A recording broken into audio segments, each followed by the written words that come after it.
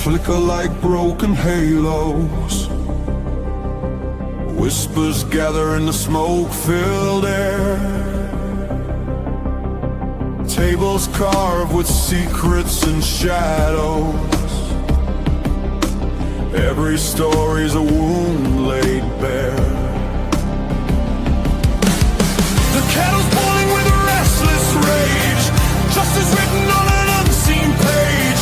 I sip the silence, bitter taste, waiting for the ghosts to show their face. At the True Crime Cafe, we serve up the pain they try to hide away. Pour another cup of the truth you crave. Raise your glass to the names they betrayed.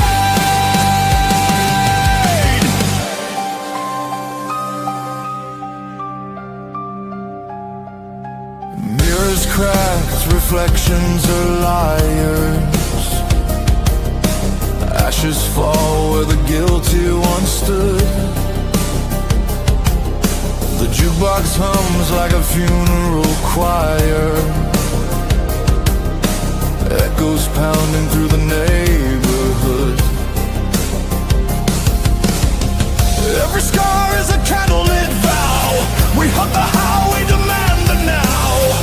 No more silence, no more disguise. We'll paint the night with sharpened cry. At the True Crime Cafe,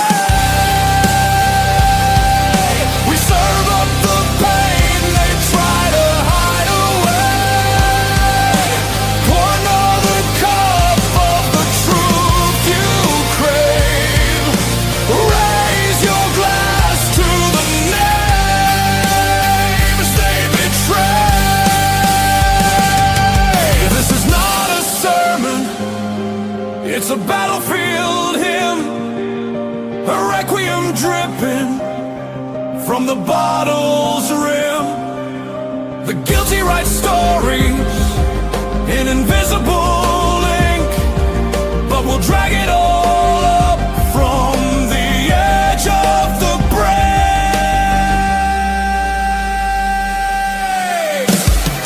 At the True Crime Cafe,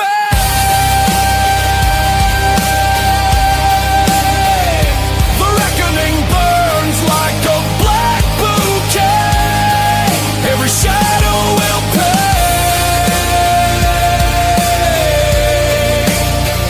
In the True Crime Cafe.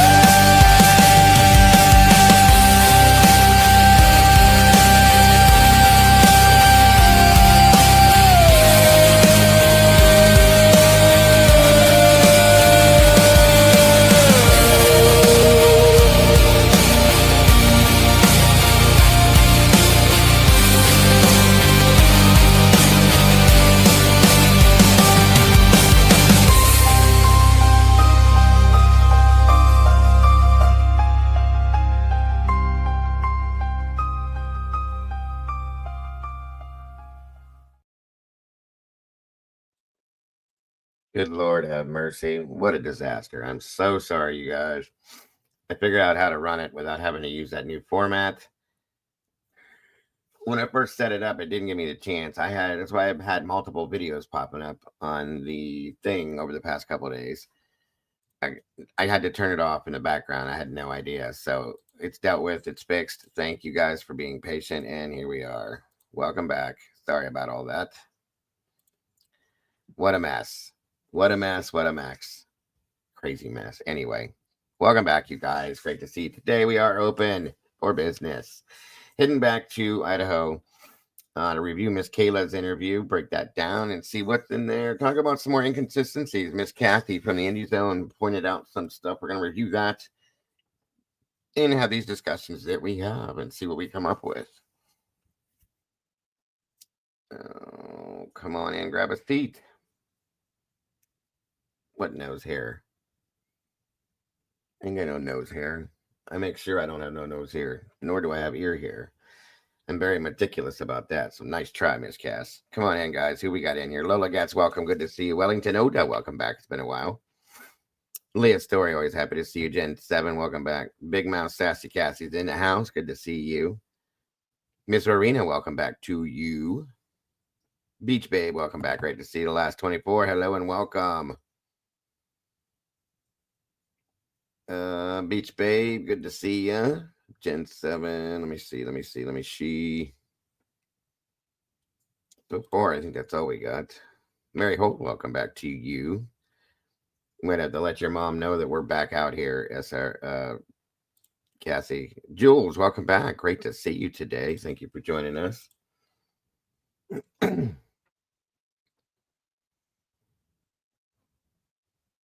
True Seeker, welcome back. Good to see you today. Tell me I got nose here. I'm telling you right now, child. I will drive to Washington and we'll do some dancing. That's a fact. Wah, wah. Welcome, Duckman.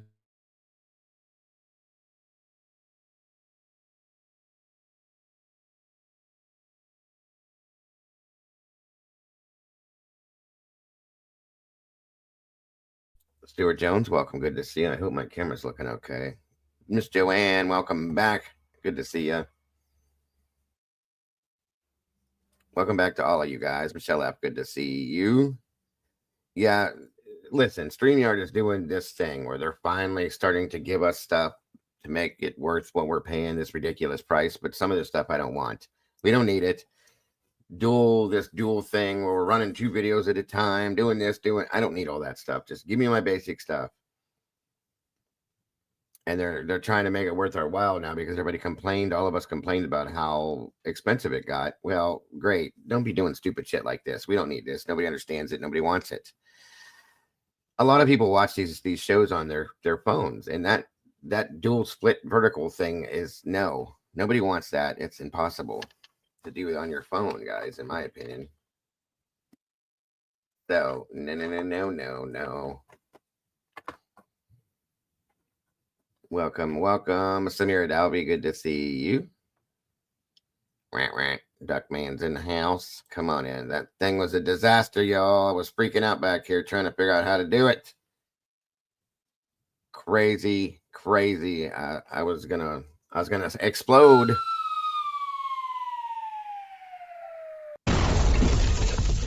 Exactly, 100%. Throw my whole computer out the window.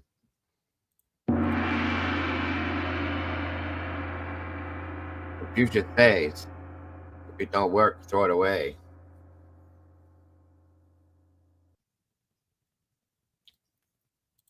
I tried to explain the Idaho 4Ks to a friend in Germany last night. It took me 20 minutes just to get to the police. It's an interesting story to tell. Welcome, True Seeker. No worries, Leah. Thank you for joining us. 70 you guys in here. Guys, looks like 24 likes. Let's see if we can make that match, please, and thank ya. I will. I'm telling you. Don't think I won't. That is weird, Jen. You might have to go out and go back in and then reset it, Jen. I know sometimes I have to do that with my stuff. It's a pain in the butt. They're always making it harder for us.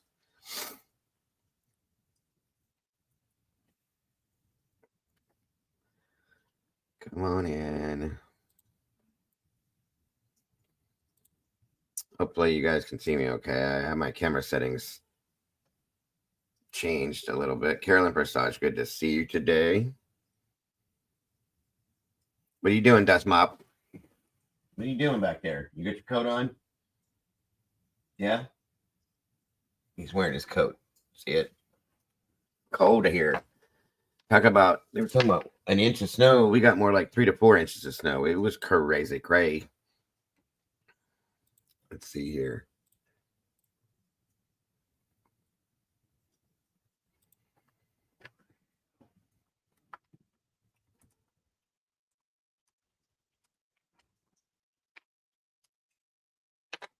One minute.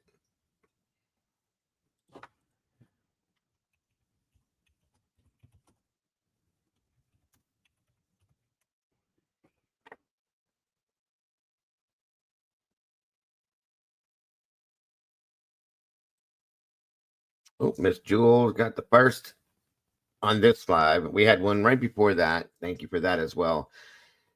For coffee. Thanks for doing what you do. Thank you for being here, Jules. I appreciate you very much. So very much. That was amazing. Thank you. Number one, 27 degrees here today. It is cold. I'm not ready for this winter stuff yet. Welcome, Cat Lady. Good to see you. And again, thank you so much, Jules. That's so very generous and very awesome of you. First of our goals. That is awesome. Well, we got sun out too. If you stand in the sun, I'm sure it'll be nice. And that snow is probably going to melt quick. Meg is back. Sorry, you got kicked out, dear. Yeah, I promise you guys, now that I understand it, I won't be using any of that other stupid formatting from StreamYard.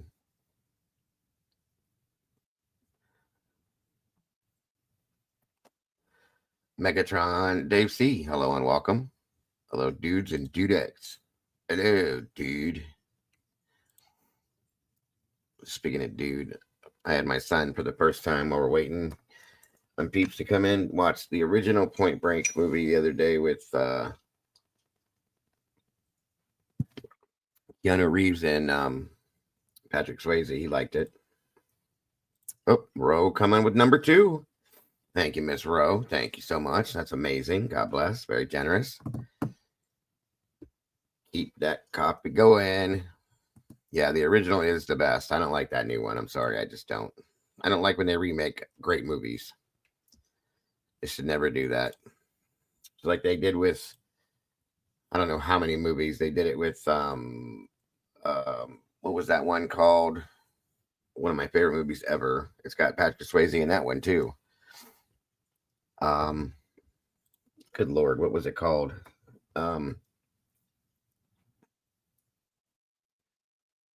Wolverine. What the hell is it called? Damn it. Come on, you guys. Somebody knows it. No, we watched that too, though. Not Roadhouse. And that's another remake. I'll tell you this much, though. The remake on that one wasn't bad. There was a lot more action to it. But the original is still better with Sam Elliott.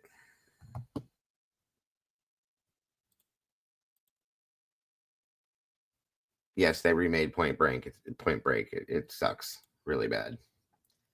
The original one has Flea from the Chili Peppers and Anthony Kiedis in it, and it's just a classic. You can't mess with that, and they did. I never even watched the second one. I don't want to see it because it doesn't have Swayze and Reeves in it.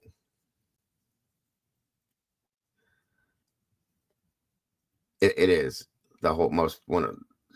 Did they redo Dirty Dancing? No, it's not Dirty Dancing. What is that other movie called? They better not redo Dirty Dancing. Come on now. That's a classic too. Stop messing with these movies. These are great movies. It wasn't Roadhouse. It wasn't. Oh, Miss Leah coming with number 3 already. Thank you so much, Miss Leah. Yep, that's it. Red Dawn, Jules. Thank you. Love that movie. Very generous. Very gracious of you, Miss Leah. Thank you so much.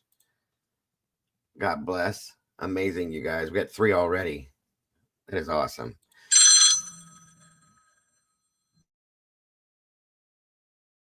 I swear to God, these telemarketers kill me.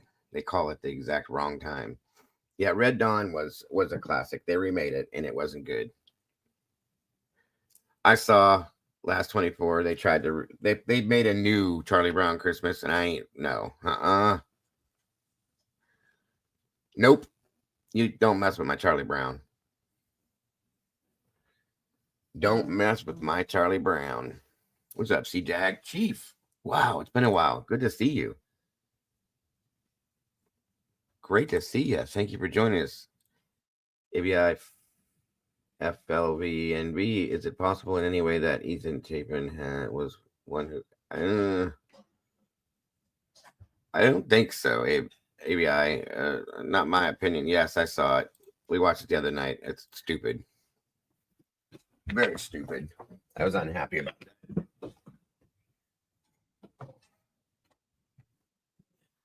Very unhappy. Oh, and Miss Cat dropping number 4. Thank you so much, Miss Cat. Copy time. There's the SR. Baby. Welcome back. Yeah, this is the original Charlie Brown stuff, okay? This was, my daughter got this for me, signed by the original voice actor that did Charlie Brown and Lucy. And then Charles Schultz signed it down at the bottom with a printed signature, but this was signed by these people. And she gave me this years ago for Christmas. So this is the original Charlie Brown stuff. This is the stuff that needs to stay. It's awesome. I don't know if you guys can see. To Joe. Good grief. And then she signs it over there. Call me a blockhead. You gotta love it. Yeah, I have a bunch of that stuff. Collectible Charlie Brown, Snoopy memorabilia. That's one of the most awesome things I've ever gotten, though. She got it at a Comic-Con a couple of years back, 2 years ago. Good grief, yes. And that you can't mess with that stuff. That's the best. Welcome, bro. Good to see you. Guys, we're already 4 out of 10 on our goals. That's amazing. You guys are absolutely awesome. Ellison White, welcome. Good to see you. Yeah, I got Snoopy's and Charlie Browns all over the place. Christmas time, I pull out I even got a Charlie Brown tree my wife got me years ago. We have a lot of holiday Charlie Brown stuff, don't we, hon? Yeah. A whole lot. A lot. I love Charlie Brown. And Scooby-Doo and Charlie Brown are my 2 favorite things as far as like animated stuff goes in the world. I love it. Welcome, Musical Contessa in Stitches. Welcome. Good to see you. Thank you to my mods for being here today. Sorry about all the confusion with the first version of this. I fixed it so it doesn't get all messed up again. I won't ever do that again, I promise. Wellington, did you guys already navigate on to Lauren, Matthias, Dr. John, and Hidden Troop? Yes. Yes, I've seen it. I stay away from it because it's drama. Don't want the drama, Wellington. But thank you so much for that. Number 5 out of 10. You guys are awesome. You guys are awesome. Thank you so much, Wellington. God bless. Very generous of you. Clifford. Snoopy, Garfield. I like Garfield and Heathcliff. I used to love 5 o'clock in the afternoon every day after school. Heathcliff would come on.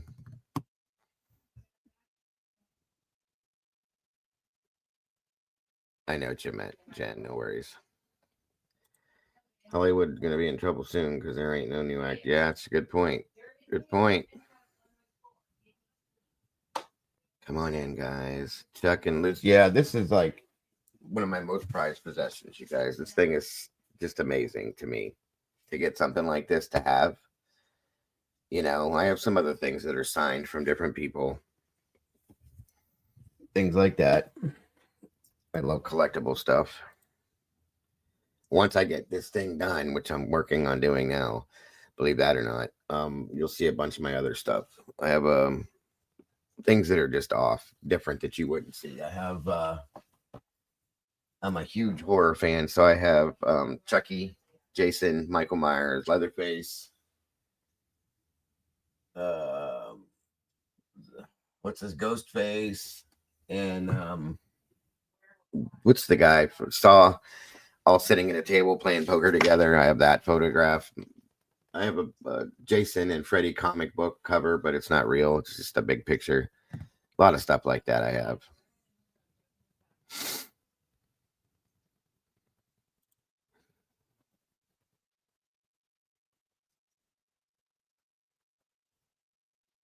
It's an interesting theory, ABI.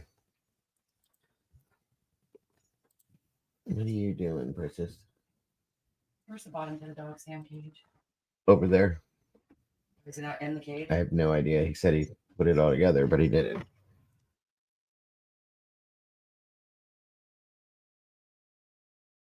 Yep, Captain Caveman's another one that we love too, Dave. Scooby and Captain Caveman both, yes.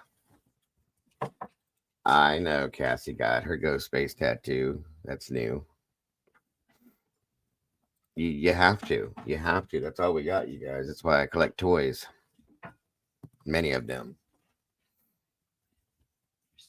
Too many of them.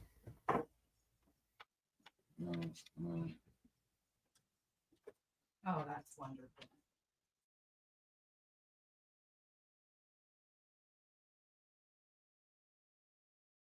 I found out this morning my sister's going to be a grandmother. My niece is having her first child, so that's exciting. We got another baby on the way. She just got married, too. That's good news. It is cold as hell out there. Shit. Though I just opened the door to go out for a minute. Yikes. My body is not ready for this. There you go. Come on in, guys. 114 of you guys in here. 52 likes. Let's see if we can make that match, you guys, and get this in an algorithm. Please and thank you. Yeah, I got babies falling all over me. I made a mistake about 6 months ago of saying I had baby fever and how much I missed babies being around. My grandkids were growing up. You know what I mean? And my granddaughter, she's 8. The other one turned 6. Next thing you know, babies start popping up. I just got a new granddaughter. She's brand new. We have one of our best friends passed away about 6 years ago, and both of her daughters kind of became our children because we were always in their lives, and she just had a baby, so she's kind of like a grandson to me. He's awesome. His name is Kaniki. And now my niece is pregnant, so they're coming left and right, guys. Oh, we got snow too, folks. We got about 3 inches last night. It's crazy. Siggy and Mike's in the house. Good to see you. Hemisphere, what's up, brother? Good to have you in the house as well. Still no Eddie yet. It's probably that time of year. He's fixing everybody's stuff and cold out there and all, doing his thing. So, Duckman, rant, rant. Come on in, guys. Get comfortable. Grab a seat.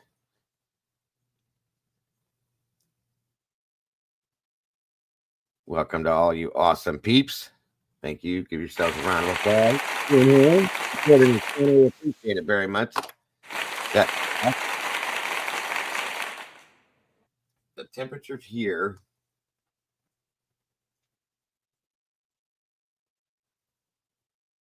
is 33, but the real feels 25. Thank you, Ro. We're already halfway through our goals for the day. You guys are awesome. Thank you for that. God bless all of you guys. Thank you to anybody that donated, whether it be the Venmo, Cash App, PayPal, Super Chat, Super Stickers, any of that stuff, guys. We never expect it, but it is absolutely amazing, and we appreciate it. How many do I have now? Okay, so I have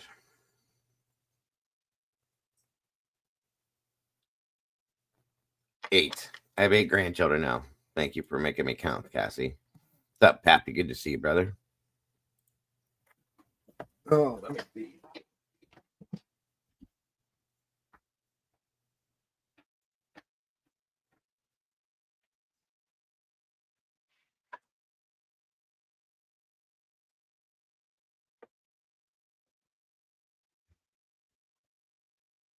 Well, I wish that fireplace behind me was real. It would warm it up in here real nice. But it's not. All right, come on in. The link is pinned to the top of the chat. If anybody wants to join me, feel free. You know the deal. All right. Thank you, Jen. Moonlit, good to see you. No, I do not, Moonlit. Unfortunately, I don't. Because I have to pay for that stuff, and you have to pay for the merch itself. And what it costs to ship and all that. So I got to pay out for all that. So I get a tiny little piece of it at the end, which is no big deal. I don't care about that at all. I'd rather we have this stuff to send out. That's what's important. That way you can wear these awesome shirts, or the pretty much shirts. That's awesome, Pappy. 10 nieces and nephews. Oldest is 27. Youngest has their first birthday on Saturday. Oh, 100%, brother. I gotcha. I got this one I've had. This is the one with the new logo on it. Yep. And I have my old blue one with the blue logo on it. I didn't get one of the newer, any of the new stuff yet. I'm not going to wear a shirt with my baby face on it. Once we get some more of the saying shirts made up, I'm gonna get one. Some sayings are. I want to get one that has the one that Docket came up with. What's up, Jesse? Good to see you, brother. Rhode Island Housewife's in the house. Good to see you. Up, Miss Moonlit dropping one. We're at number 6 now. Thank you so much, Moonlit. That's awesome. Yes, we're back, Witchy. Welcome back. I'm just trying to wait until everybody can get in here now. There's a link to that merch shop, guys. Go check out some of that cool stuff that Cassie has put together. She's so very talented and awesome. Very cool, very cool. Oh, looks like Meg dropped it too. Thank you, Megatron. SRB and Meg, a great team there working together. Check it out, guys. We got some pretty cool merch stuff. We're working on more. Whenever Miss Cassie's busy, she's a busy young mother. And she takes time out to go fix stuff in that shop and put things together. So throw your ideas out there. We'll try to be doing it. Oh, I understand completely, my brother. I understand completely. Christmas is going to be rough this year. Meg, you're always driving. Be careful. Be careful. Again, if anybody wants any True Crime Cafe merch, please go click that link. Check it out. Like I said, all sorts of cool stuff that she's put together in there. T-shirts we have. I'm going to get one of those shirts that has the all my conspiracy theories are becoming real. That shirt. I want to get one of those. I need new conspiracy theories because all mine are coming true. That's what it is. I think we have some V-necks in there, don't we, Cass? V-neck women's, I thought. I think there are. Then we got the coffee mugs. We got the big cups too that Cassie just put together. Those are awesome. Big ones like this. You never have to worry about drying out.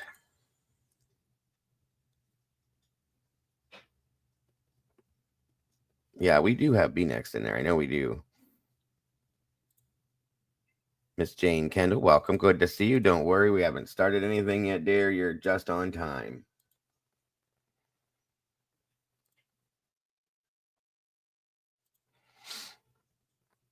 We got hats. I think we got beanies in there too, and blankets to stay warm since it's getting cold out. I think I'm gonna get a beanie. I can wear it on when I'm live with you guys. Let me go look. 126 you guys in here now. Come on in, grab a seat. We're about to get kicking. Just want to make sure everybody was able to come back in since I had to restart. And I got to figure out how to link this to my page. I don't know how they do that, where I can link the whole thing to my community post and all that stuff. Once I do that, then all this stuff will be available for you guys to check out there too.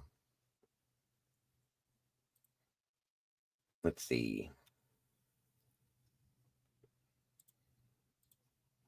Give me 1 second.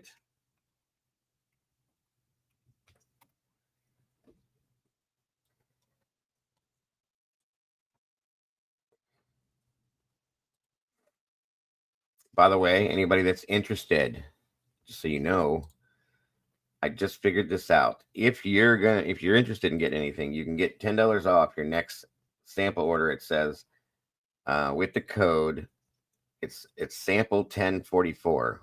That's valid until the 24th of this month. So it would be capital. Here, I'll write it in the chat for you guys real quick.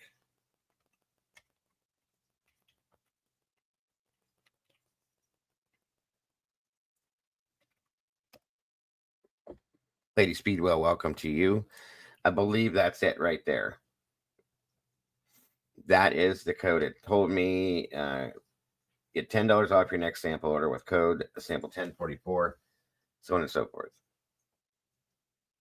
I think that's what that is. I think they're telling me to Friend of ours telling me to advertise. We have pajamas as well. Is that it, Cass? Yeah, Cassie put it in too. I did not see Lana's shirt yet. We also have the soft blankets, the velveteen and the microfiber blankets. They're trending really hard right now, it says. And we have those that we can put in the store as well. Let me see here.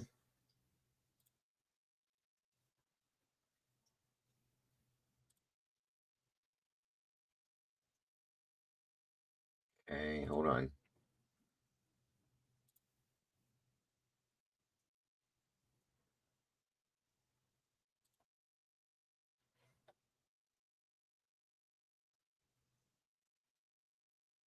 I did check for the UK to be able to order without any extra, other than regular shipping and handling. There's no extra for it now. There was, but I fixed that, so it should be good. If you're in the UK and you want to grab something, please check it out.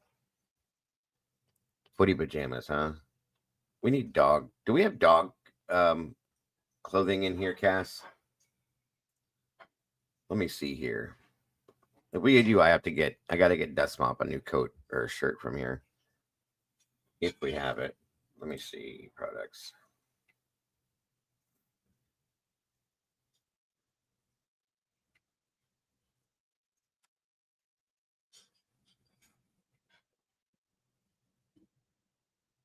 I don't know. Catalog. Let me see. Animal. We got kid clothing. We have the animal pads that you can put their food bowls and stuff on, or they can sit on them or lay on them or whatever you want to do with them. It's up to you. We got blankets, towels. We have bathroom decor for anybody that would want that.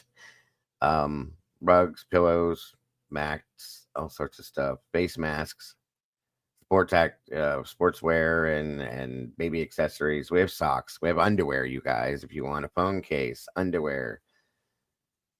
Oh, wait a minute. We do have pet. We do. Yes, we do. Look right here. You guys can get. I'm getting one. I got to make it work. Figure out how to make it. But this is it. You can get. There's our pet mats right there, and then we got these bandanas. There's a pet hoodie, bandana collars, just a regular shirt, pet bed. We have a collar that you can get there, clip-on bandana, a collar, food bowl with our name on it, and another pet mat. All of that stuff you can get if you have animals, guys. But I'm getting Alfred a shirt. I think I'm gonna get him the hoodie. He looks cute in hoodies.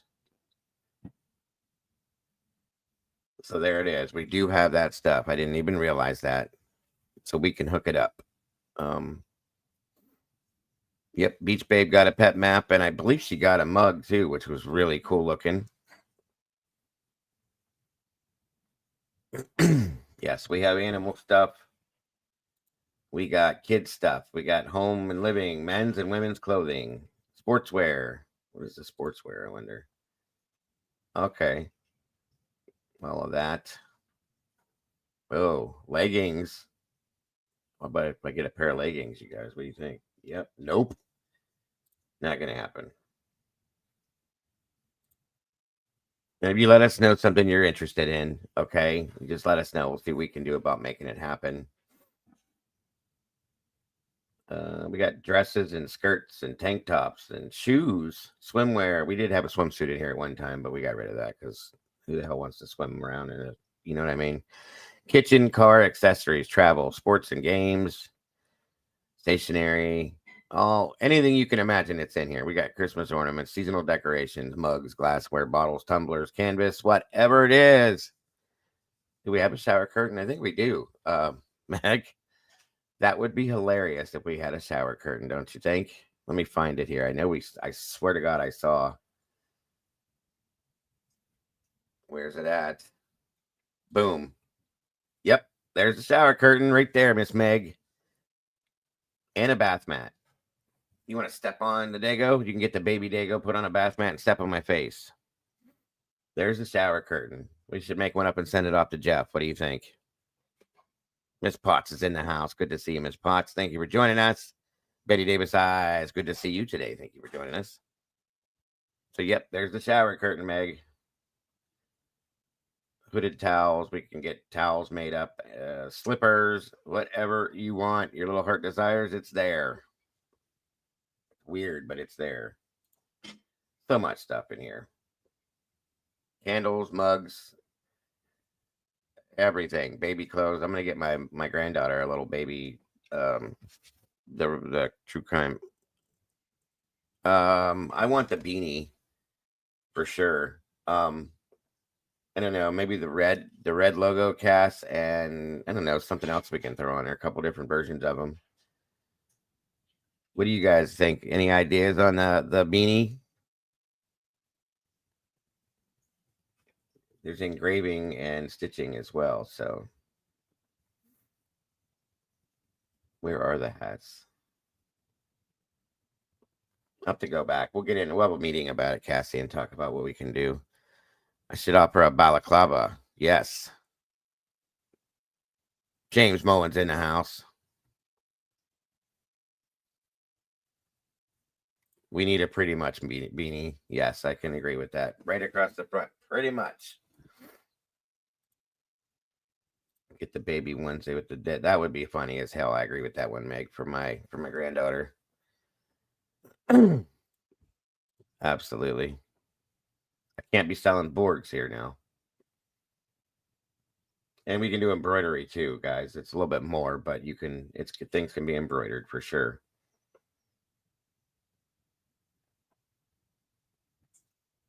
Come on in, guys. Where are the beanies on here, Cassie? I can't find them.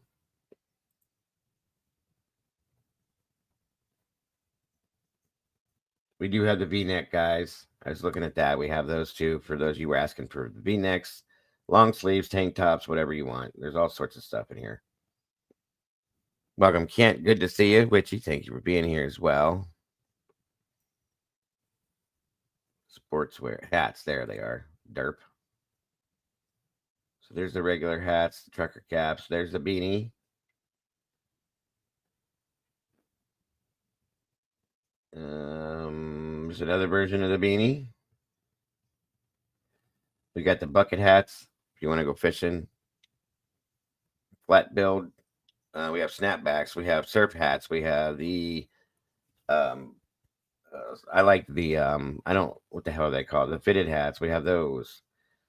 A panel cap. We have those as well. There's another palm. You can get the pom beanies with the things on top. You know what I mean? Baby beanies. Those are cool. Women's hats. A little bit of everything. That's pretty awesome. I didn't realize we got the Santa hat. I need to get one of them. We need a Santa hat. Layla Lisa, welcome. Good to see you, Vaughn. Welcome to you. I need a Santa hat. Yep. Need a Santa hat. Very cool. Very cool stuff. They got a little bit of everything, guys. And I picked, like I said, I picked this place because pricing, there was some really expensive other places. And I'm like, no, the quality here is pretty good. Okay. It really is. And price-wise, I wanted to make sure it was affordable for everybody. So mittens for kittens in the house. Good to see you. Vintage cap. Those are cool too. I like those. So we can do a couple different versions of different designs on different beanies. If anybody, we have vacuums. No, I don't have a vacuum, Meg. I don't believe. That would be interesting. Home and living. Let's see. No, I don't see vacuums in here. Food, health and beauty. We do have coffee. I knew that. Bitter root coffee blend. Dark French, Flathead Valley. Cream time, myohydrate supplement. What the hell is that for? I don't know. There's our coffee. Magnesium glycinate. Collagen gummies. You can get collagen gummies with our name on it. Multivitamin gummies. Apple cider vinegar gummies. Pre-workout supplement. Jesus Christ, we have everything.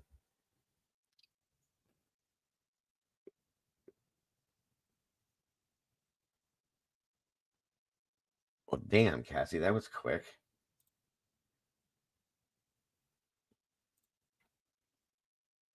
There, there it is. You want a pretty much beanie? Bingo. And you can get it in all these awesome colors.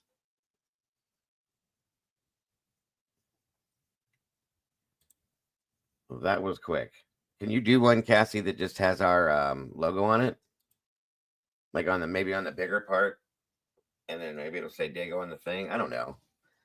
You're talented. You come up with whatever you want.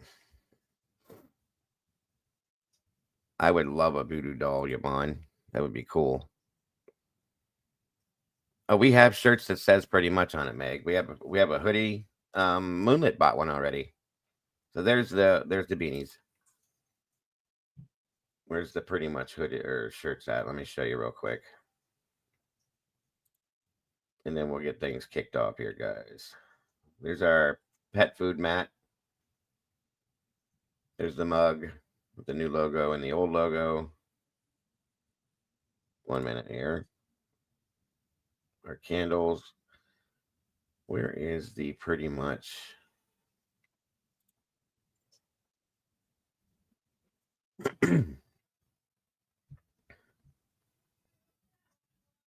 There's our Scooby stuff.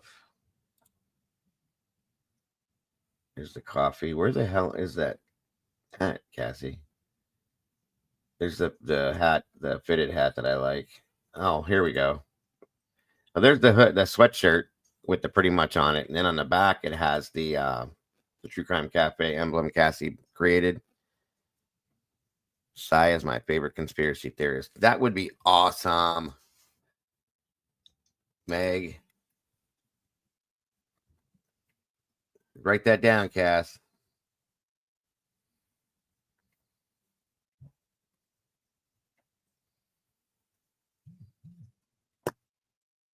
Sounds good, Moonlit.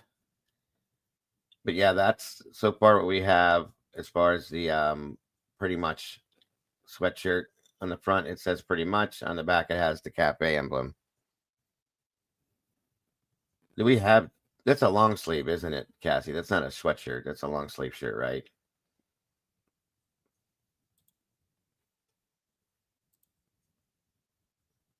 Or maybe it is a sweatshirt.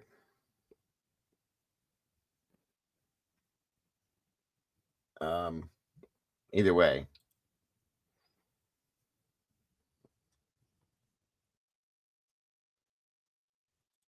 That's awesome, Witchy. We could put it on a hoodie, I'm sure. It wouldn't be hard to put that on a hoodie or a regular plain t-shirt. No big deal. We even got the baby stuff, guys. There's the baby onesie. You want to throw one on one of the little ones? It only comes in that color. But that's for now. Anyway. Pretty much on one side. I don't know on the other. What's up, Jordan?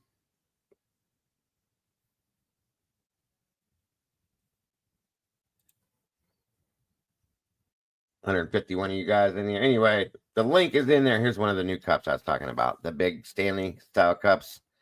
You got to grab one of these if nothing else, guys. These are awesome. Check it out. You'll never go thirsty with this thing. Hell, we could probably put pretty much on a cup if you wanted to. 3 different colors in this, and these cups are awesome, you guys. Yes, Yvonne, this stuff is all in my shop. I like that one. That looks cool. And the black one's my favorite, I think. Morning, Scully. What's up, brother? And the link to the shop is right in the chat there. That's the one I'm going to get right there. I love it. Love it, love it, love it. Let me tell you what happened at 4. Pretty much. Let me tell you what happened at 4 a.m. Hell yes. That would be awesome, you guys.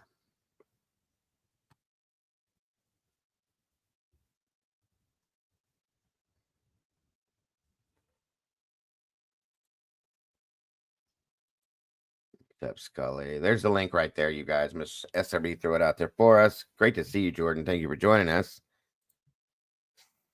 Amethyst Noah's in the house. Welcome. Good to see you. I'm here to help you. I'm super nice. We could put all that stuff together, guys. We just have to sit down and go through it and see what we can do. Nothing bad ever happens in Moscow. That would be hilarious, too. We got so many things. We're gonna have to have a meeting, Cass. We'll get together, get some ideas together with a couple of the peeps in here, and see what we can come up with. See what you can show me, so I can help do this too. All that fun stuff. Dylan's pickle. Oh wow, WB. That's that's wild. Dylan's in a pickle. Dylan's pickle. Wild. Great to see you today, Amethyst. Okay, guys, welcome again. 152 you guys in here. And it looks like we got 82 likes. We're getting there. We are getting there.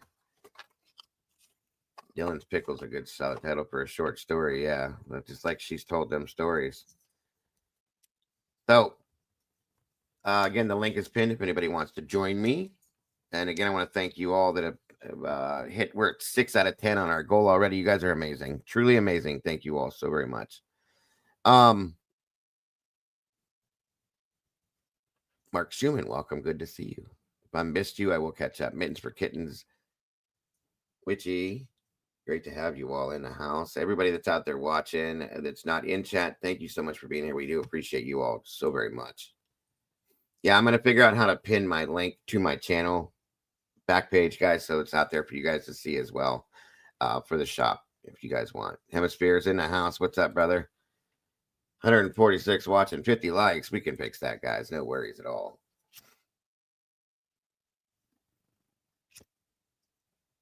Oh, that's pretty wild. By the way, a great show. If you haven't seen it yet, go check out. I think we're 2 or 3 episodes in. Welcome to Derry. Another Stephen King story based off of the movie It. It's a prequel. It's awesome. We are now at 86 likes, heading on up. Miss Beth is in the house. Welcome back, Beth. Great to see you today. Thank you, Yvonne.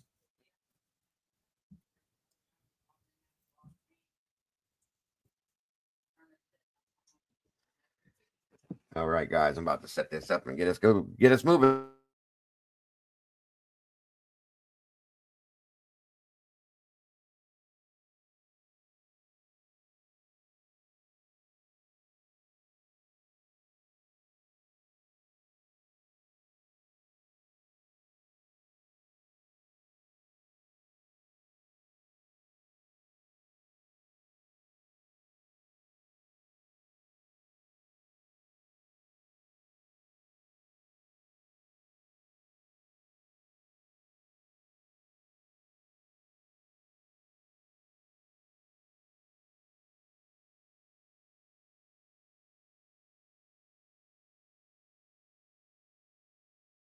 All right, let's get this show on the road. Yep, and Witchy's dropping. Number 7. More likes, please. Witchy is collecting your DNA for good spells. She promises. Nothing but good spells in here. I promise that. This community is too amazing. Miss Paula's in the house. Good to see you, Miss Paula. WB. Is that AR? Mr. Hayes in the house. Good to see you guys. All of you. AR, thank you for joining us, brother. Micro Blue, welcome back to you. All right, y'all, let me get this rolling. Again, if anybody wants to pop up here with me and join me, the link is pinned in the top of the chat. First thing we're going to head over and review is Miss Kayla's interview. Break that down. Just a minute here. See what little nuggets might be there and whatever else. 1 minute. Did I pull it up here?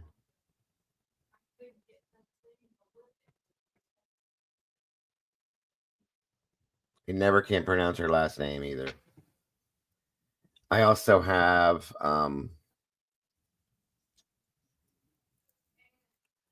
actually I had a couple interviews I was going to review with you guys because they're not very long. Okay. I had Peyton Campbell's phone interview and Kayla, however you say Wynn. I think it's Wynn. Her last name is Wynn. And then Peyton Rossi's interview. Okay. There's 3 interviews out here that have some interesting pieces of info in them. And if you guys want to go through all of those, because they're not long at all, none of them, throw one in the chat. First one we're going to go through, though, is Kaylas. Let me get it set up here, and we'll be moving. 1 minute.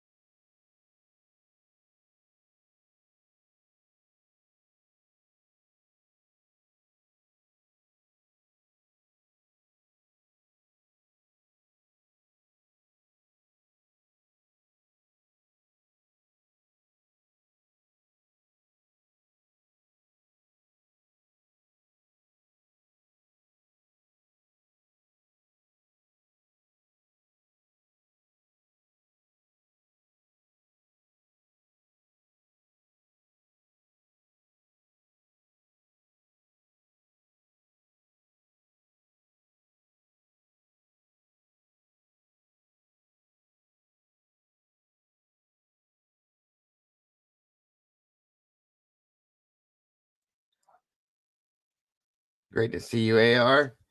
Guys, make sure you guys, if you have not yet done it, please make sure to subscribe to A Convict's Thoughts over there with AR Hayes. I promise you won't be disappointed. Make sure we drop AR's link in the chat, folks. Please and thank you. Scully. Happy day anniversary, my brother. 3 months. That is awesome. Love your avatar too, brother. That's cool. Chief, good to see you again. Thank you for joining us again.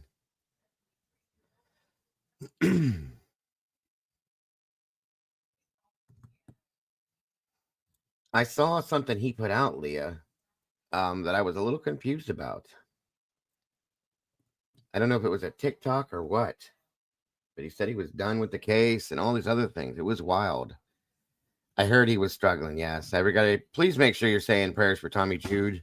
Keep him in your thoughts and prayers, if you will. He definitely needs it. He's struggling right now. He's having a hard time. And, I want everybody to please, if you will, support him the best you can. Today is, by the way, for those of you, she's not in here. I've been waiting for her. I was waiting for a while to see if she would pop in here, but thank you for the update, Leah. Good to see you, brother. Same to you and your family as well, my friend. Josie West, welcome. Good to see you. I am me. Welcome back to you. Yes, I miss him. We miss him too. Robert's in the house. Good to see you, brother. Yeah, you're welcome, AR. If you want, you're welcome to join me up here. The link is pinned up there, bro. Before, after, during, whatever you want to do, brother. You're always welcome. You know that. My door's always open to you. We will be doing a new show coming up, just to give you guys a little insight, a little heads up, kind of some good news. We're doing a collaboration show with the Custody Queens coming up here soon. Welcome 360 Life. They're going to be joining me. At some point, we have to work the day and time out because they're very busy. I was waiting on Mama Bear to see if she'd pop in here. Today is Mama Bear's birthday, you guys. So please, if you will, make sure you write that in the chat at some point. Let her know that we wish her the happiest of all birthdays. She's probably busy, though, because it is her birthday with her family. Miss Fancy Grace in the house. Nothing half-assed. Good to see you today, dear. Elizabeth Berenson, good to see you. Yes. Oh, she's napping. Of course, she deserves that too. Well, if she pops in, you guys know what's going to happen. So no rush, no hurry. Thank you, guys. Yes, pretty much tell Mama Bear happy birthday, guys, if you will. It is her birthday today. She's 20 years old, not even legal to drink. She's doing well. Yes, so we're doing a show with the Custody Queens here coming up real soon, guys. I don't have the exact date yet, but we're going to be doing that. I spoke to Kristen yesterday, and we're working on getting that set up, so I'm excited about that. Make sure you tune in for that. If you guys have not yet subscribed to the Custody Queens, please go over there and do that. I've been following them since I think their 3rd episode. I'm really, really impressed. They are both family law attorneys, have very good insight and input into what they do. So very, very excited to have their insight, their thought and feelings on this. We get together and discuss it. Can't wait for that one. I'm excited. I hope you guys are too. So wow. Happy birthday to you, WB. I didn't know that. There's the link right there, guys. Make sure to subscribe to the Custody Queens. I promise you won't be disappointed. They have very, very good conversations and insight into this case and other things they've talked about as well. So please check them out if you will. They do great stuff over there. There's their link right there, guys. Thank you, SRB. All right, guys, let's get this thing moving. Again, this is the interview. This is November 15th at 1:15 p.m. with Kayla Wynn. Thank you, Bobby. Good to see you, brother.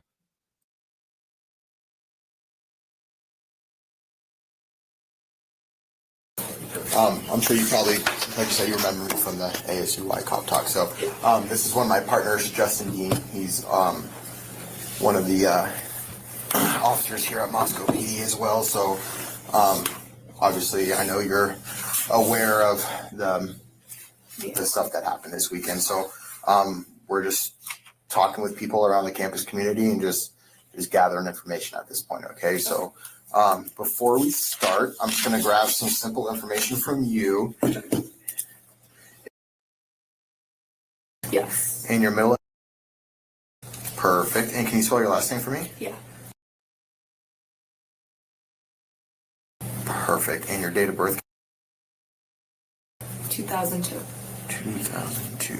Okay. And what is your, and what is the address of that house? Like the location? Yeah. What is it? Yes. Perfect. And I know I called you, but what is your phone number? Because I don't have it right here off the top of my head.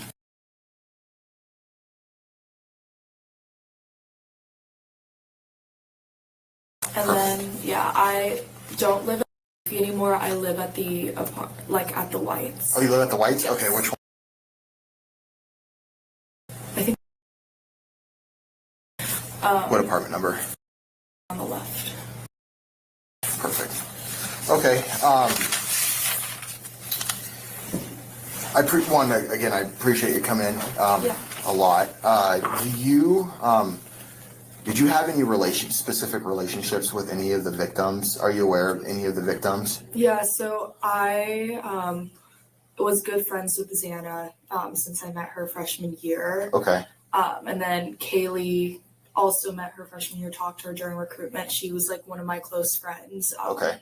Just because, yeah, in a sorority, like you have like your big and right. Your, yeah. And okay. So she was like best friends with my big. So we always like hung out together. Okay. Yeah. So you knew Kaylee and Xana pretty well. Yeah. Did you know one of them more better than the other, would you say? I knew Kaylee. Kaylee pretty well. Okay. So you guys were friends since about freshman year. Did Kaylee, did she ever hang out or associate with anybody with like violent tendencies or anybody of concern or anything? No, that's the part that was really confusing when we kind of like read the news, because she usually like stuck to her friend, like her roommates. Like she usually like hung out with like her roommates, like Maddie and everything like that. And if she didn't hang out with them, she would hang out with we call them like the King girls, and they also lived on King Street. Okay. Are they? So you said? What's your last name? Okay, so that is her last name. Okay. And then Welcome, Judy Studios. Thank you so much for joining us. I love seeing all these new names and faces in the house. You guys are amazing. I appreciate you so very much, and I hope that you choose to stick around here at the cafe. We love all the new names and faces. think about becoming a meatball and jumping in the sauce with the rest of us so that you can be there when we spill this sauce day after day. We appreciate you so very much. Thank you again. Who doesn't live at on King Street, but she's also she hung out with her a lot. Hung out with Kaylee a lot? Yeah. Okay.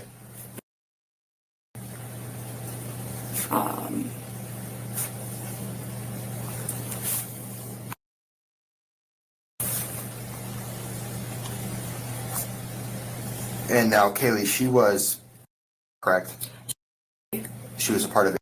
Yeah, but Okay. her best friend Maddie was, and they've been friends for years. So Okay. She just kind of. So Kaylee was, and then Maddie was, and then Xana was.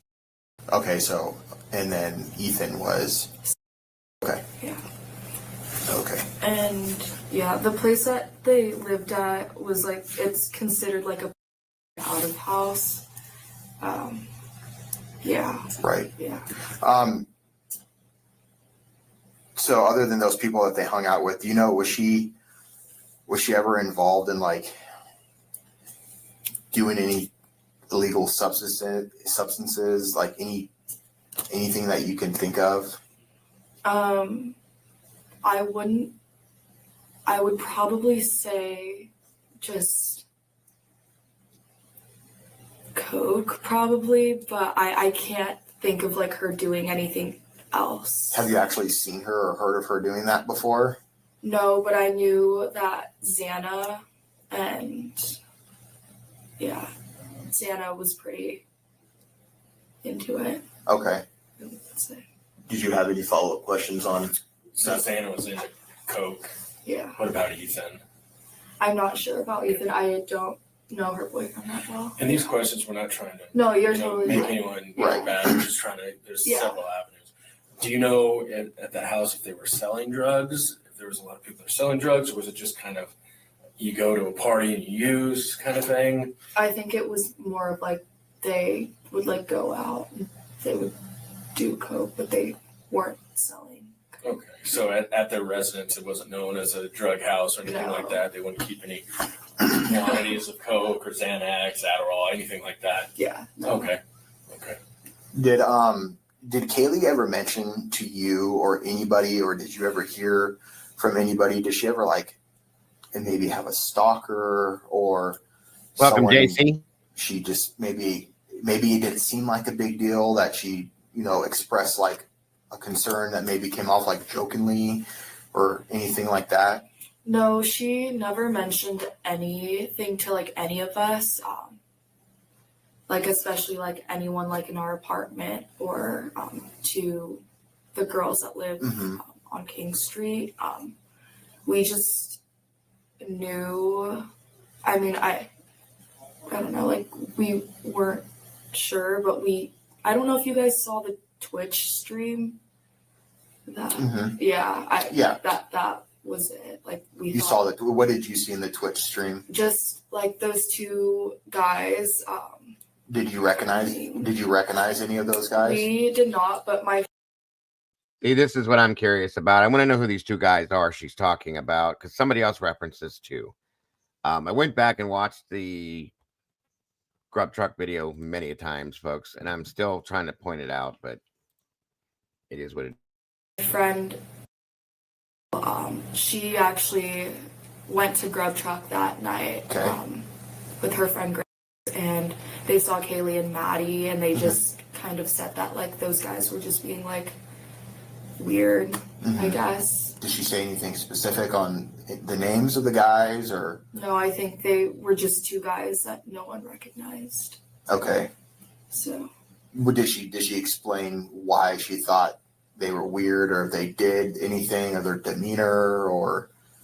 I think like one of them was just kind of like nudging the other guy to like, oh, like, are those your girls, like go get them or something like that. I would say like talking to like, yeah, my friend about it because she was there during that time. So she was there while Kaylee and Maddie were there. Did she speak to Kaylee and Maddie at all? I think she said hi, but I'm not quite Okay. sure. Yeah, And that is, who did you say that was? she's not on the list yet. Okay. And then I think another person that would be good to talk to would probably be was at the bars all night with Kaylee and Maddie at Corner Club, I think.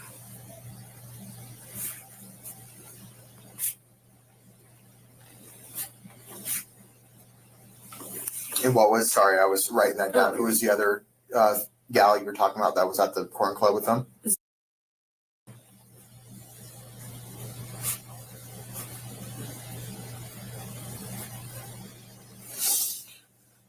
Okay. What's up, Ranger?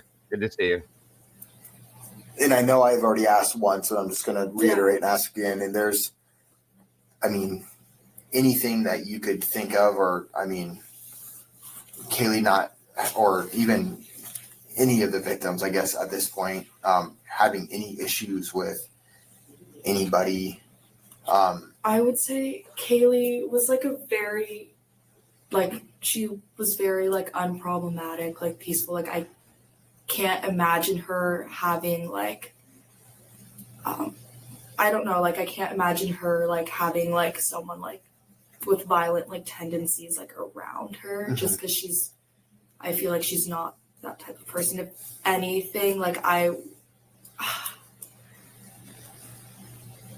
or same thing with like Maddie Mogan, just because like I don't know. I would say like it might be something towards like Ethan and Xana. Like I don't know.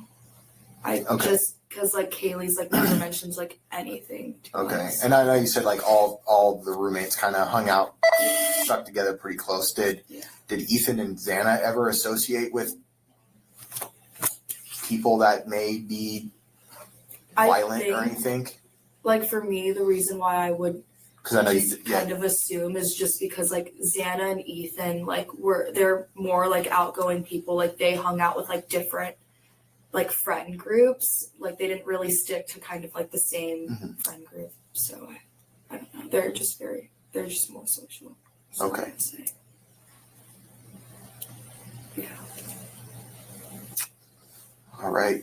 Do you have any? Do you know if Maddie or Kaylee had like a boyfriend recently or an ex-boyfriend? Anyone Welcome, that they Kiki. were kind of seen? So, Kaylee, let's see, she dated this kid a couple of years. They were high school sweethearts, but is like a really nice person.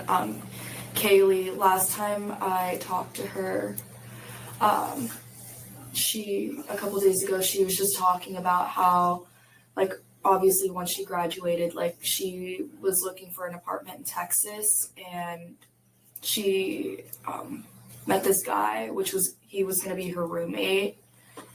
I don't know. From Texas? Like Yeah. already down there? Already down there, yeah. Okay.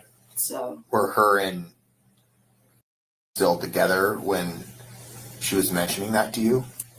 They're broken up. Okay. But I think the girls that lived on King Street and them, her ex-boyfriend told them that Kaylee tried calling around during that time that everything happened. Okay. Well, during what time?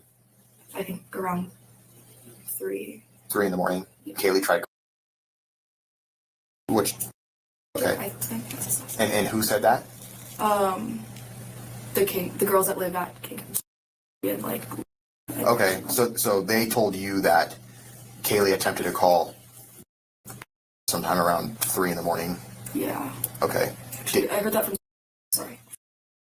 Okay. And then did they ever talk?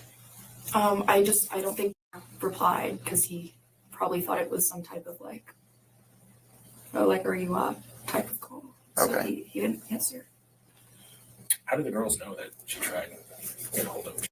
I think it's probably because told them, because I know like while this whole thing was like happening, or on Sunday when everyone was trying to figure out like what happened, I'm pretty sure they asked Zach if he knew anything. Do you think, are you saying like late night call, like to come over kind of Yeah, thing? Like yeah, like a people have been together a long time yeah. and break up. Yeah. Yeah. Okay.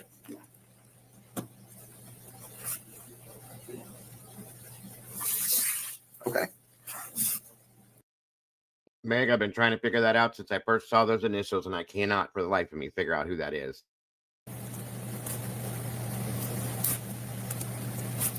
How about Maddie? Did she have a boyfriend that you heard about? Or? Yeah, so her and this guy, we call him, I think his first name is, A lot of but he, No. Brian was talking to an Asian girl from Washington, the Pullman area. Not this girl was from Idaho and went to ISU or you know what I mean, Idaho State, Idaho University. I'm sorry about that. But no, this is not the one Brian was talking to. he recently graduated, and they're still together, or they were still together. It's been almost 2 years, I believe. So they're still dating, like as of right now. Yeah. Okay. I don't think they had any problems, and he's a pretty peaceful lad. What's he look like? He's kind of balding. He's on the shorter side. Like shorter than me. I'm pretty short. 5'8", 5'9". Yeah, I feel like 5'7". I'll take that. But yeah, brown hair, brunette, kind of skinny. I think he lives in Coeur d'Alene. Yeah. Okay. I believe she's talking about Jake Schreiger, which is Maddie Mogan's boyfriend. He was a little bit older, balding, all that kind of stuff. So I believe that's what she was referring to. With the 4 roommates, were any of them closer with one another than the other, or? Was Maddie Mogan's little. Okay. And I feel like, so obviously, like, Kaylee and Maddie Mogan were probably, like, the closest out of, like, all of the roommates. But if there was anyone else, I would say Maddie Mogan and Okay. And you said you said Maddie and Kaylee were the closest? yeah. And is there that lived there as well? You said. Yeah. What was she have a boyfriend? So she has a boyfriend, which I actually knew. I have no reason to believe that she is lying, to be honest with you. That's my opinion. I'm just saying. He lives in Boise, though. His name's yeah. And what kind of guy have you ever met? Yeah. And what is he like? He's very hardworking. He has epilepsy, and he's really nice. I wouldn't say he's a violent person. Okay. Were you aware of any sort of issues between roommates? No. No. They all got along pretty well from what I heard from Kaylee. Okay.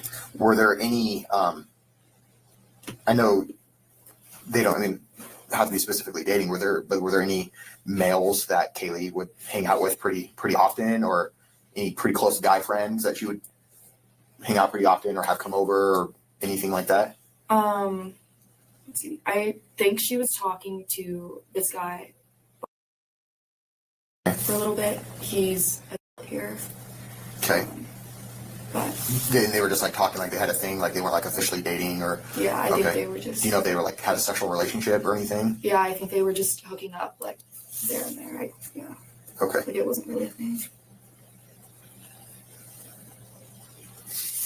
Okay. Have you seen before?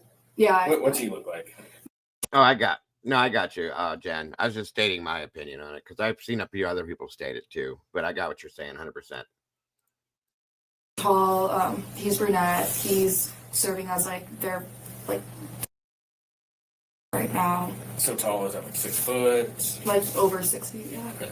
Is he thicker build, skinny, I'd say medium. athletic, or just kind of? Yeah.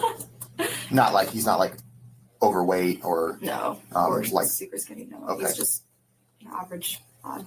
okay. Yeah. Was there anybody else that she ever mentioned? She I understand. hung out I with, know or- many people like that. Other than that, like I said before, she just kind of like stuck to her friend groups, I would say. So, no, not really, unless she met someone at the bars, which I feel like I can give you more information on that. Okay. Do you know if she met anybody at the bar that night? No, we just all kind of heard that there was a guy that got kicked out for being creepy towards Maddie. Mhm. But other than that, like we like haven't heard anything else. Like I don't think she was talking to like any other guy at the bar. Okay. Kaylee was at least. When was the last time you spoke to Kaylee? The last time I spoke to her was probably at around 5 p.m. on Saturday. I completely get that, Meg and Mikey. Yeah, it's just like with me when I was in the fire service, people were constantly thanking me for that. And I'm like, it's just my job. You know what I mean? It's no big deal. You know, it was kind of embarrassing, especially when people would do it like in public and stuff. So I get it. I can understand that completely, but I still have to thank our servicemen for doing what they do, men and women, I'm sorry, for doing what they do, because not everybody can do that. And that's why we sit here and do what we do day after day and live in this free country. Believe that or not, as messed up as it is. So I absolutely have to, but truly, I understand, Meg. I do get it. Okay. So it was like right before, because Did she say what her plans were, or? No, they all like came to our apartment That is just awesome, to man. kind of like hang out and like drink, but then Okay. they left to go roam. Okay. So she came over to around 5 p.m. She came over to your apartment at the Whites. Yeah, she came over. Was she with anybody? She was with all of her roommates and Ethan, so like they all came Okay. together. They showed up at I think around 2:33, and they probably left at around like 5 or 6, I would say. So left between 5 or 6. Yeah, around that time at least. I know there was a picture on social media posted of all of them. Was that That was at the apartment. that was at your apartment that you live at? Okay. Have you spoken to or I'm throwing a blank. Have you spoken to them at all? And I have some classes together, so like we've gotten like close over that. I reached out to her on Sunday, but she didn't reply. So you haven't spoke to her about the incident at all? mm-mm. Okay. Do you know anybody who has by chance? I would probably ask. Okay. Because I think her boyfriend was the one that made that call that morning. Okay. And you said you kept mentioning a couple names. I need several other names. The ones that would be able to give me more information. Is that? And then I would say too, probably. Okay. Do you have all their phone numbers? I have actually. I think I do. Welcome, Miss Candy.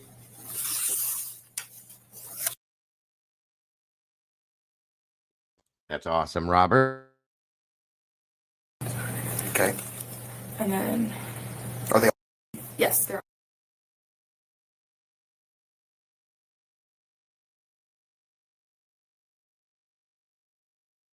Nobody wants to join me today. Okay. I don't smell, I promise.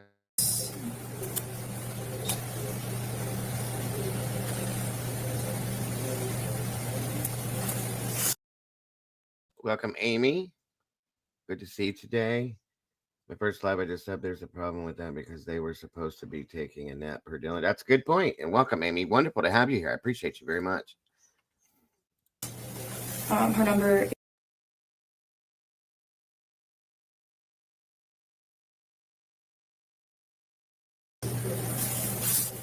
Okay.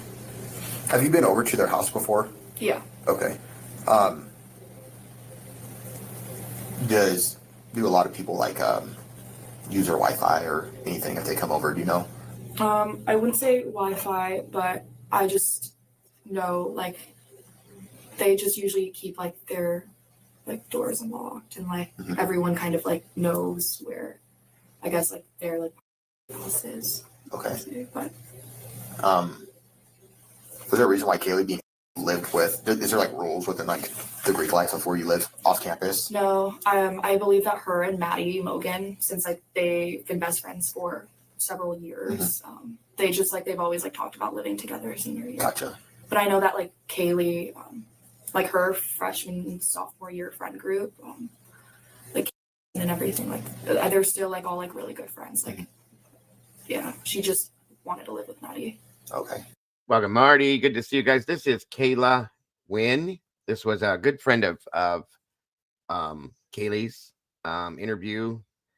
The Trying to think. I think she knew all of them, but she was closer to Kaylee than anybody, I believe. But her last name is pronounced Wynn, spelled very weird. Yeah, she seems to be pretty honest. I mean, there's no reason to believe anything not believe anything she's saying, just in my opinion. You know what I mean? This is just my opinion, of course. But welcome, Marty. Great to see you, by the way. And I know we've, as a department, have kind of gone through the area to like look for cameras or anything in general. Yeah. And I'm sure you guys are probably more familiar with that area than we are, because we don't, especially him and I, we don't ever go out there because we're on a specialty division. So. Welcome back, Kelly. Good to see you. Typically is in the house. I'm so sorry that I crossed over your live. Typically, I had no idea you were going to go live. I'm so sorry, hon. Great to see you. And guys, please make sure to head back over after the fact and go check out Typically Unique's live from this morning. She did an amazing. I watched pieces of it when I was trying to fix my mess. Sorry, Kelly. StreamYard created something new and I had it all screwed up. I didn't know what I was doing with it, but I fixed it. So here we are, and welcome back. Good to see you. Again, guys, anybody wants to join me, the link is pinned to the top of the chat. Oh, you weren't live today? I swear to God you were. Okay, my apologies then. Maybe that was from yesterday then. Like I said, I got all confused. My apologies. Either way, welcome everybody. Thank you for joining us. The link is pinned to the top of the chat if you want to pop up here as we discuss these interviews we're going to be reviewing, so on and so forth. You're more than welcome to. It is pinned to the top of the chat. Thank you. Are you aware of like any cameras that people have, even if it's like out the window or like anywhere in the whites that would maybe look over to like their side of the apartment? Let's see. I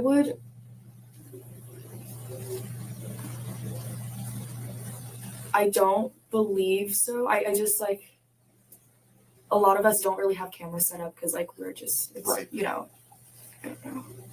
If you don't know, it's okay. I'm just curious. Okay. I'm not sure.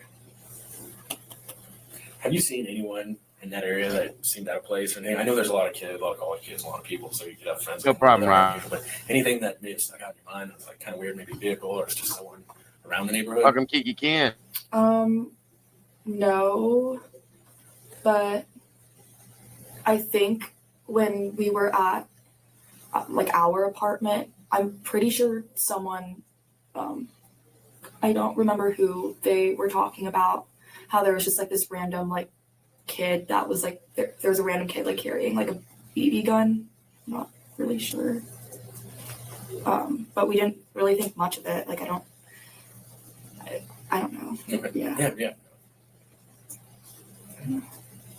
Okay. I know you mentioned like the grub truck and like a Twitch video, Mm-hmm. and that there were some gentlemen seen on it. Yeah. And you said that you didn't know either one of those individuals. They never looked familiar to you. No. And none of your friends said, "Oh, that's so and so," or "That's." Yeah. So they've never. If I'm correct, Meg, this was one of Showalter's friends, I believe. He was pretty violent, did some really vulgar things to people. And at one point, he was dating Kaylee, I believe. I think he's the one that they claimed that made some really derogatory statements towards Kaylee, if I remember. He's also the one that they found a photograph of him with there's a photograph of him holding a K-bar. He has a K-bar on him too. So I'm just saying. I don't know much about him. I've been trying to get more info on him, but there's that. Just saying. That's a good question, Cat Lady. Very interesting question. Rosie Rosendahl is the police officer that was riding around with Tesdell that night. For anybody that didn't know, and he was a police. I believe he was married. I think that's what you're talking about, Lisa. Yes, that guy. Okay. Like we've never seen them before now. Okay. And you, and being you guys, are you pretty familiar with like the? I know you like one of the members. It was you guys pretty familiar with a lot of the members there and everything. Yeah. Okay. There you go. Thank you, Tinsel. Yes, he's the one that works with the Forestry Services ASA firefighter. ? Always get him and his brother mixed up. Good point. Thank you for that, Tinsel, and welcome. Yeah, Mike. Okay. Is there any other questions you have? I can't think of any at this time, but we appreciate you coming in. Yeah.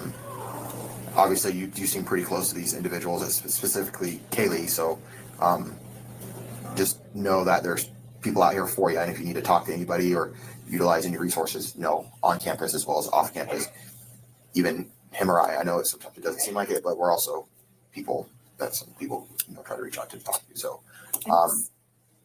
we appreciate you coming in and talking to us, especially during all this hard times. And if you learn anything, or even something, if you think it's stupid, just feel free to give us a call. Like, something little can go a long, long way. So it could be the littlest thing, or if a name gets brought up, or you hear something from somebody else, just make sure you express to them that it's important to give us a call and speak with us. So we understand that people are pretty affected by this, and the last thing they want to do is talk to the cops. But we're trying to make sure the community heals from this. So, and do everything we can. So do you have any questions for Justin or myself? I don't think I do at the moment, but I just wanted to say that I think all of those girls that I gave names out to, I think they all drove home already. Yeah, so, a lot of people have. Yeah. We can always reach out on the phone if we need to. I was actually surprised you were still here, to be honest. That's that's the first question I asked. So, okay. Well, I don't have any further questions for you, or I don't think Justin does either, but thanks again for coming in. We appreciate it. So, awesome. Thank you so much. You drop this one right here, too. Just walk all the way back around. Thank you. I think that's right, man. Okay. Yep.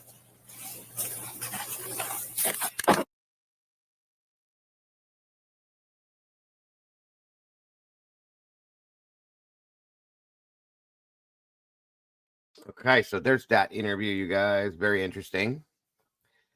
I got a couple interviews here. Charm Free, welcome. Good to see you. That I wanted to review with you guys. Give me 1 second here.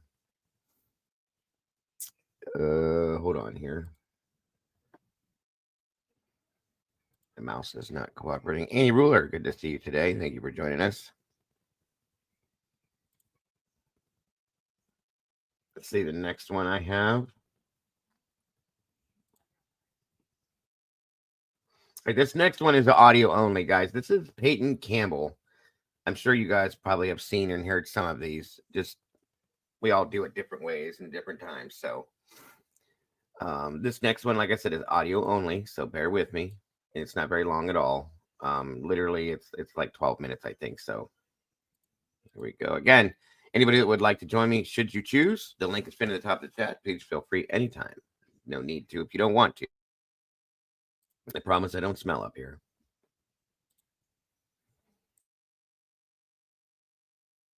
Well, this was dropped 11/15 of 22. Guys, a couple days here, and we're coming up on the 3-year anniversary of this horrible, horrible atrocity. And we still don't have, in my opinion, justice for these victims. True justice, I should say. So, hence the reason why we're still looking for those answers to the truth. Not a problem. That is not a problem. I could just talk to you here on the phone. So, can you, did you have any special relationships with any of the victims or anything? Yes. Okay. No problem, I was, typically. Really good friends with Kaylee. Okay. She was a year older than me. We were in the same chapter together, and we're pretty good friends. Okay, so you guys are both E? Yes. Yeah, and then I also I knew Xana pretty well as Ethan, just from kind of the community, and I met Xana like pretty early on in my first week of college.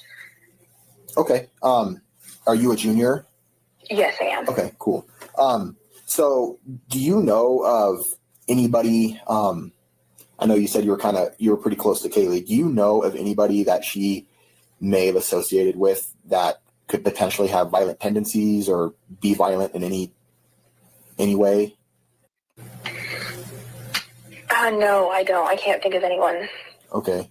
And this question is, I mean, we're not trying to say people did this or did that. We're just trying to put the pieces of the puzzle together, just with everything that's going on. Was Kaylee ever involved in any like drugs, or do you know if she ever like partied with drugs or anything?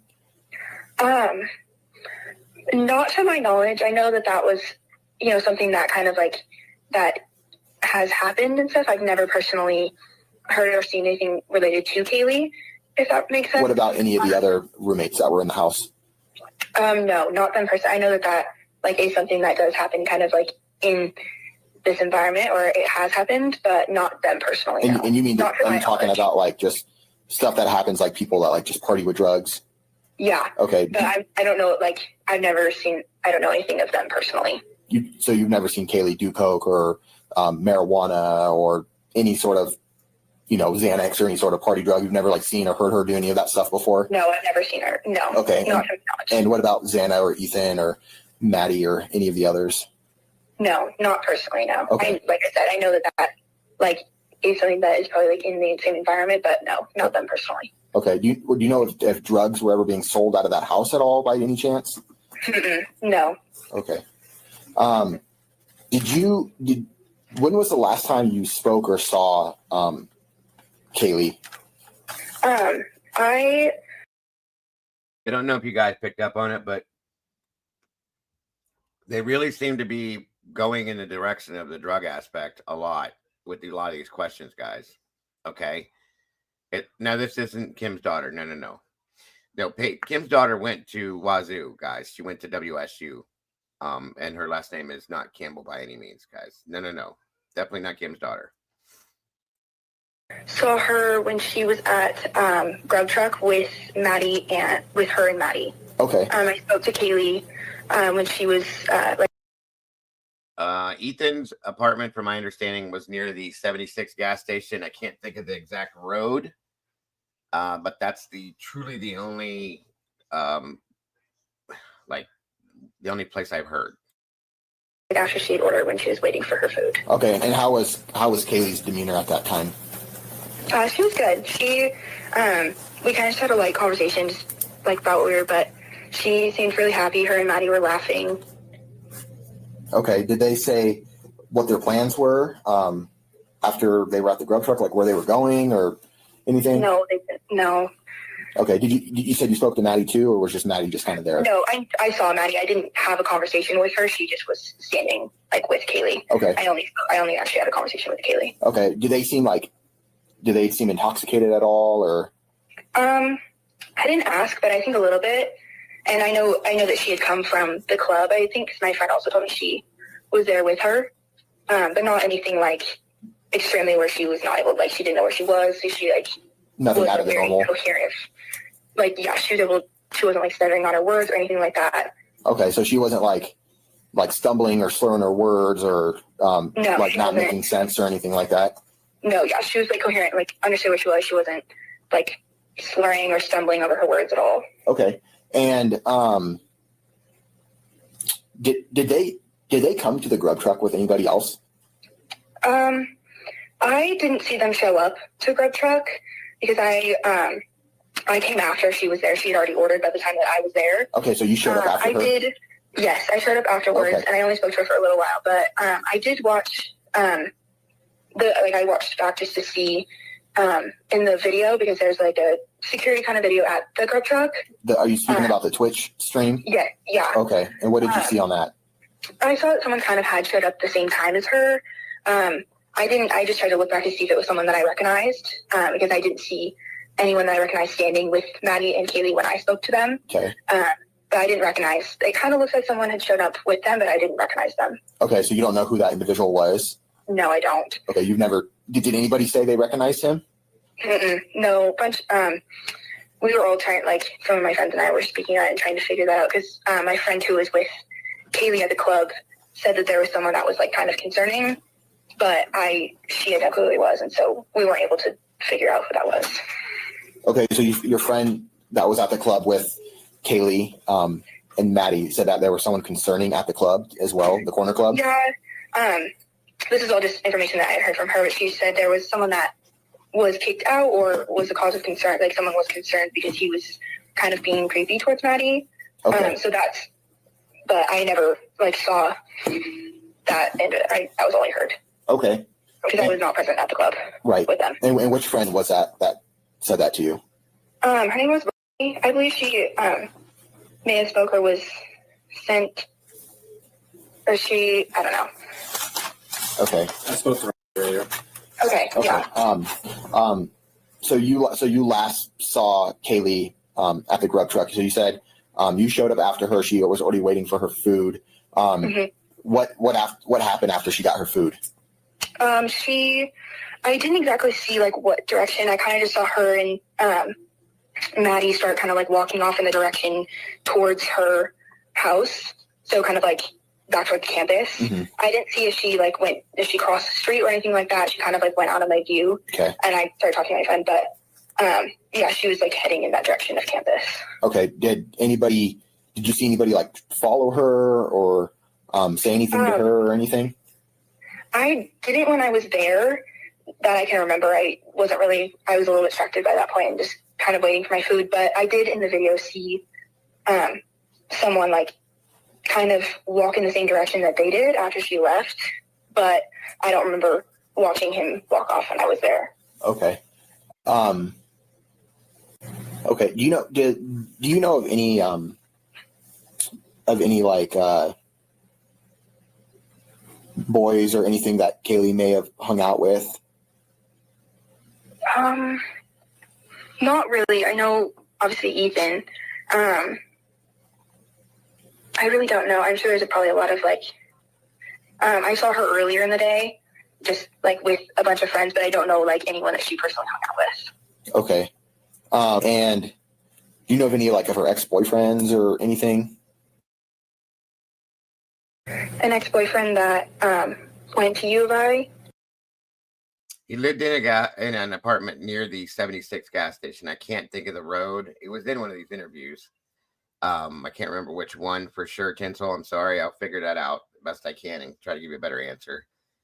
Welcome, Stacy. Good to see you today. What if the killers were trying to lure Jack to the massacre, and that's the real reason for the phone calls from K&M? That's something that's been talked about, Stacy. That's an interesting theory. It's actually been thrown around quite a bit, so it's a very interesting theory.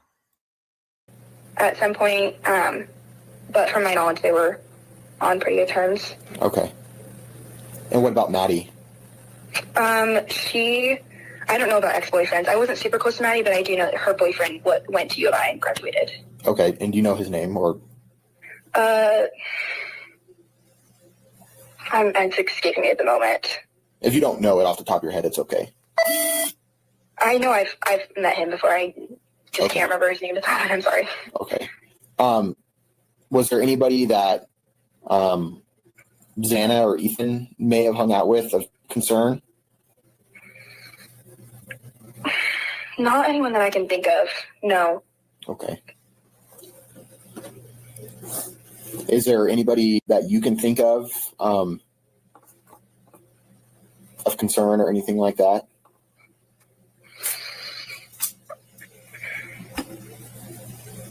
Not off the top of my head, no. I was trying to think of. I was with Xan and Ethan earlier, and there was never anyone that was cause for alarm. You were with them earlier in the night? Yes, I was earlier that day. And where were you guys at? I was with Xan and Ethan, Maddie, and Kaylee kind of earlier at an apartment. It was my friend's apartment. We were with quite a few people. Okay, you know where that apartment is? Yeah, it's on. I actually don't know the name of the road, but Does it's it have called a the White nickname? Apartment. The Whites? Yes, Okay. yeah. We were just kind of hanging out with all our friends and stuff, and I was there with Xana and spoke to her and spoke to Kaylee. Okay. And there's never anyone of concern that was there. It was all people that we knew Okay. that were with us. There was never anyone that we didn't know. Okay. Do you have anything? Okay. Well, I appreciate you giving us speaking to me. Yeah, I'm sorry I didn't have very much information. Nope. That any information right now is helpful for us. So,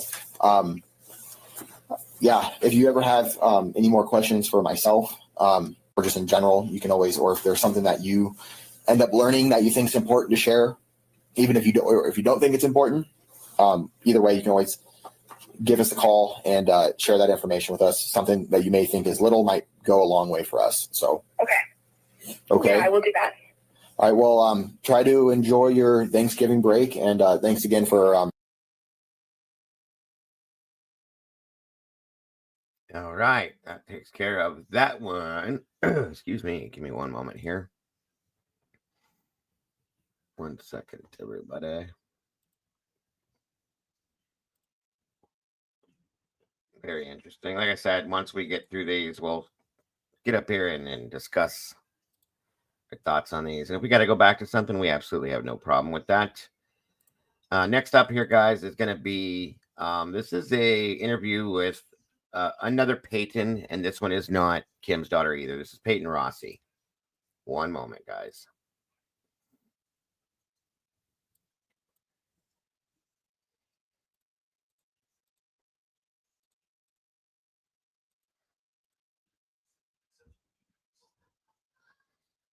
I didn't get a chance to see it, Meg. I will check it out, though. I will. I'm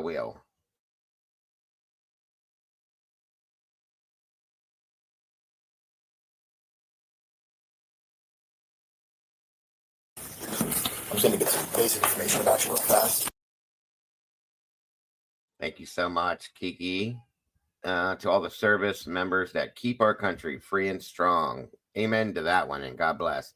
Kiki, that's amazing. Thank you so much for that. Let me check something here, guys, real quick here. Bear with me. I just want to look at something real fast. Looks like we're at 7 out of 10.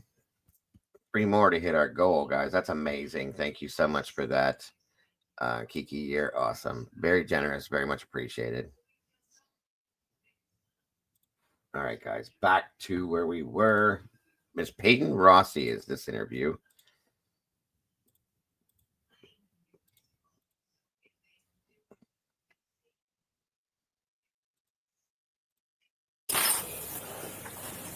We get started here. Oh, wait a minute. Brian, guys in the house. Brian, what's up, buddy?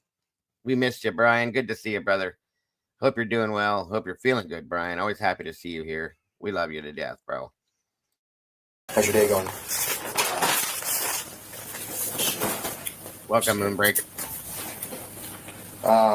What is your middle initial? Perfect. Yes, sir. You related in California? My grandparents lived there for a while. But, Really, with Bart? I think it was like San Jose Dispo, I want to say. Okay. I want my Okay, this is a male. I'm sorry, you guys. I misspoke when I said Miss Peyton. Sorry. Peyton Rossi is a guy. high school shop teacher. His last name. But I lived up in Northern California, so Gotcha. sweet. And are you the president right now of? Yes, sir. Okay, sweet. What is the address? Perfect. And what's your date of birth? What's your date of? I know I called you. What's your phone number?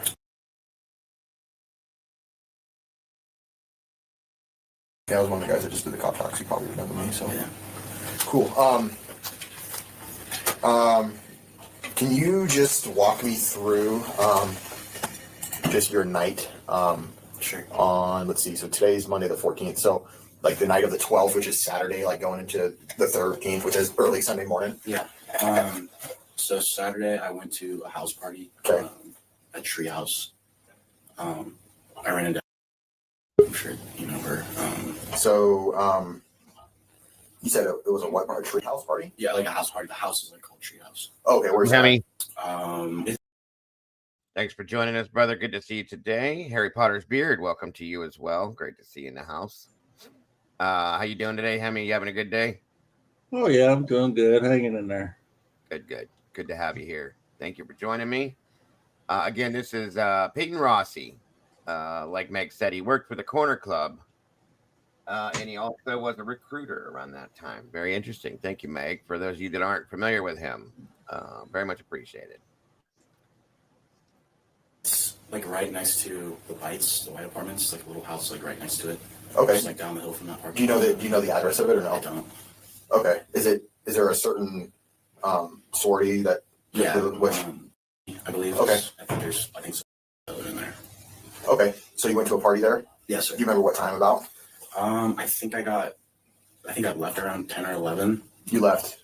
I left Treehouse around 10 or 11. We were there pretty early, just watching the football game. Okay, what time did you get there at? I know, ballpark estimate. Probably close to like the end of the third quarter of the football game, so probably like Of the Vandal game? yeah. Like Okay. I don't know, 6:30. Okay. I'm not sure. Okay. And you said you left there around like 10? 10 or 11, I want to Okay. say. And then I came home and watched a movie with Came my back roommates. in home. Yeah, Okay. yes, sir. Watched a movie with my roommate and then my buddy and his girlfriend. What? Which roommate is that? Her name- Okay. He's- Perfect. Mhm.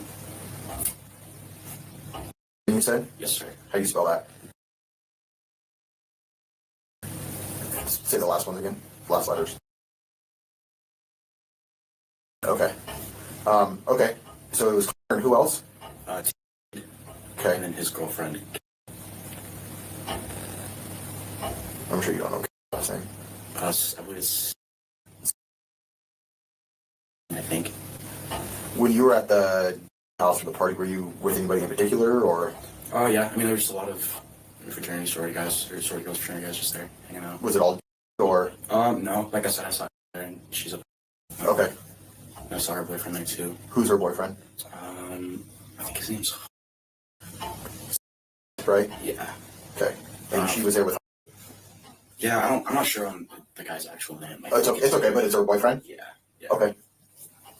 Um, So you just saw her just at the party. yeah, no, me and her talked for a while. Me and her are pretty good friends. That's kind of how I found out about Xana. So Okay. Was it the only gal that was there that I noticed. that you noticed? Okay. Okay. So you said you came back between 10 and 11. You were watching a movie with your and his girl.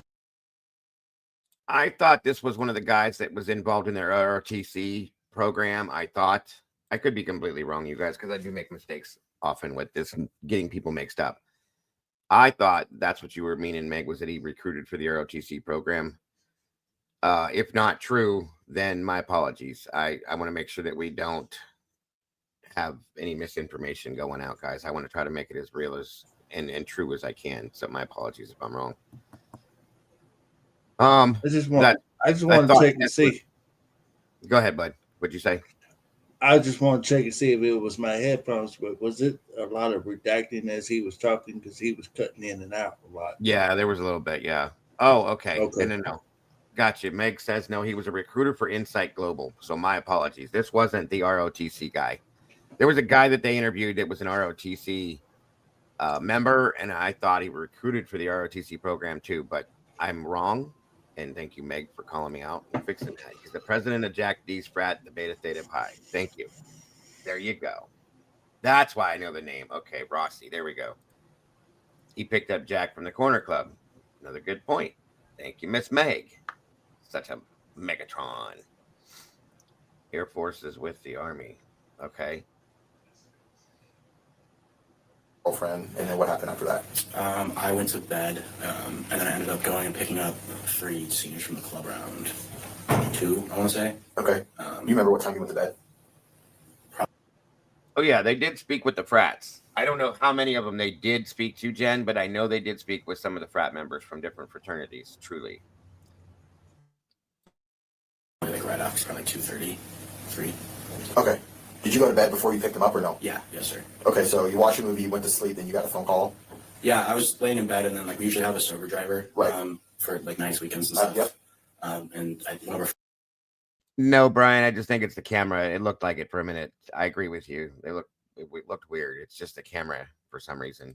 Freshman got pulled over, kind of let off with a warning. He wasn't like driving his own car. Right. So he just came home and told him, "Don't worry about rides or anything. Like for the rest of the night, I don't want you to get in trouble or anything." Right. And then So you kind of took over that role for the night then? yeah, I just picked up just from the club.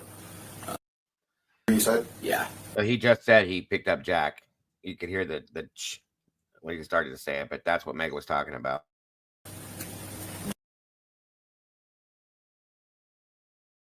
And who else? Just those 3, sir. Sorry. And who else? Okay. And they're all Yes, sir.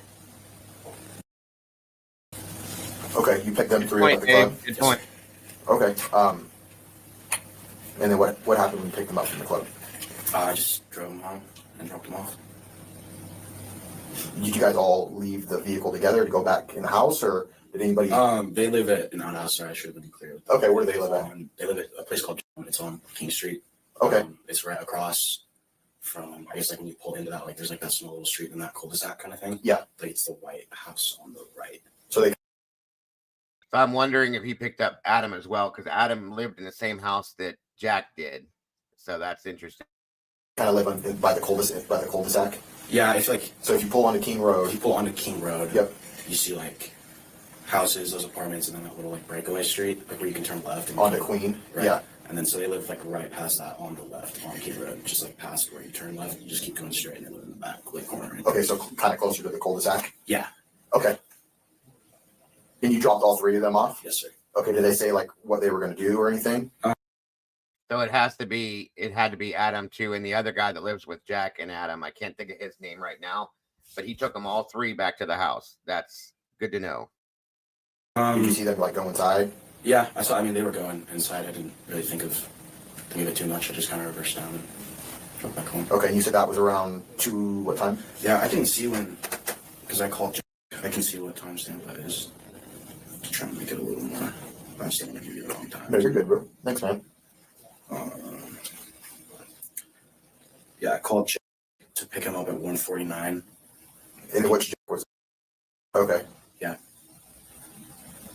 So we'll say. So you called him at 1:49. Yeah, just to let him know that I was at the club very ready to go. Okay. And So 149, he picks Jack up closer to 2, I would imagine, if he called him at 149. So Dave's statement up here saying when Jack said he was home, I'm going to go back to Jack's interview, home by 1, asleep by 1:30. That's a good point, Dave. Very interesting. And YouTube's been doing weird things, Kelly. I'm sorry, dear. I dropped him off, so I probably was back home by 2:15, 2:30. And what club was that? The corner club. Okay. So at 1:49. Okay. Did any of them say anything or mention if they were with anybody, or you just basically picked them up and dropped them off? I just picked them up. It just kind of sounded like they were the last people that didn't get a ride. So when I told our freshmen to like just hold off on giving rides, I guess they were just kind of the ones that got stranded. So that's what I got them. Gotcha. When you picked them up, were they with anybody else? No, Okay. no, just those. I just took those 3 guys.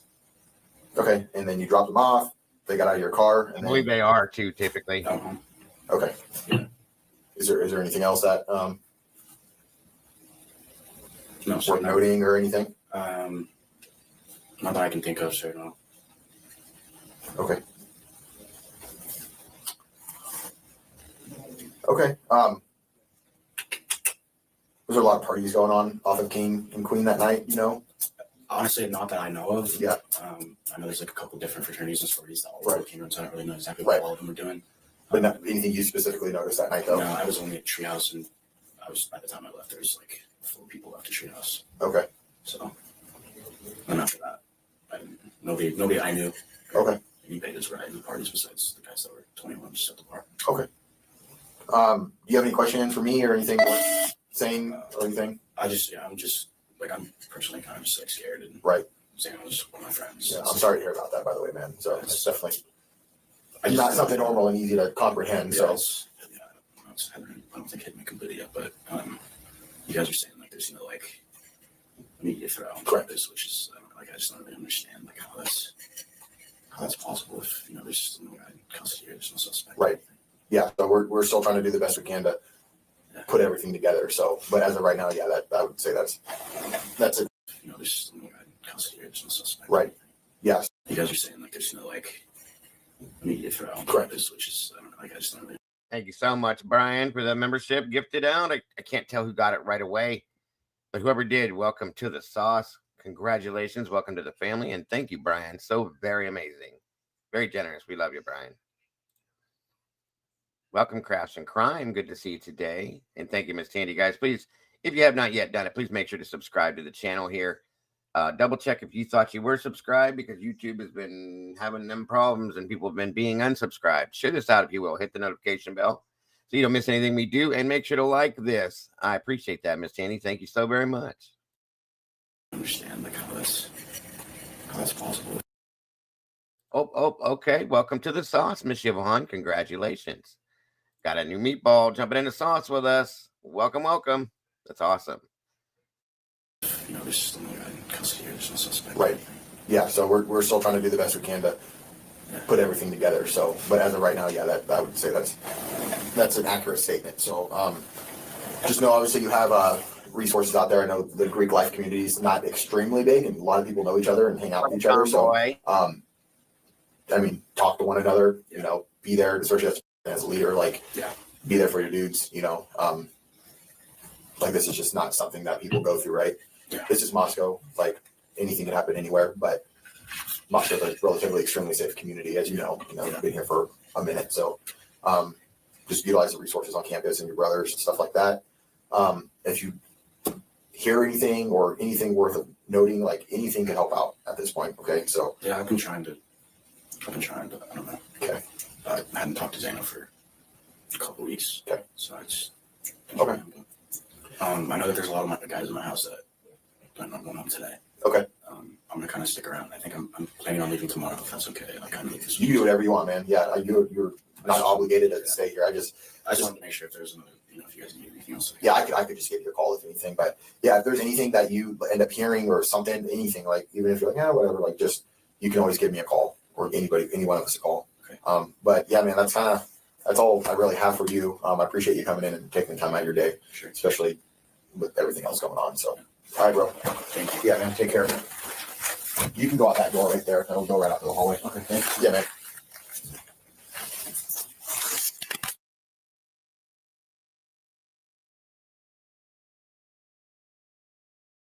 All right, let me see here. That was Mr. Peyton Rossi. Give me 1 minute here, you guys.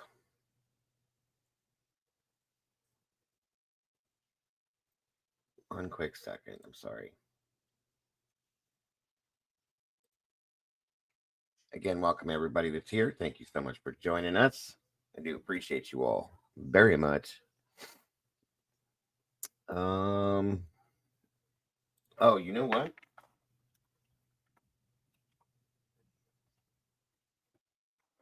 One second. I just thought of something, you guys. Since we're doing this, one quick second.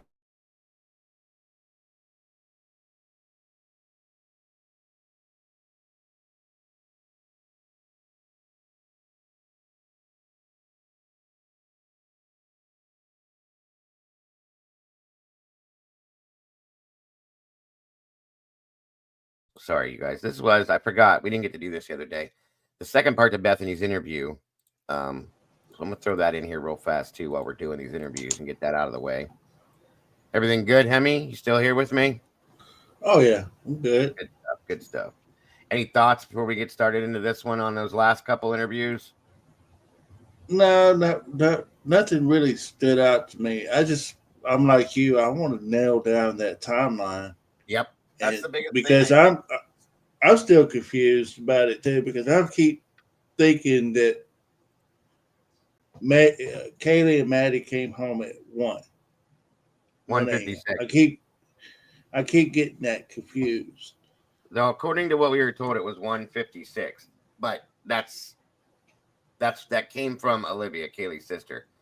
I still don't know how she got that time, from what camera she got it, but that's what we were told. And by 2, they were sitting in Kaylee's room having a little powwow, the 4 of them.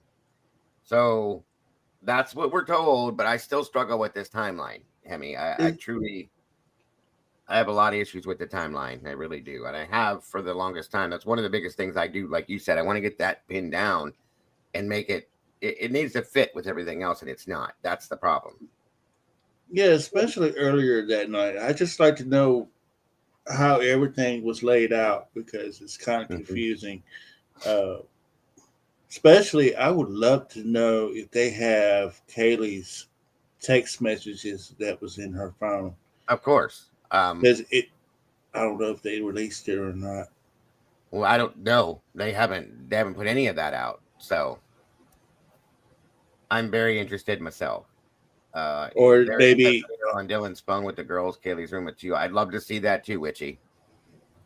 Or maybe they Kaylas has probably got it and want to keep it private, which, that's their obligation. Probably. And that's probably what the deal is too, to be honest with you. It would be interesting though. I'd like to see the videos that were on Bethany and Dylan's phones that night as well. I'd like to see the photographs that Bethany was doing whatever she was doing with all that stuff. I'd like to see. I think it would make some difference. So Yeah, and it'll give us a good, clear picture. That way, we will know beyond the theories about what mhm. exactly happened and how it Yeah, happened. absolutely.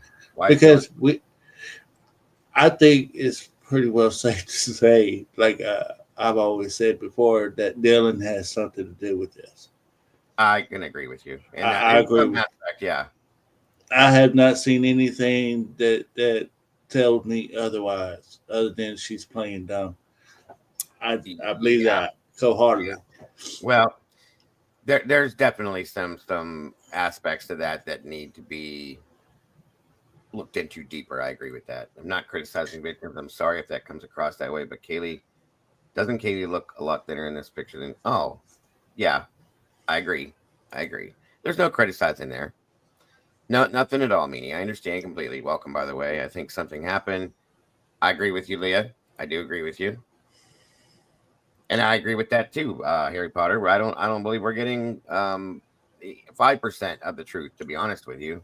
By the way, beautiful kitty in your avatar there. Very pretty. I love cats. Love But cats. Love cats. I will say that with the two girls that you had interviewed, pretty much both of them that I've heard shot down the drug theory about Kayla. Well, one of them, I think it was Kayla Wynn. She was talking about Kayla using cocaine, like when she'd go out, but that was they kept shooting down. Everybody shot down the story, the theory of them being sold from the house, any kind of drugs being sold out of the house. That's where that. Other than Dave, Dave is the only one that's ever said hell yeah it happened. You know what I mean? But all their friends said no, and I don't know if it's because they're worried about getting in trouble, if they're thinking that somebody's going to come back and look at them because of it. But at this point, we don't care. Nobody cares about the drugs, folks. Um, they want to know what happened to these kids and why. I know they're not kids, but to me they are. You know what I mean? Young adults. I the drugs I think play a very big deal in this whole story as to the basis of why this happened as far as the motive goes. We just want to know the truth as to who and what first. We can get into that later. If that's the motive, then yes, it's important. If it's what you're doing as a recreational thing, nobody cares about that. You're not gonna get in no trouble about that. Just tell the truth. That's all it is. But they're not going to. That's the Well, problem that we have with this whole thing. you already have the reputation of having a party house, so Mhm. everybody knows that house was a party house. There was times that I saw on body cam of officers coming through there, and they're not even at the house Right. And a lot of at times all. they were there. So it's just That house was opened up to the public. Like how many? I remember at least one noise complaint body cam we watched that Hunter comes to the door with. I think it was Pete, who was actually truly Ethan's best friend. They come to the door. They're standing there, being goofy, whatever it was, and the owners of the home, the people that are renting that are none of them are home. None of them. So how many other times did that happen? Do you wonder, Hemisphere? And what when the people that didn't live there weren't there, what was going on in that house at those parties when they weren't home to be able to control that situation? You got to wonder. You know what I mean? and if drugs was involved, who was bringing it all in? Because I can't help it. It just going by what I'm seeing. Yeah. 9 out of 10 times, who's at the house? Hunter. Oh yeah. Yeah. He's Yep. at the house. And Even Hunter, when they're not even there, he's at the house. he's So always there. Every body cam we've ever seen, Hunter's there. Photographs we've seen in the house, Hunter's there. He's always there. So it's interesting, and he's in a frat too. So that's and, just one little thing. and now we're learning that Kaylee's blood was on that knife that he picked up and put on the daggone table. That's No. significant. No, it was on the table. It wasn't on the actual knife. It was on the table. There was diluted blood on that table that the knife got sat on. I don't want people to get confused about that because there's nothing that I could find. And I looked through about the knife itself, but the knife that the table the knife got, or no, I'm sorry, there was her blood was diluted on a table in there, but not on that knife. I've never found anything that says it was on that knife. So I don't want people to get all confused on that because that would make a big difference. That would be a huge difference. And But a huge if you remember, my thing has been I was sus in the fact that during that body cam interview with Dylan, everything was all about Xana and Ethan. And I'm like, Mhm. Right. nobody didn't go upstairs to check on Kaylee and Maddie if they're sitting up there. I don't know that I believe that. I don't. See, I mean, and it's that's the reason why. possible. But that's the reason why I kind of brought that up about the knife, and I get it. It might be diluted blood. It might not. He might have went to, far as we know from his story, he went to the kitchen to get a knife. Yeah, that's what he claims. But see, that's the thing. Has that been true? That puts him upstairs with Kaylee and Maddie, It could. It definitely could. and And he like just flat out lied. and one of the weird things is like what Mikey just said. The last 24 said conveniently Hunter was not around that night. Isn't that convenient? He's always there. But for that, and that's what I'm telling you guys, I've been real sus about lately. Okay, a lot of people seem to have distanced themselves from her, and her specifically, not just the group, but her. So it's weird. Like, why did all these people decide to stay in and stay home and go to bed so early that night, according to their stories that they've told? You gotta question that, guys. You gotta question that. Like, what the hell? You know, there's our lovely Bonnie Bailey. Good to see you, my love. Thank you for joining us today. I hope you're doing good. Thank you for joining us. Yeah, that's what I'm saying, Mike. There was a bunch that were not out that night that normally would be, that would normally go to that house, that would normally be involved in that circle, and they just chose not to that night. Ashlyn Couch conveniently wasn't there. She was supposed to be. That other girl that they interviewed that was always there wasn't there. She was supposed to be. The girl that was there watching Vampire Diaries went home that night. Would she have normally stayed there? It's weird to me that these people all left and stayed away from that house that night. And I'm telling you, if we go back to 3 years ago when Kim was here and said people knew about this Dago before this was going to happen, it makes me wonder. It really does make me wonder. Pappy, good to see you, brother. Thank you. Kaylee's blood was on the table. Could easily be explained as transferring. It could. It could be blood transfer. That's another thing I've been mentioning lately too. Like Vivian said, on a Saturday night of all nights, on a weekend, they had a party the night before and nobody shows up tonight. Come on. What's up, Mama J? Good to see you. It's just odd, you guys. I'm not saying it means anything. I'm not trying to be, jump down the rabbit hole. All I'm saying is it's just very weird that night specifically, they didn't go there. They didn't hang with them. They all decided to go their different directions, including Ethan's sister. Like, she went home. She didn't want to go to these parties. She didn't want to do any of this stuff. It's weird. It's very weird. It's also very telling to me that every time when Dylan speaks out, it's like that's exactly what happened, even though it sounds way out in left field. I got you. Even way before, I think we've learned a whole lot since this case started. Never would I have thought that Kaylee or Maddie was running up and down the stairs. Mm-hmm. I always thought in the beginning, they was just in the room hanging out, and that's where it happens. Right. Well, and now we know that there's been blood transfer to Hemisphere on the half wall. They found Ethan's blood. They found Kaylee's blood. Like, if they were in their rooms when this all happened, who transferred that blood to that area? That's my question.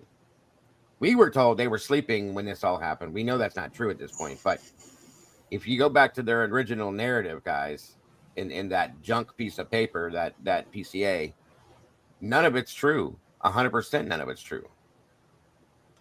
So what I can understand, Poppy, man, but it's very significant because it was the way it was happened, right? Mm-hmm. If I was again, I understand. Okay, No, it's things true. are not always the way it seems. Okay, I get it. You know what I may perceive might be the right thing, may not be the right thing to other people. I get it, but Yeah. I know me, right? So if I'm walking in on a scene and I'm thinking it's for an unconscious person, but Hmm. yet I'm finding a knife on the floor, and then when I get to the room, there's two people laying dead there. Right. That don't strike up a little bit suspicions in you, then I don't know what to do or say to you because No, I would be. it does. It does. It absolutely does for sure. I would be highly suspicious. And not only that, when I turned my back, I realized that this man is putting his arms up in a give up position. And now he picks up the knife and puts it on the table. And later on, I found out that it was Kaylee's blood. Why we put this man in handcuffs, I don't know. I'm just Well, saying. they should have detained everybody that was there that morning. We've talked about that 100 times. They should have detained them Oh, all, swabbed them all, separated them all, questioned them all in a different way, and they never did. None of them. So that's one of the biggest problems right there. right. You And know, I know my local PD I got in Bossier, they don't play. So anytime when I know there's a like a sex offender or something that just moved in the neighborhood, and I'm hmm, seeing cop cars more often than I do, yeah, there's a there's a reason for that. sure, So sure, of course, I understand that this is a college and they don't college town and they don't function that way like a big city like Bossier. Okay, I right. get it. You know, but yeah, I understand. I do. I I'm understand just your I questions. just wondering any of our law enforcement out there, you weigh in on that. I mean, if you came to a crime scene and you see that, wouldn't you be suspicious? I'm just saying. No, absolutely. Well, Senior Wazowski, he's in here. He's a retired police officer and said that he said from the beginning, it's this is all way outside the box of normal. So many things that would have been looked at that haven't been. Many things that would have been touched upon that haven't been. All of it. You know what I mean? Yeah, and you can even tell the way they was interviewing them. There's, I get the. This is my humble opinion. This is just me, just looking at it with an open mind. This is one of those good old boys. Okay, you go to the college, you know you're in college, you got the good old boy treatment. Right. That's from the law enforcement right down to the mayor, because Right. that college pretty much runs that whole dang on thing. It So does. It does. Yes. it, It ain't there's even your pretty much. It favoritism. does. So 100%. Welcome, Lucy. And like Senor just said, every person at that scene, after realizing the trickery in the 911 call, should have been considered a suspect 100%. Instead of asking them to stand by the dumpster, they should have gotten a new feel for zip ties. They should have, yeah, I agree with that too. This is the retired police officer stating this in a big city that he worked in. And this is, I get the difference between a larger city and a small town, but in a quadruple homicide, you don't just let people wander around the crime scene and have fun with their friends and dawdle around, put them in a hotel together to do whatever they're going to do that night, especially after there's been an 8-hour period of time between the time that the murder supposedly happened and they called 911. No, there's no suspiciousness here of anybody. At least they're not showing it. You know what I mean? Welcome, Krista. Good to see you. but yeah, I could tell just by the way they're interviewing these people. That's the way they treat them. They don't treat them like a suspect. They don't treat Dylan like a suspect. They treat her like a victim. Same thing with Bethany. Everything all around. It's just it's crazy to me that the treatment that Xana and Ethan got was Uh-huh. totally different from the treatment that Kaylee and Maddie got. Sure. That's Sure. that's crazy to me. They all victims. They all Well, they should have all been. Yeah, I agree with you. I do agree with you. Absolutely. And yes, so Tomboy's right. it's very understandable why there's theories like they are, especially with the excuse me, I'm sorry, with the families. I mean, Mm-hmm. and that's why everybody's kind of looking side eyed, like, yeah. Oh yeah. For those of you that has kids, you can't help but to go, well, if that was mine, I wouldn't be doing that. I don't Yeah, of think course. that's going to go down like that. But Yes. Very good point. I get it. Lucy's, I'd like to go back to just one of the days and have that argument now. Right, Lucy. That's what they shoved it down our throats. Just stick to the PCA. I've even said it, guys, at some point because that's what I was told. That's what I was supposed to do. That's the right thing to do. That's where the facts were. And now we know that that was nothing but a piece of toilet paper at this point, and it was used, in my opinion, to keep us from looking at this. To stick to that damn piece of paper. Yes. Hey, Violet, good to see you. MP body cam of either Warner or Snyder. I'm not sure which one. Who brings Corbin a fresh body cam? That's Warner's. And yeah, that was Warner's. He says, "Hey, HJ's his homeboy. I got you." Senior, would you look at it? And I'm just saying, from before this all happened, leading up to that morning with Hunter, you can't, I cannot imagine another scenario where this guy is very suspicious. Very suspicious. Absolutely. I understand completely. I think we all see it. It's plain as day. I mean, it's just. Oh, thank you, Brian. Another one. Gifted another membership. Appreciate it. Whoever got that, congrats. Welcome to the sauce. We got another meatball. That's 2 out of Brian today. Jumping in the sauce with us. Congrats to whoever received it. I don't see it yet. But thank you, Brian. Very generous and very much appreciated, my friend. We love you.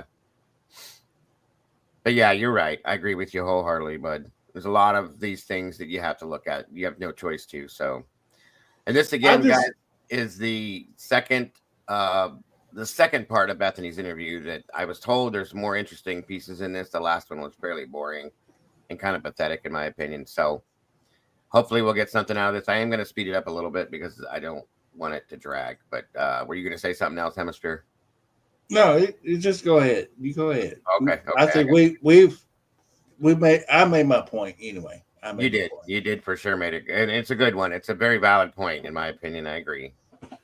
Thank you, Senor. Just listen to how Blaker shuts down the curiosity of the Nevada officer in Bethany's interview. They had her stomping, they had their stomping orders. Good, and it does. They definitely do. Pay attention to that. That's a good point. Again, this is coming from a retired police officer pointing out the aspects of what a law enforcement officer should be doing in an interview as compared to what we see. So here we go, and thank you all for being here with us again. You told him that you heard the pong table slide on the floor like is here with me with her attorney. When was we clarify that? Did you give them each of these people the codes? No. Okay. Are there any of the members of the house gave these individuals the code? Yes. Whether it was you, others. One of them had to have given him. Okay. When was the last time you guys changed it? Never. You've never changed the code? I moved in. Me and Xana and Kaylee were all moved to the house, but Maddie lived there the year before. Okay. And they didn't change it from the year before. But and what was the code? I believe. Okay. And that's what you remember it being? Mm-hmm. Okay. More of like a pattern when I see it. That's how I remember it. Okay. I think that's the number. And you moved in when? August 3rd-ish. So at the start of the school year? Yeah. And that's when you, Xana or Zena? Xana. Ethan, and who was the other one who moved in at that time? I don't know if Ethan was, I can't remember if Ethan was there at that time. Did he actually live in the house, or did he have his own place? He had his own place, but he stayed there every night. Where did he actually live, do you know? It was an apartment by this one gas station. I don't really know the street or anything. Do you remember the gas station? Yeah, the 76er. Oh, by the 76? Yeah. So I've been on the opposite end of campus. Mm-hmm. I remember right? Yeah. Okay. Did he live with anyone? Did he want to know what his roommate was? Just him. Okay. All right. And when did you said Maddie was the one that was living in there prior?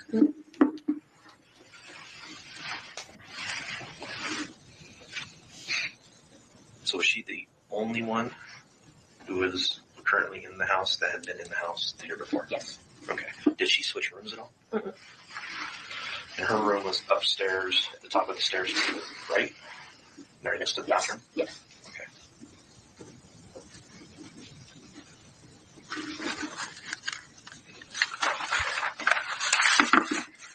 In your room, I know you lived on the very bottom floor. Mm-hmm. And it was the You one walk you go through in the front to the door left. to the left. Okay, so that's what we thought. Okay. What about Murphy's routine, the dog? Who took him out? How often did he go out? What was kind of the normal standard routine for taking him out? I believe Kaylee mainly took him out. Maddie would sometimes take him out if Kaylee didn't want to. Okay. And she just kind of took him out whenever. Sometimes she would take him out through the back, but sometimes she would take him out through the front door, and then he'd just go. Did they ever use a leash with him, or did they just open the door and let him go? She never used a leash, but she had like a little collar that would like buzz if he was like running away that she would put on sometimes. Okay. So did she have like an exterior around the property? No, it was just like a little. Or a It might have been button like that a she little could push? shock or something like that. Okay, so she had a handheld push button or something Yeah, like that? yeah. Okay. All right. Okay. Would you guys ever leave the rear slider open so he could go in and out as he pleased? No, because he would run away usually.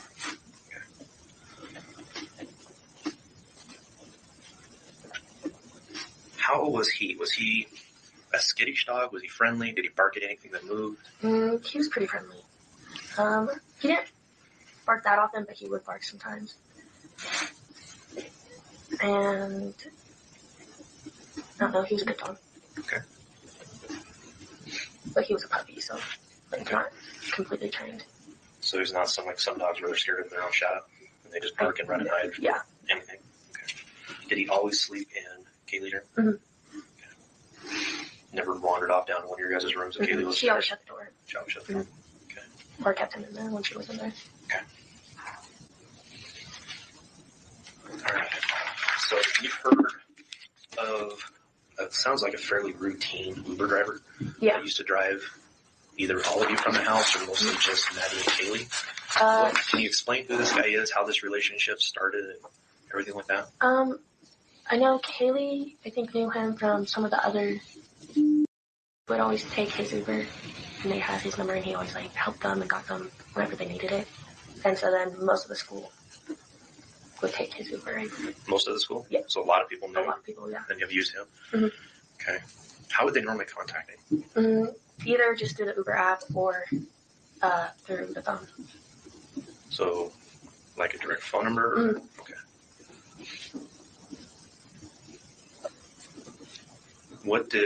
Have you ever used him before? Yes. What's he like? He's a really nice guy, to my knowledge. You know his name? Has he ever acted strange or odd with you guys? Mm-mm. Ever said anything or done anything inappropriate that you've ever heard? Mm-mm. Have you ever heard either Kaylee or Maddie say anything odd after he gave him a ride home or something? Mm-mm. Okay. Everyone pretty much loved him. They all used his Uber. Okay. So he's well enough liked. Did they trust him? Mm-hmm. Is that mainly why they used him so much? Mm-hmm. Okay.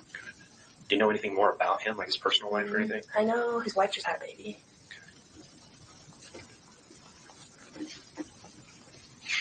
So he didn't play it off that he was single or anything like that with you guys? No. Okay.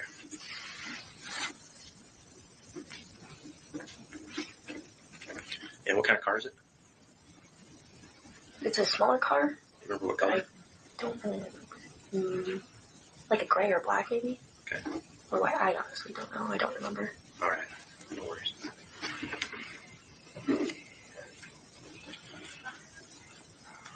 I know I asked a little bit about my current boyfriend when we first talked, and who all, out of all of you living in the house, primarily you 5 girls, who all had boyfriends?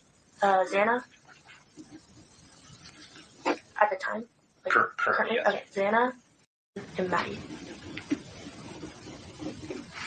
And Xana's boyfriend was Ethan. Ethan, yes. Okay. Who is dating? His name. He lives in. Do you know his last name? I do not. Okay. Do you know if he goes to, is he in high school still? He or goes is to. Okay. And Maddie? Were they? I believe is how you pronounce it.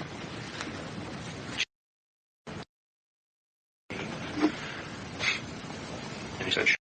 Yeah. Can you spell it, please?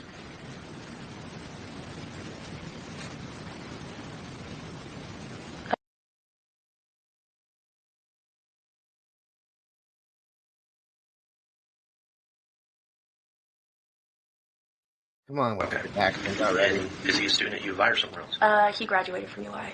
Okay. Do you know what he does? He has a job, like a 9-to-5 job. That's all I know. I forget what it was. But you don't know what it is? I forget what it was. Okay. And then, were all of those fairly recent boyfriends, or have they been dating for? They've all been dating for like a while. Okay. And then obviously Kaylee had an ex-boyfriend, right? Yes. And that was. Yeah. I forgot his last name. Okay. Was there anyone else that she was seeing? Maybe kind of hanging out with quite a bit more? Possibly a. Okay. Remember? What is he like? He's super nice too. Okay. He's super nice too. Like I did. Like, yeah. Okay. And is that how Kaylee met him? Was through Xana? No, I don't think so. Kaylee just knew. Like, Just that was, yeah, okay. and Okay. So can you kind of explain a little bit about their interactions? Were they kind of starting a dating relationship, or were they just kind of friendly with each other? I don't really know. They would talk a lot, and I think she kind of liked him, but it was just like a beginning thing. Okay. Nothing Was there a lot of serious. flirting going on between the two of them? I think a little. A little? Yeah. Okay. Have you ever stayed the night at your guys' house? No. But she stayed with him like a few times, I think. Maybe twice. Okay. Do you know where he lives? Mm-hmm. Okay. Okay. Do you know if he's ever been to your house? Yes. Okay. Is that just from the normal coming to the parties type stuff, or had you ever been over there when it wasn't a party? No. Not that I know of. Other than, yeah, maybe homework with someone sometime. Okay. All right. Is there any other that you know that are either hanging out with Kaylee recently? I don't know if they ever like hung out, but I think she liked him. They were kind of talking a little, but then they didn't. Who was that?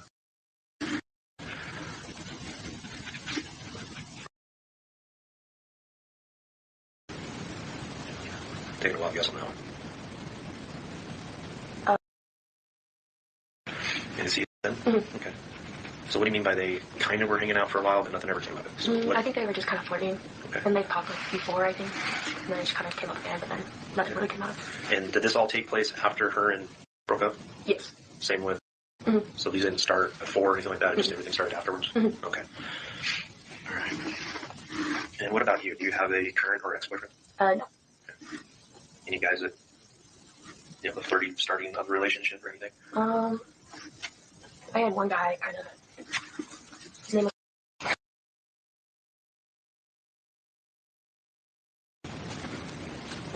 Where does he live? I remember that slightly. Have you been over to your place before? Mm-hmm. Okay. Same thing, parties, or just you invite him over, you can things out? Mostly. Okay. Nothing serious between the two of you? Not really. Did he want more? I don't know. It's just kind of newer. Newer? Yeah. Kind of that beginning stage of getting to know each other? Mm-hmm. Okay. A lot of talking, mostly through phone or in person? Both. A little bit of both? Mm-hmm. Okay. And what about... You said had a boyfriend, okay. That'd be all weird. All right. Any other admirers or guys you just would catch a clue that would hang out or try and hang out, kind of hang around you guys, come to your parties all the time, and kind of be annoying that you can think of? Not really. Like no one that would like be creepy towards anyone. Have you ever heard the name? I know his last name. Okay. His name just came up, so I'm not even sure if he's involved. I can't remember. I'm trying to remember who told it to me. What do you know about? What do you know? All I know is that he's super nice. He's friends with and all of them. He had a long-time girlfriend, but then they broke up recently. That's all I know. Yeah, the I'm referring to was.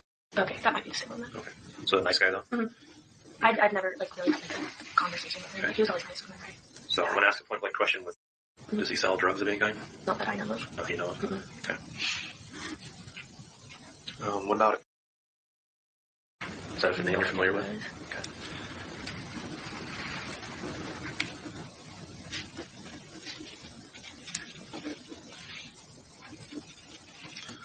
Yeah. So I know everyone's already aware of the video from the grub truck. Mm-hmm. Everyone watching it. And there's an individual behind that shows up the same time that Kaylee and Maddie do, Mm-hmm. and then kind of leaves right after they do. Do you know who that was? I do not. Have you seen that video? But I have seen the video, and I know people think they know who it was. Do you know anyone last name? I don't know him personally, but I've heard the name. What have you heard? Well, I heard recently that, forget who said it, but someone said that their boyfriend or something said that they never want to get in a fight with him because he has like anger issues, kind of, and is known for like beating up. But that came Heard that. third, fourth party, basically. Yeah. Do you know? Might be able to figure out who would know direct at hand, so we could talk to that person I about him. think it was told me that who was. I'm not positive on that. And do you know who her boyfriend is? Yeah. Do you know his last name?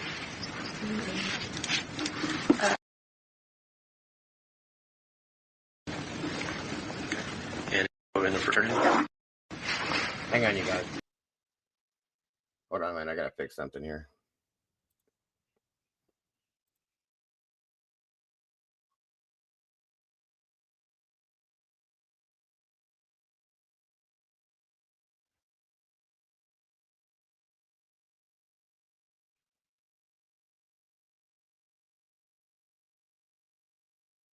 See this?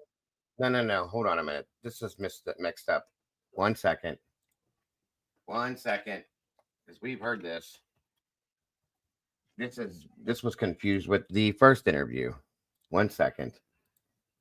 My apologies. 1 second. I knew I was hearing some things that I had heard already. Give me a second, you guys.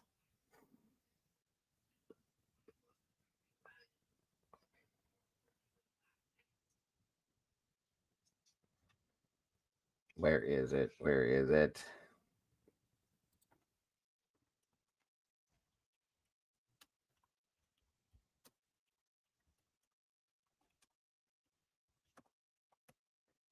Hey, Debbie Ann, good to see you. Thank you for joining us.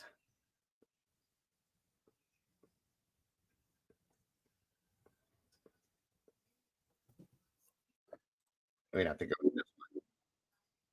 Might have to go with this one. Hang on.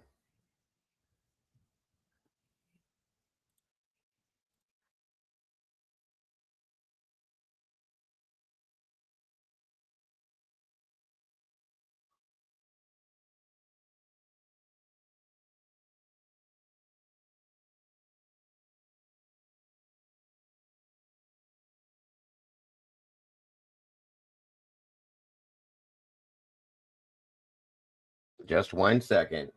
Bear with me. I'm sorry, you guys. Somehow this got mixed up somehow.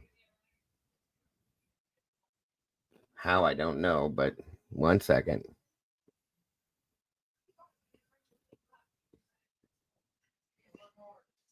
Where the hell is it?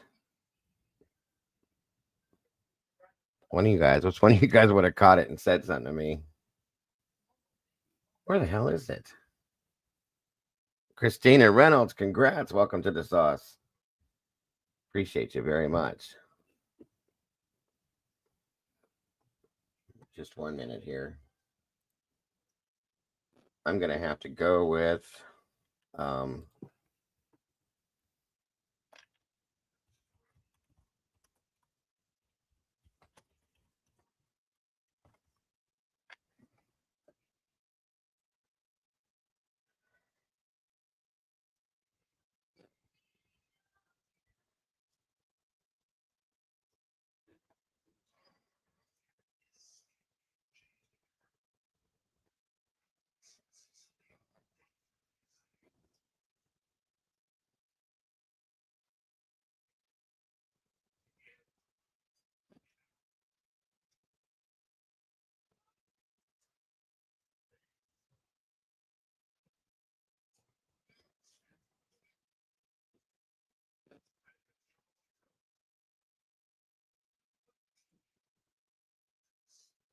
You know what? I'm just going to go back to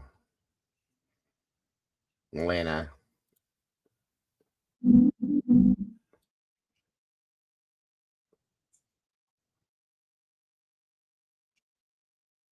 All right, we're going to go this way because I can't seem to separate. It overlapped with the first one, and we don't need to listen to that again. That was not good. I know it's hard because what she says, it's ridiculous, you guys. It's not like she's sitting there going like this the whole time, chewing on her nails or something. She needs to speak up. I agreed, and so on and so forth. So I'm gonna go with Lana's version of this because I can't find the other one separated from the first one. So here we go. We'll jump in here. My apologies.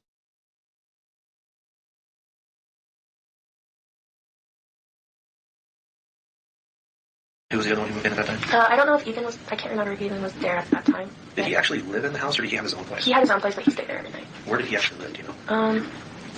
It was an apartment by this one gas station. I don't really know the street or anything. Do you remember the gas station? Yeah, the 76er. Oh, by the 76? Yeah. So she's talking about his apartment being by the 76 gas station here. So on the opposite end of campus. If I remember right? Yeah. Okay. Did he live with anyone? Did anyone his roommates? Just him? Okay. All right. And when did, you said Maddie was the one that was living in there prior?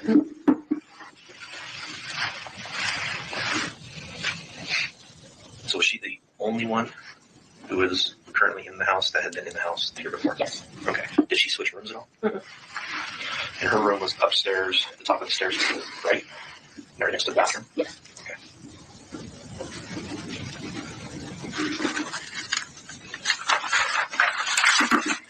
And your room, I know you lived on the very bottom floor. And it was the one with the front door to the left. Okay, so that's what we thought. Okay. What about Murphy's routine with the dog? Who took him out? How often did he go out? What was kind of the normal standard routine for taking him out? I believe Kaylee mainly took him out. Maddie would sometimes take him out if Kaylee didn't want to. And she just kind of took him out whenever. Sometimes she would take him out through the back, but sometimes she would take him out through the front door. And then he'd just go. Did they ever use a leash with him, or did they just open the door and let him go? She never used a leash, but she had like a little collar that would like buzz if he was like running away that she would put on sometimes. Okay. So did she have like an exterior around the property? No, it was just like a little. Is it the same SRB? Because I swear to God, we heard this all. Hold on. Let me jump ahead and see if I can get through. So you just may not know enough of the people that would hang out down there. So. I know some of the people that work at the corner club, though, that maybe if he was there. Well, we have footage from the corner club, too, because we knew that Kaylee and Maddie had come from the corner club. So we have a good footage of it. I just haven't seen it yet, so, okay. Thank you. So you guys have a router in your house for the internet? Wi-Fi? Yeah. Whatever. If you say the word, Where are they taking it? Ethan, I think, just swallowed. Only use cash or debit card, no credit. Oh, sorry. Yeah, I know there's. I'm pretty sure we heard this. So we might have heard all of this in the first one. It might have been combined. And I just had it broke up. So I'm sorry. Yeah, I think they were all the same. So we've already seen this, you guys. My apologies. I was under understanding it was two separate situations. So I guess we'll just move on from that so I don't waste your guys' time. I'm sorry about that. My apologies.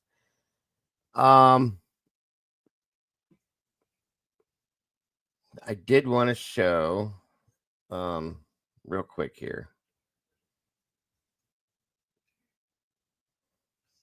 Oh, that was something else I was going to review with you.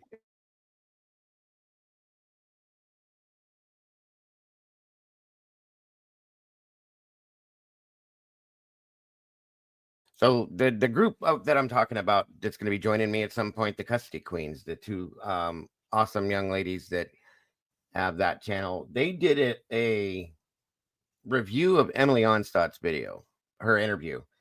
And they said that it could, in their opinion, I wanted to share this with you. That was something else. So maybe it's a good thing we didn't get to watch the other interview. And I wanted to share their opinions. And both of them they're like I said, they're both family law attorneys in regards to Emily's interview about how it could change the timeline, the way that things they bring up. So I wanted to show you guys. Yeah, Mikey, it says two blondes. They're very, very good at what they do, in my opinion. So let's check this out, you guys.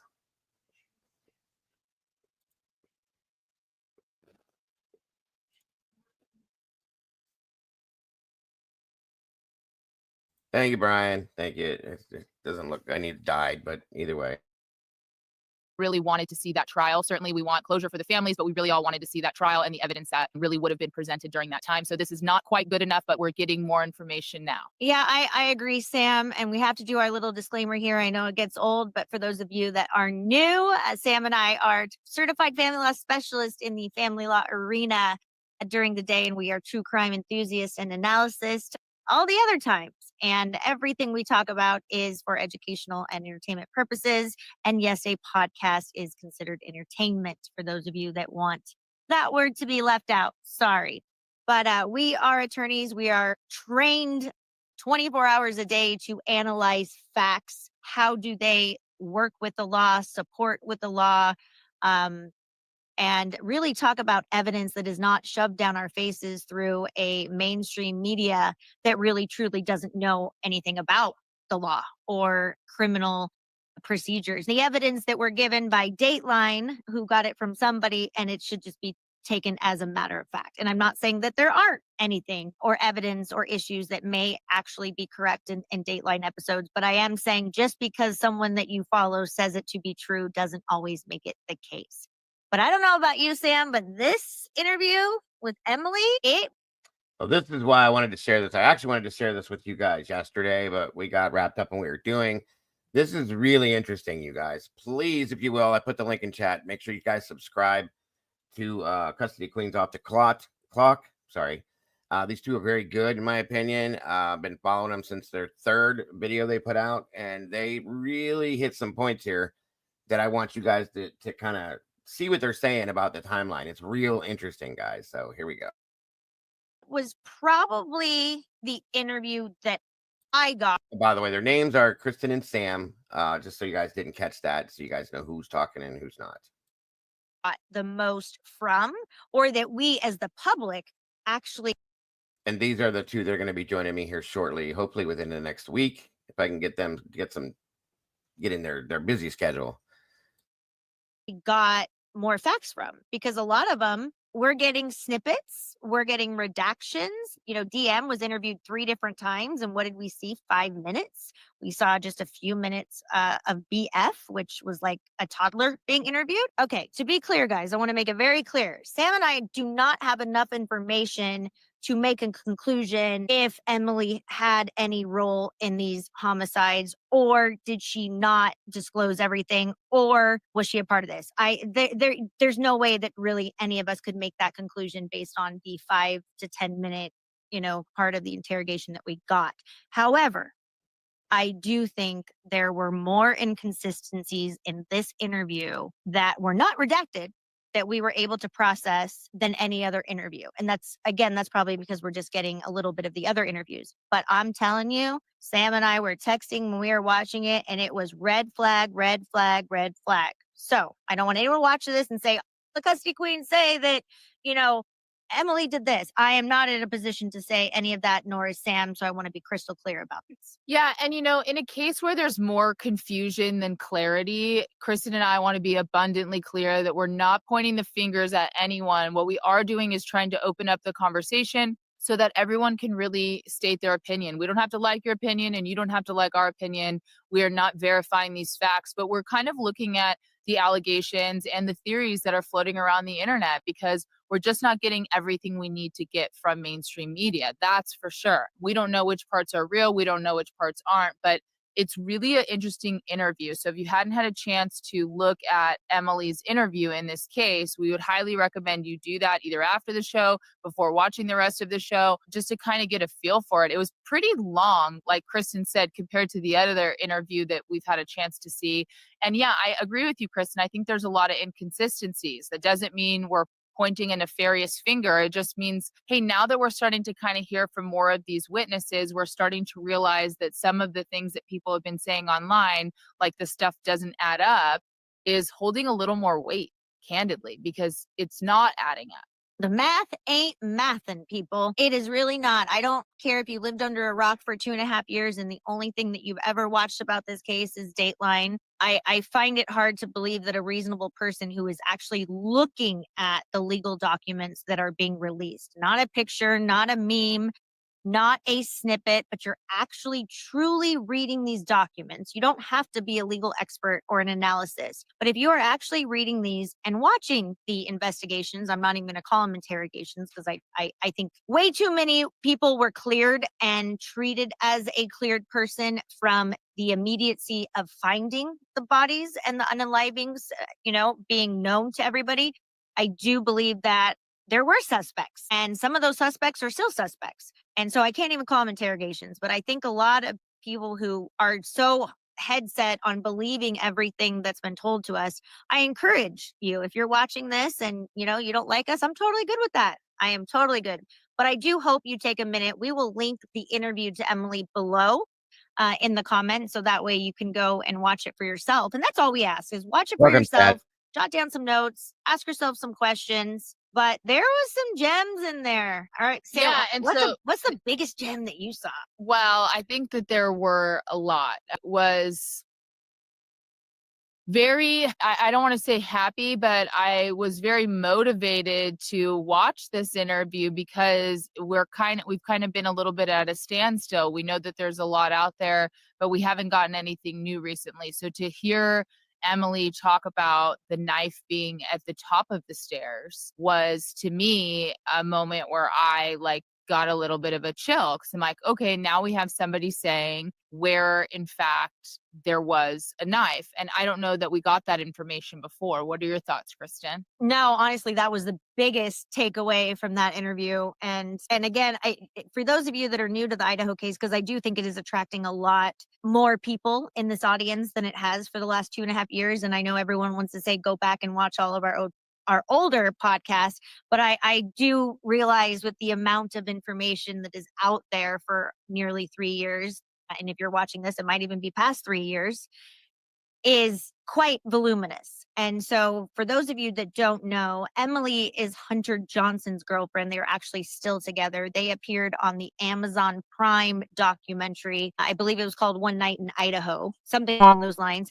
But Hunter was the one that discovered the unalivings, and Emily was actually the friend that DM had called that morning and asked her to come over because her and BF were scared, had come face to face with someone in all black wearing a ski mask, and her and Bethany hold themselves up in their room. And so there was, we've talked a lot about that, but DM made a call that morning and basically said, we're scared, can you come over and come to the house because we're scared. And if you watch the body cams, there are quite a bit of body cams, and different content creators have done an amazing job with focusing on things that are potential red flags.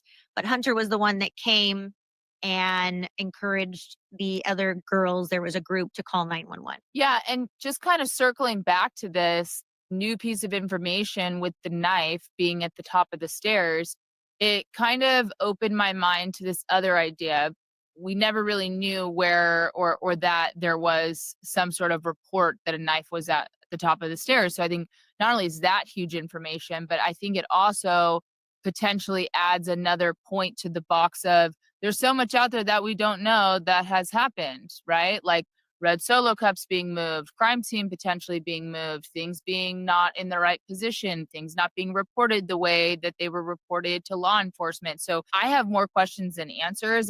And I also want to know what other things were there that maybe what didn't come out in Emily's interview, but it sounds like there was a whole lot of additional potential, not only just the time from when the incident allegedly occurred to the time of the 911 call, and us sort of always kind of highlighting how much time there is in between those two periods and how there's such a great potential for things to have been moved. I think this is a prime example of put a point in that box that things were probably moved, because knife at the top of the stairs is not something we've heard before. No, and what makes it really interesting.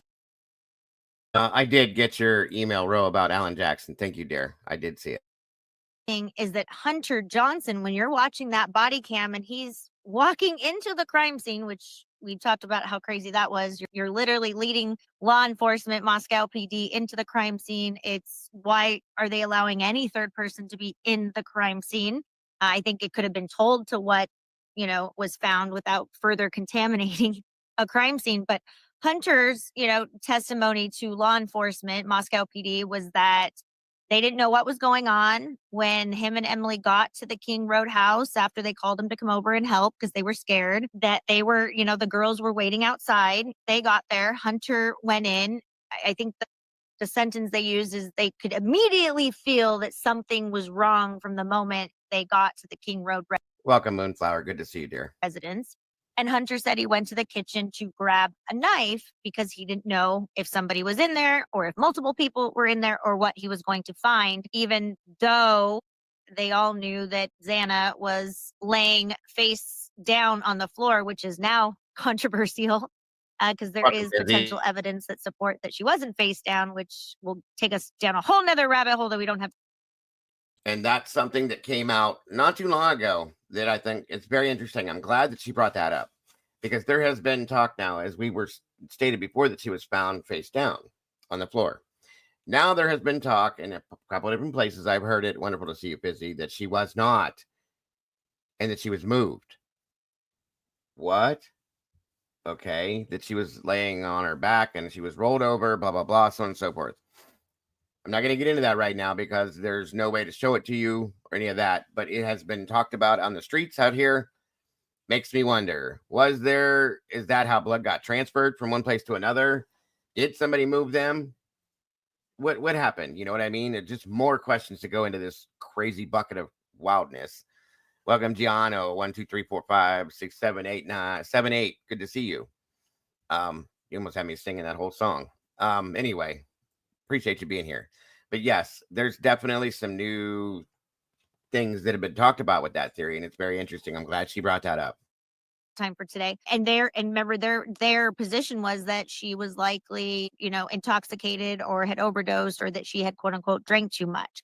But that's what makes it so interesting with the knife, because when you go to the kitchen, which is on the same floor as the room, the hallway where they could see Xana, same floor, same level as DM, to go up a floor, which is where Maddie and Kaylee were, that wasn't talked about. Not at all. And another thing that I was just kind of thinking about while you were talking, Kristen, that I want to ask you about is how about the fact that Emily in the interview, and I don't know exactly how she said it, but she essentially relayed that they couldn't wake up Xana and Ethan. And that to me made me take an extra beat because I've recently reviewed or looked at the 911 tape. And the 911 tape is very specific to calling for help for Xana, and there's no mention of Ethan. And so that's huge because that was always confusing to me in the 911 tape, is like, how can you not possibly, Sounds at good, least Jewel. the Thank you, other hon. Be two careful. bodies were in a different area of the house, but how could you see one without the other was just something that I couldn't really reconcile. And so then this is a point into the box of, okay, well, maybe that's not exactly how it was relayed, and I don't know which was relayed wrong, right? Or inaccurate, but I know they're inconsistent. All of these things cannot be true, right? So Dylan is telling 911 that we can't wake up Xana, and no mention of Ethan, which has always caused me to have pause. So she's either reporting that to the police and then turning around and reporting to Emily that there's two people she can't wake up, which is an inconsistent statement, or she is, or Emily has misheard her and added it on later. But either way, they're inconsistent. So what Emily is saying was told to her is not the same thing that Dylan reportedly, and in fact, when you listen to the 911 tape from beginning to the end, told them. There's no confusion there. That's what Dylan told the police. So it's inconsistent. And, I understand that people can hear things different, repeat things different. There's always the potential for being in a state of shock. But the reason it's so crucial to me in this sense is because you have two bodies very close to one another in a small house, and you are so concerned that you're calling for the help of one and not the help of another.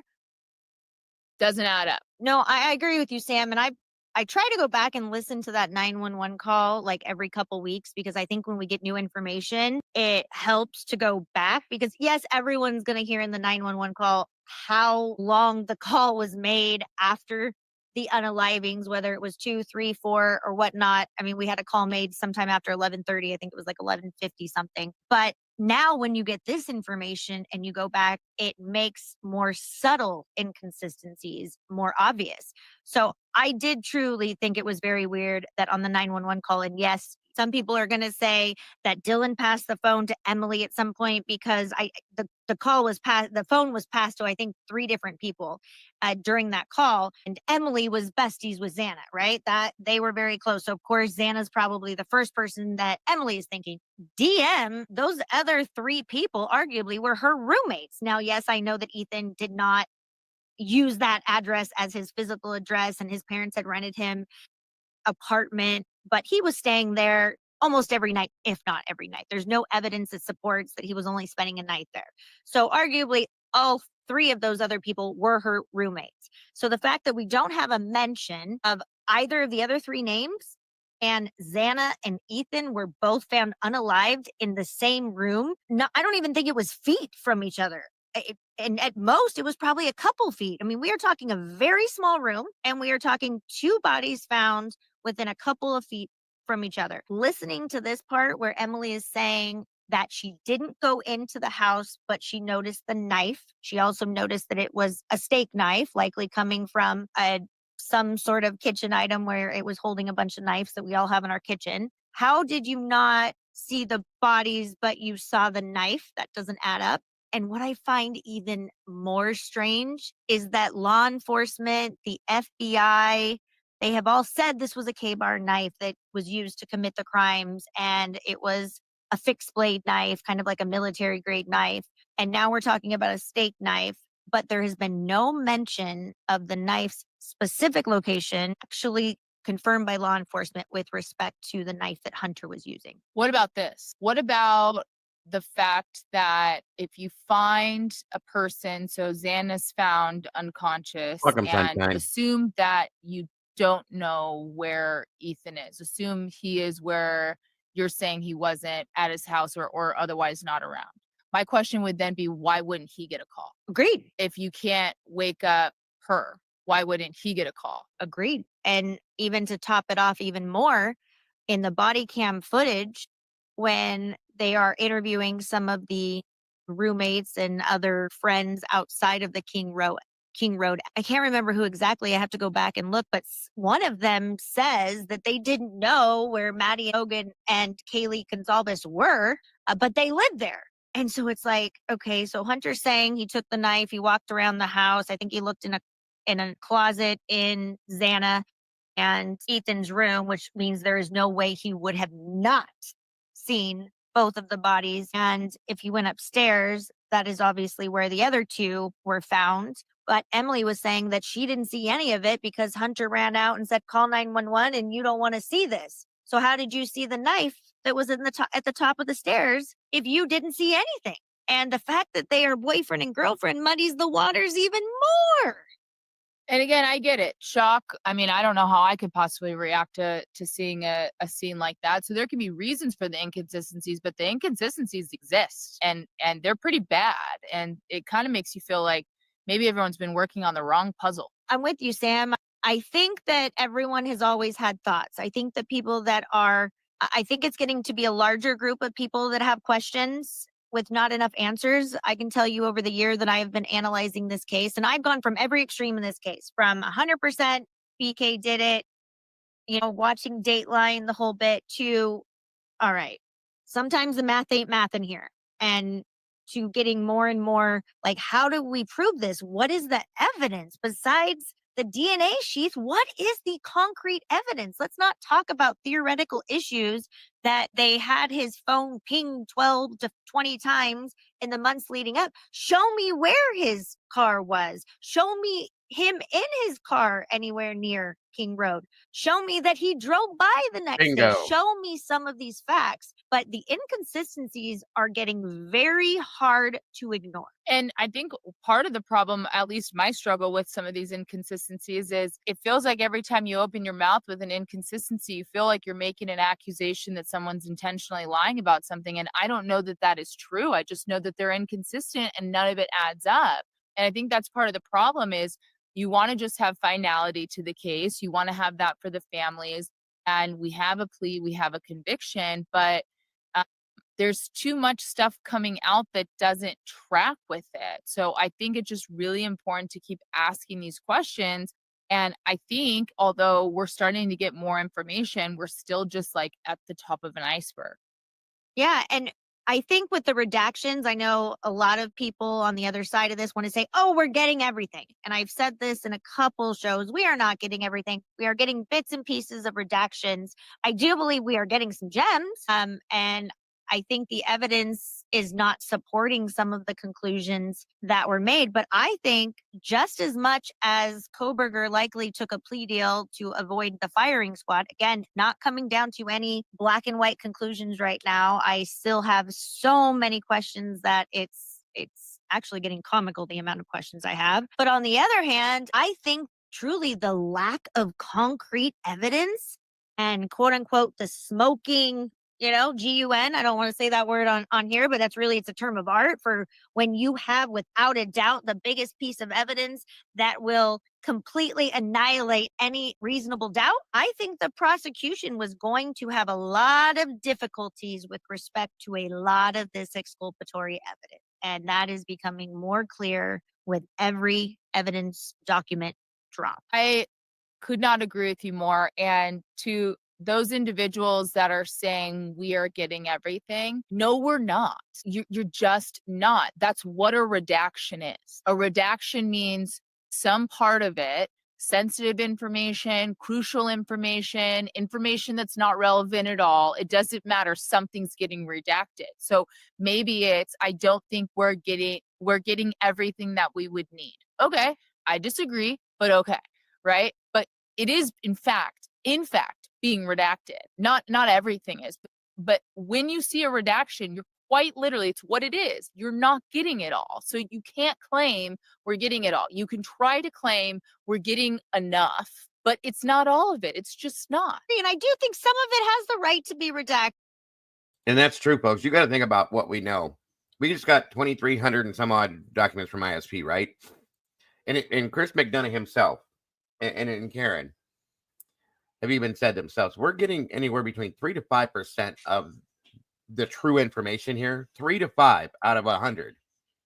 Can you realize how much more that we're not getting, that we're not gonna get? You know what I mean? So that's the point, and they're making amazing points with that, folks. It's true. All those things that we have questions about are probably in that other 96%, okay, of what we're not getting and we're not gonna get. That's why we do what we do, so that we can try to weed through what we see and put things together based on the tiny little minuscule percentage of what we're getting is ridiculous. And that's why we have these conversations. I like these two because they're real about it and they break it down. They do a great job, in my opinion, guys. I can't wait to do the show with them. I truly can't. So on we go. Me too. I'm not saying that it shouldn't be. I agree with you, Kristen. It is very clear that Hitler is redacting names or evidence that could point to an alternative suspect or perpetrator or multiple. Purposely. Okay, that is very clear. But Hitler also made his ruling that he was not going to entertain any of that argument, that there wasn't enough evidence to support other than additional or alternate suspects being within the vicinity of the King Road residence. So the court made that ruling that we weren't allowing this. They weren't even letting Ann Taylor bring up information or evidence about a theory of an alternative suspect, even for impeachment. So if that was the court's position, then why is there a problem with letting us know what were those alternative pieces of information or suspects that the court found not to be credible? And to play the other side of it for just a minute, it's like, look, the court is allowed to make that call and did make that call. And there might be a good reason for some of those calls, and it might be the right call. You don't know. But the problem is you can't really decide if it's the right call or not if you can't see the stuff that's being redacted. If you don't see how damaging it is, the need for public protection over something, a victim concern with this, et cetera. If you don't know that, then we can't just join with you.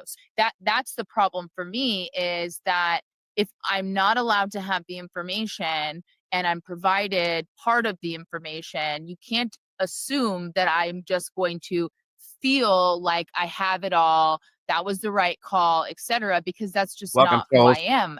I know that we weren't given all of the information. I know that stuff was excluded, and maybe for a good reason, but I don't know that reason because I can't see what's under the redaction. I think that's ultimately been one of the biggest issues and challenges in this case, and that has also created so much international attention on this case, is that because this is all redacted and we aren't being told we aren't being allowed to go listen to the full interview or to watch the entire video or audio because it's been altered or scrubbed or redacted, that everyone is making assumptions, good or bad, or right or wrong, or supported by evidence or not. And then you make one assumption and then they make another assumption, and then it's all of a sudden, truth, because a bunch of, higher ups or law enforcement agencies or content creators, like, the big ones, they say it is. And I think if all of this information had come out 2.5 years ago, I think potentially this case would have been handled completely different. I think there was some bias by the court. Good I question, think that Estella. Hitler was very firm in his rulings without a whole lot of rationale behind it. I think Ann Taylor should have been allowed to bring up those arguments, and potentially even at a minimum for impeachment, which could open the door a little bit to those arguments. That is what the defendant should be entitled to do. That is what criminal defense attorneys are doing in a trial, is they are trying to show that there is a reasonable doubt to their client being the unaliver, and that it is even 1% potential, 1% likely that someone else or a group of people did this. Yeah, and I can understand why you feel that way, because Good you point, want to Lucy. believe that you're somewhat unrestricted in coming to your own defense because it's your right under the Constitution to defend yourself. So it's kind of off-putting to consider that there's a scenario where you can't put on the information that you need to defend yourself, right? And there are circumstances, I'm not saying this is one of them, but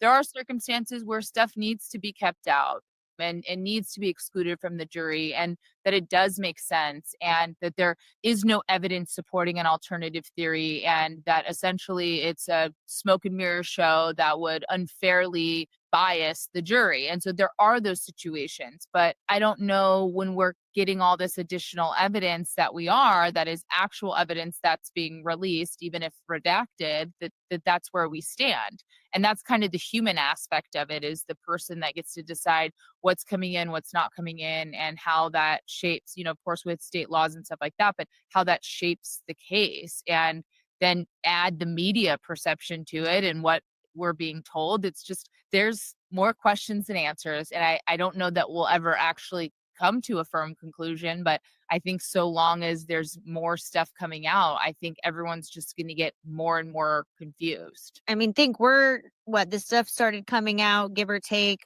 August. Okay, August, September, October, we're going into the 4th month. I think we're going to be getting evidence and information for probably the next 4 to 6 months, because remember, Hitler is reviewing everything that is sent out to the public before it goes out. And when I was watching Hitler make a lot of these rulings previously and only knowing the minimal things that was available to the public, I wasn't so set that his rulings were not supported, right? I was kind of like, okay, I can see where he's going. I could at least try. And we're reviewing this, you guys. This is important to me because these two, like I said, they may be family law attorneys, but they know the law, period. To make the statements they're making says a lot to me. Understand that. That's why this is important, why we're reviewing this. And it points out the inconsistencies, as we're stating in the title. More inconsistencies within this case And there's more coming after this. I'm promising you. I got more to show you. To justify in my mind, yes, I had answers. Yes, a lot of people had answers. Yes, I think there's a timeline issue. Yes, I don't know that this supports, but to make a conclusion, and they had all of this was available to everyone that was part of the trial, just not the public. There are so many pieces of evidence, videos, audios that would lead to a whole lot of alternative suspects. And yes, I say suspects in my mind. It's not me, it's not even a fine line. It's like, holy cow. I agree. All right, before we talked about the knife that Emily dropped the gem saying she saw it at the top of the stairs, but then also admitted that she never saw any of the bodies after they were unalived because Hunter prevented them from doing that and saved them. Then how do you know it was at the top of the stairs? I mean, this is basic 101, guys. But what about those red Solo cups, girl? You know, we have talked a lot the red Solo cups and where they were positioned and how they were standing and walking through some of the theories of if somebody was BK was chasing someone down the stairs and they both turned sideways and skimmed by the side of the table and the Solo cups were still standing upright. So Emily said that the Solo cups were actually on the ground. She said that they were, she even goes on to say, I don't know how they were knocked over, but she clearly says, now she doesn't say that they were all on the ground, but she. And there's no way on God's green earth that you guys will convince me that somebody chased a woman through that house to try to take her life and did not knock that table over. There's something wrong. Okay. That's all I can tell you is there's something wrong. Welcome, Heather. Good to see you. Much appreciated having you here, dear. She says, I think they had been knocked over. Okay. Which had those Solo Exactly, cups been Heather. on the floor when I was watching the crime scene or reviewing the crime scene pictures, I would agree that that is normal. I think if somebody was chasing someone down the stairs, it is very likely the Solo cups would have been on the floor, amongst other things, right? Because the apartment was a hot mess and there was trash everywhere and beer cans, and they had a huge party the night before at the house that they had hosted. But I believe in the crime scene photo, I believe there was only one on the floor and all of the others were perfectly standing up in the beer pong. And that's really interesting because when you think about her describing that, you're thinking about her being on the scene all those hours later. Ding, ding, ding, ding, ding. But so does that mean nothing was changed until after the police were there? Or does it mean there were a few people that were in this house well in advance of law enforcement or crime scene investigators coming to the house and things were changed? Or is it that law enforcement was even there significantly earlier than the 11 and some change 911 call? I mean, those are all theories that are going That's pretty interesting there, isn't it now? out there. I still need more information before I come to a conclusion, and I know Sam does too. But at some point, somebody is lying, if not multiple. And at some point, if somebody wasn't being honest or truthful, and then that was taken as fact by law enforcement, I mean, we got a whole lot of issues here. And people just think that those red cups, what could those red cups mean? How could that affect the case? That doesn't mean he did it. It also doesn't mean he didn't do it. Those red cups are pretty freaking important. Well, and doesn't that kind of go back to the Karen Reed case in a way, is that things could happen. You could have somebody actually have committed the crime, but then if things are tampered with afterwards, it's hard to really identify that. 8 hours, guys. 8 hours. Plenty of time. You could rebuild the inside of that house in 8 hours. Truth and fact. Okay. Or it pokes holes in those type of theories because the evidence has been changed, so you can no longer rely on it. It's messed up. Either because there's something very nefarious going on or because of some other reason. But either way, if it's changed, it's a problem. If it's changed, it's not a preserved crime scene. 1000%.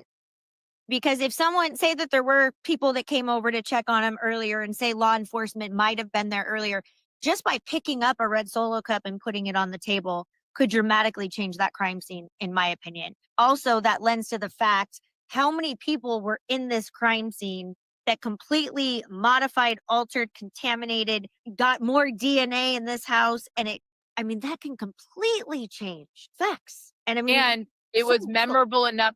It was also memorable enough to mention. Yeah, I mean, how many pictures? Go back and look at the pictures that we shared earlier. It's definitely on our TikTok and our Instagram and here on YouTube. Go back and look at the pictures and see how many pictures were focused on that beer pong table, the formation, the cups, and read just people's comments. I mean, there are thousands of comments on people observing this. And I do think picking up one or two red Solo cups, and maybe somebody was just getting it out of the way so they could walk up the stairs. But modifying that picture right there, I think has a huge effect on perception, evidence, and how the case just continued. Those were two of the big ones I saw, Sam, but there's one more. And us being procedural lovers, Sam loves the logistics and procedures and rules. Kristen loves to quiz me. And Sam is really good at putting the issue out there, and then we're really good at kind of navigating it together and playing devil's advocate. But I know that, I don't know that a lot of people actually observed the procedural defect and actual very shady thing that the investigator did in that interview. Yeah, so I think what you're referencing, because Kristen's always making me play a game of answer her questions. I think what you're referencing is there's been some stir online about whether or not there was in fact a warrant for the investigator to take Emily's phone. And I don't know whether he had a warrant or not, but the way that I read it, interpreted it when I was reading the interview is that at the front side of the interview, it sounds like he's kind of suggesting that he's got a right to take it and he's going to take it as evidence, and that's just, it is what it is. But taking something as evidence is something that people do. Hey, I'm going to take your phone as evidence. That doesn't mean he can take your phone with evidence, and certainly would not give him the ability to take your phone without a warrant. And so you don't really see anywhere in there that I have a warrant to take your phone. It doesn't sound like enough information was provided to receive a warrant. So assuming there's no warrant, I think what happened was very, I don't want to say typical, but it's common that you see moves like this in investigative interviews, right? You kind of warm up the people. Don't worry, it's not you. We're just a process. Hey, you want a soda? And these people, and a lot of people feel very comfortable just like spilling everything to the police, to investigators. This is what I know.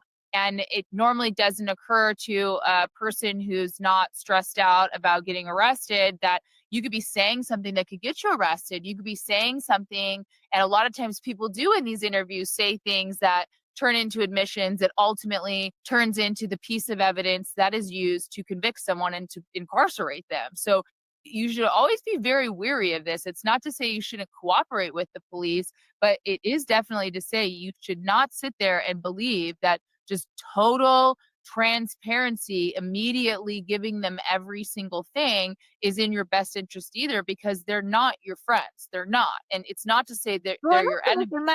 They're doing a different job. They're doing a different job, right? And so in this case, at the end of the interview, it seemed like, okay, well, yeah, no problem with me taking this phone, right? And you have Emily going, yeah, okay. Well, if I'm Emily, even if I have absolutely nothing to do with it, I'm saying, whoa, no. I listened to Kristen before, and Kristen taught me don't do this. They need to have a warrant to take that information. It doesn't mean that you're not cooperating, and you should get legal advice if not, right? And you have a right to counsel. So you should exercise those things. And I think the saddest thing is the intimidation that kind of occurs, whether it's intentional or not, but it's an intimidating thing to go into an interview. And so I think we're all like, hey, yeah, take my phone. What do you need? And again, that's not always in your best interest. So I think that. Oh, look, guys, his feet don't even touch the floor. That's cute. He looks like a 5-year-old sitting in daddy's chair. God, I can't help it. I'm sorry. I can't help but point it out. I'm so sorry.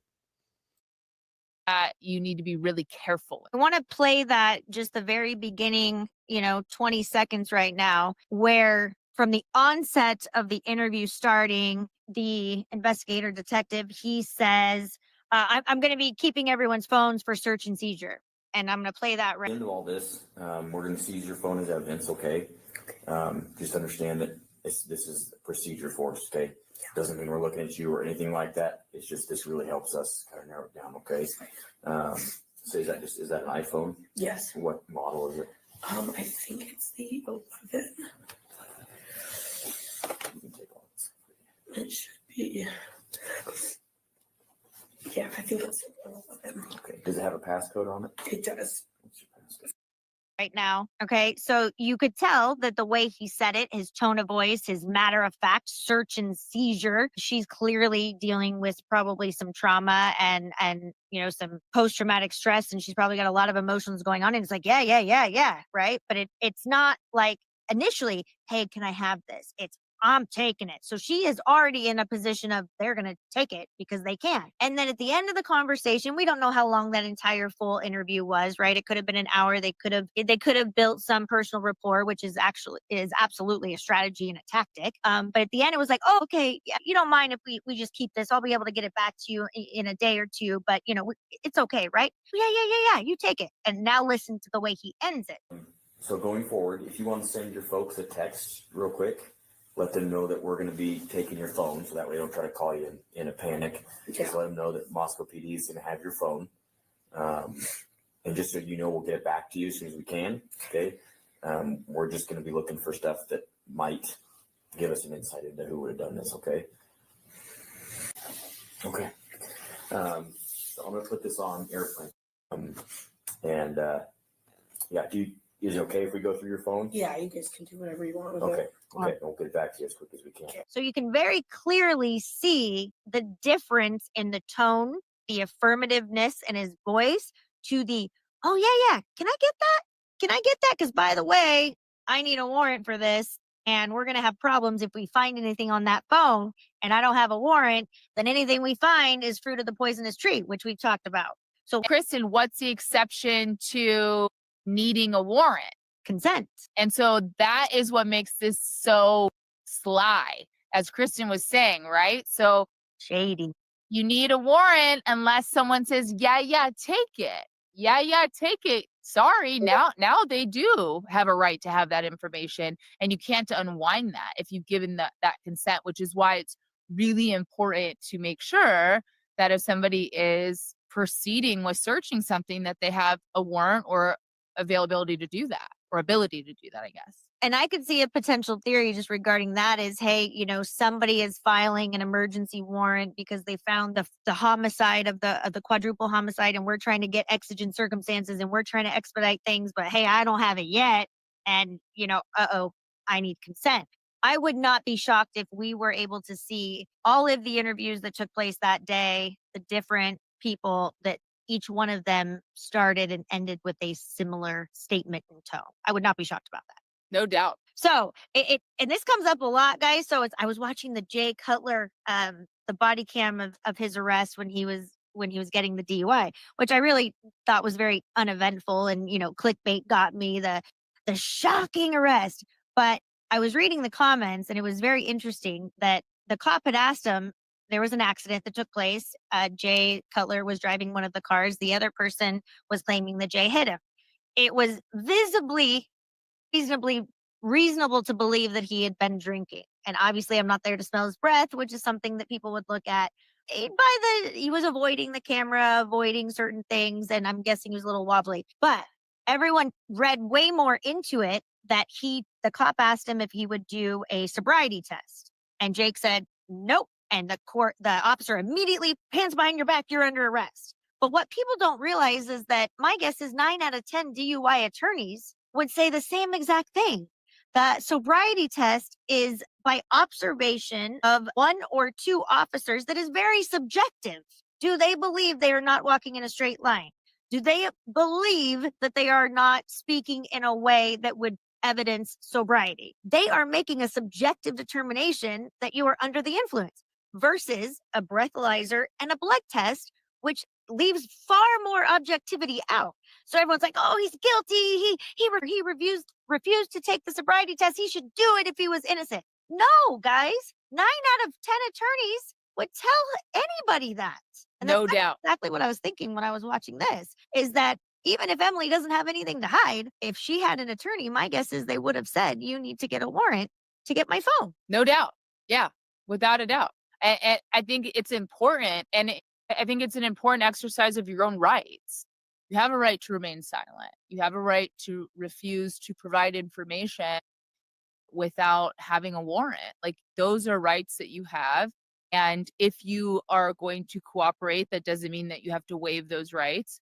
And should you cooperate? Yeah, I think you should cooperate, but that doesn't also mean you have to waive your rights. And I think that anyone that is waiving their rights should be meaningfully waiving their rights, which is why when you get arrested, they say you have a right to remain silent. Anything you say can and be used against you. That's the Miranda rights. It's a famous case that everyone that's gone to law school has read that case or had to read that case. And the idea is you are then being put on notice that you have those rights. So, and I can just assume that it would be quite chaotic to be arrested and have someone just rambling off words to you and feeling like you're trying to just, appease the police officer and continue to talk. But you should be very cautious of that. Go back and read the Miranda rights. I tell this to people. You might be able to repeat it because you've heard it in movies and you might have heard it yourself. But go back and actually read what it says. These are constitutional rights that are protected under the U.S. Constitution. So these are not, they are not subjective. These are rights. And you're not going to get convicted. Well, we hope not. There are, we hope someone is not going to get convicted because they took the route of utilizing a constitutional right.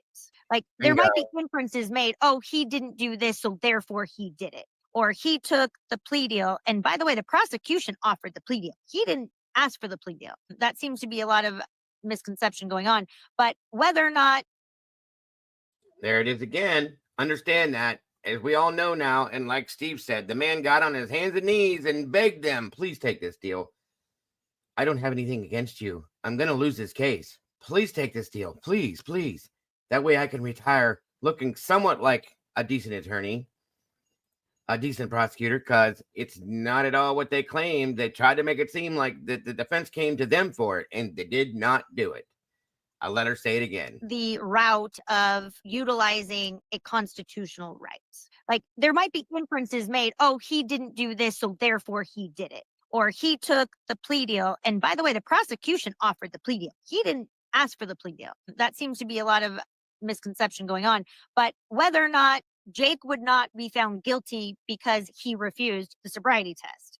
Okay. Brian is not automatically guilty because he took the plea deal. Now, he was convicted. So he has been convicted of the quadruple homicide and he is serving 4 life sentences. But you are not going to get convicted because you decide, hey, I am going to exercise my constitutional rights and go ahead and arrest me and, get a warrant. It's such a good point. And, as a reminder, Kristen and I were not criminal attorneys. We are California family law specialists. So we do operate in a different field, but we're not giving you specific advice on a case. We're just saying, hey, look, Miranda rights exist. They need to be read to you, and you should be very careful in waiving them. And the other aspect to the Miranda rights is that you have a right to an attorney. And if you can't afford one will be provided to you. So you should get that attorney, exercise that right, and follow that attorney's advice. And that attorney's probably going to tell you to zip it. Yeah. And you have the right to remain silent.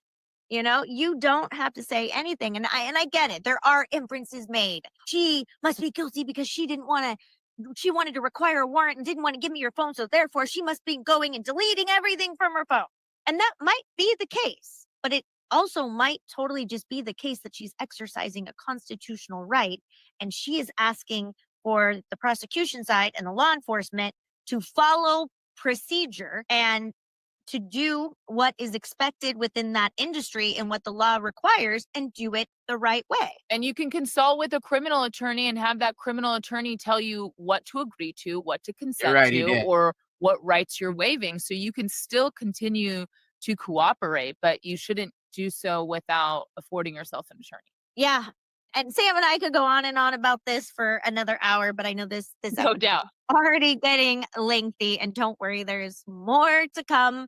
Because like Sam and I said, we have a whole lot more questions than we have answers. And I know there has been some very interesting content that's been coming out. I know Olivia's done an interview recently and her position as to some of Kaylee's description of her injuries it looks like it might be changing of a position a little bit, theoretically. So we will definitely be talking about, there's more consistencies that we haven't even got to. Who was it that Dylan heard running down the stairs? Was it Kaylee? Was it Xana? Or heck, at this point, was it Maddie?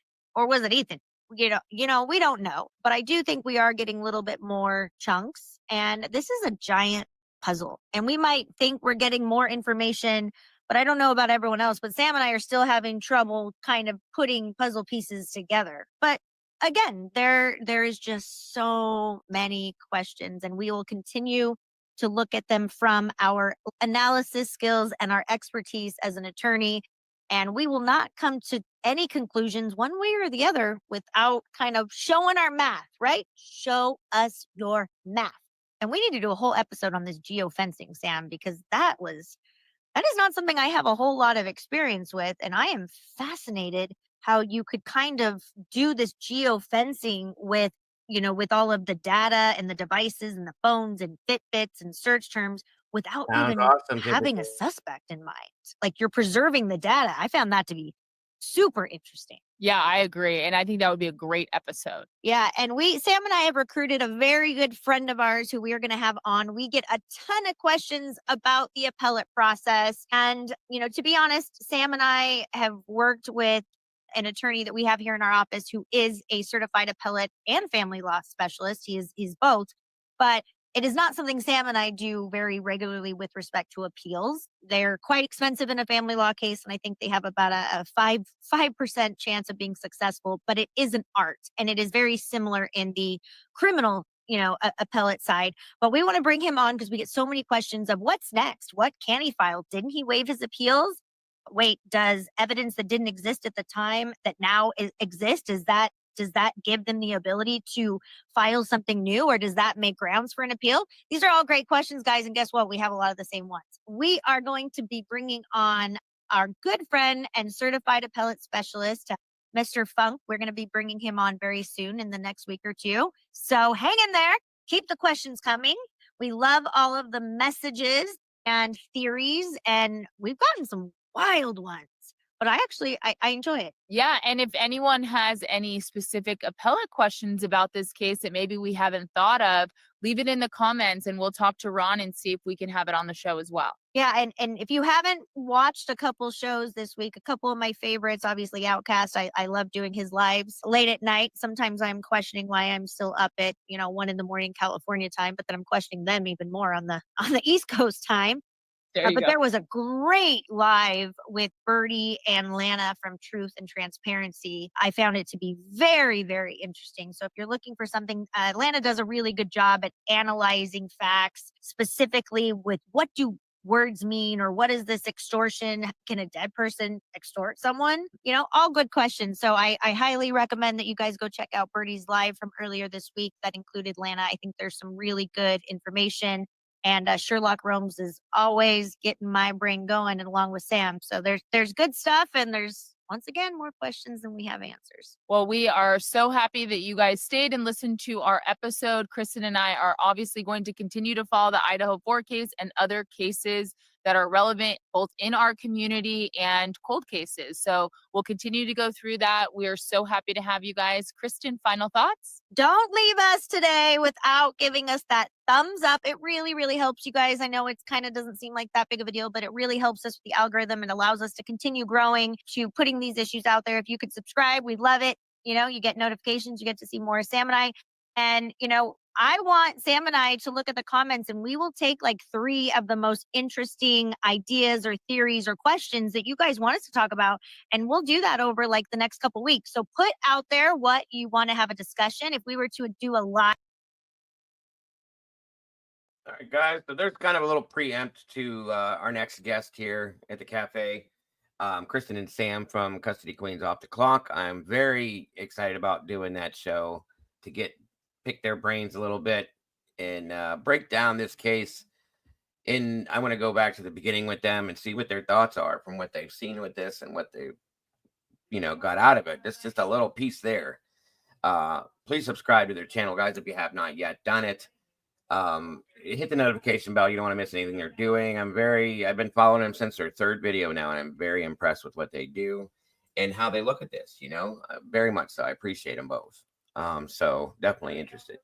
And again, pointing out more inconsistencies, as I stated in the title. Again, there's a link pinned at the top of the chat if you want to jump up here and join me and discuss these things we've seen today, talked about today. Please do. I do have one more thing we're going to review. Miss Kathy put out in revolving inconsistencies, guys, and we're going to discuss that as well. If nobody wants to join me at this point, we can go through that. It's a real short, quick thing. We're going to talk about everything that we've seen today and break it all down. Let me grab that for you guys real quick. 1 minute.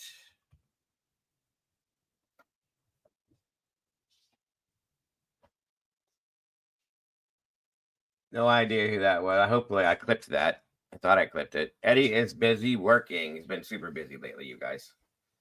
Said he will be back soon.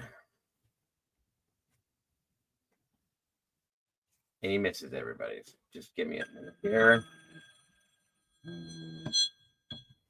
Damn telemarketers again. Give me 1 minute here. Where is it? Where is it? Where is it? Let's see here.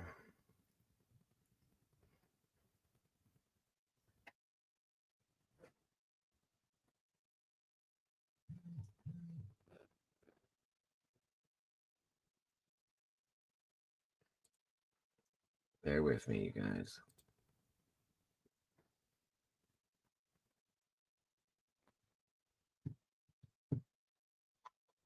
All right, hold on.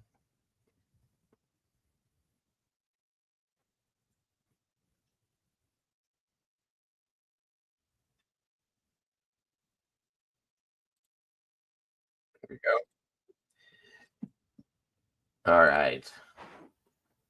More stuff that we do know. Miss Kathy's pointing these things out specifically. Very interestingly enough. Check it out. Ladies and gentlemen, welcome back to the Indie Zone. My name is Kathy. Recording this on November 11th, 2025. It is nearly 3 years to the day of the catastrophic events occurring at 1122 King Road, Moscow, Idaho, November 13th, 2022. It, in my opinion, is quite perplexing that the case styled as Idaho versus Koberger, which was closed in July of 2025 and was an extremely, in my opinion, a very secretive case where there appeared to be a lack of transparency during the time that the investigation into the crimes occurred from November 13th to the date of Mr. Koberger's arrest. The public has now received some information in dribs and drabs, if you will, that appears to be possibly inconsistent with what the public was made aware of when the affidavit of probable cause dated December 29th, 2022, and signed by Detective Brett Payne was released. There is one that it has to do with what is arguably the biggest piece of evidence in the case prosecuted by the state of Idaho, that Mr. Koberger was the sole defendant responsible for the crimes at 1122 King Road. And I'm referring to the infamous K-bar sheath that was supposedly found at the crime scene, that no one has seen a photograph of in its original state at the crime scene, and that none of the 5 original first responders from Moscow Police Department spoke about in any of their reports. The affidavit of probable cause first addressed this sheath as being observed by Detective Payne from the doorway when looking into the room as being on the right side of Madison Mogan. In direct contradiction to Detective Payne's statement there in the affidavit of probable cause is a report from observations of the head of the crime scene investigation for Idaho State Police, Jeffrey R. Talbot. He describes that when he, along with several others, Detective Payne and Sergeant Blacker, both of the Moscow Police Department, two of the prosecuting attorneys in Idaho versus Koberger, Bill Thompson, Ashley Jennings, entered the scene after a search warrant was obtained at approximately 5 p.m. or shortly thereafter. If you go to Detective Talbot's report of December 6th, 2022, Be careful out there, Jen. I hope everything goes well. See you soon, Hope. 2022, describing in detail of his duties, responsibilities, observations of what happened November 13th, 2022. He addresses the fact that as I walked south up the stairs, they switched back to the north, and at the center wall banister were red-colored liquid smears. And further on, he describes the second bedroom on the third floor of Madison's. And in paragraph K, he begins to describe what he saw in that room. I'd like to direct your attention to the last three words, page. What's up, Birdie? Thank you, brother. I appreciate that very much. Appreciate you being here, bro. Thank you so much for joining us. Very much. Very generous of you, brother. Appreciate you. I hope you're having a great day. Great seeing you here. And everybody, if you have not yet done it, please make sure you hop over and subscribe to Birdie's channel. Puts out some amazing stuff, guys. If you haven't subscribed to it, hit the notification bell and make sure you like it all up. What are you doing with your life? Come on now. Thanks, Birdie. Appreciate you, brother. 4 of 7. Going into the first several words, page 5 of 7, they state, near Mogan's left hip was a tan-colored leather sheath partially covered by the comforter. Ladies and gentlemen, there is one left side to Madison. There's one right side to Madison. Detective Payne observed this key piece of evidence, the sheath, on Madison's right side. This is, in my opinion, a huge discrepancy regarding the main piece of evidence in the case that no one has ever seen photo, video of as it rested in that room on November 13th, 2022. And it just... There's a link, guys, right there. Thank you, Meg P. Always happy for you guys. Make sure you hop over there and become part of the hive mind. You can't go wrong at Birdie's house at all. I promise you that, folks. Very much. We got to get a date on the book still. We got... Absolutely, brother. Absolutely. Maybe we'll see what's going on tonight. Stop by and show some love over at the birdhouse, as I call it. Please and thank you.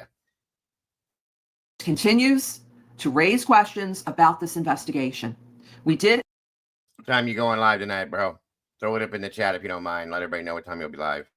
A presentation earlier today that was published that addressed the fact that while the affidavit of probable cause says that Detective Payne arrived at approximately 4 p.m. on November 13th and was taken through the house by first responder Corbin Smith, who, according to his report, which appears to be an end-of-duty report, doesn't mention word one. There you go, guys. 7 p.m. Central Standard Time. Please fly on over to the birdhouse. Check out Birdie tonight. 7 p.m. Central Standard Time. I'll probably be there. Good to see you. About walking Detective Payne through the crime scene. And it would be confusing why he, of all people, would do that, as his responsibility, according to his own report, was scene security at the rear of the property. There was so much in and out of that crime scene.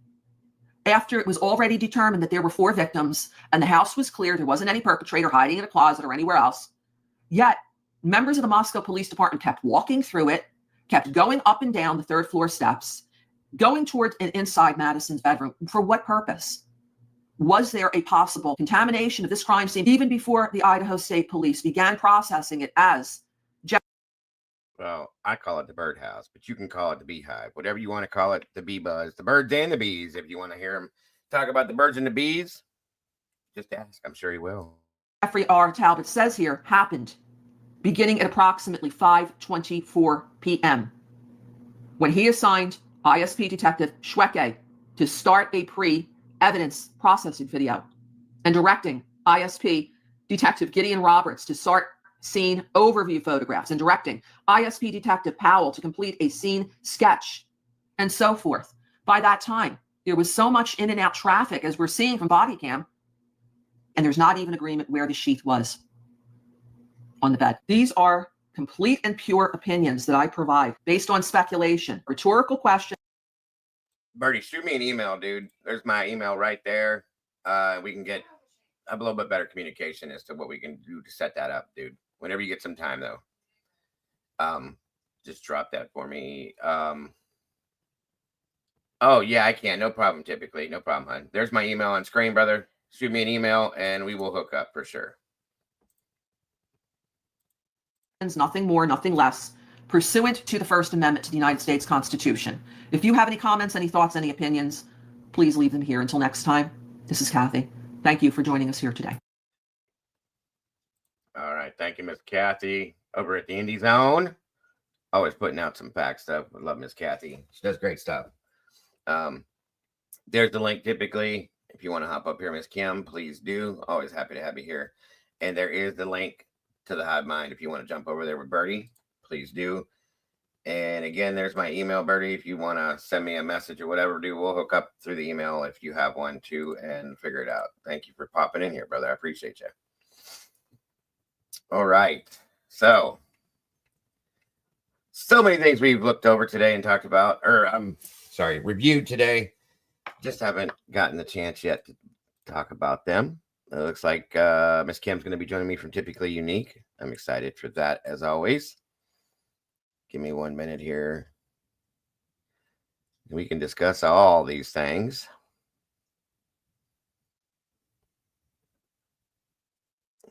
Let's see here. Oh, 1 second. Let me grab something while we're waiting.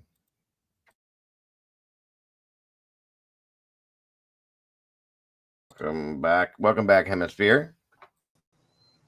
Sorry about that, Dago. You're good. Welcome, Need Some Z. It's good to see you. I do agree with Kathy. The pics they released of the sheep aren't good enough. What the people need to see is as it allegedly wasn't a better 100% what we need to see. 100% what we need to see.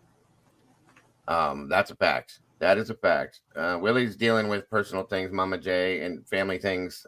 He's all right though. Hell yeah, sorry, I can't wait either. I'm looking forward to that one too. Looking forward to the Queen's custody Queen's off the clock and hanging out with Mr. Birdie over there too as well, or here, wherever we want to do it. It's up to him. By the way, don't forget to subscribe to Typically Unique's channel. Right there's a link, and I'll be right back. I gotta grab something. Oh, okay. How's everybody doing today?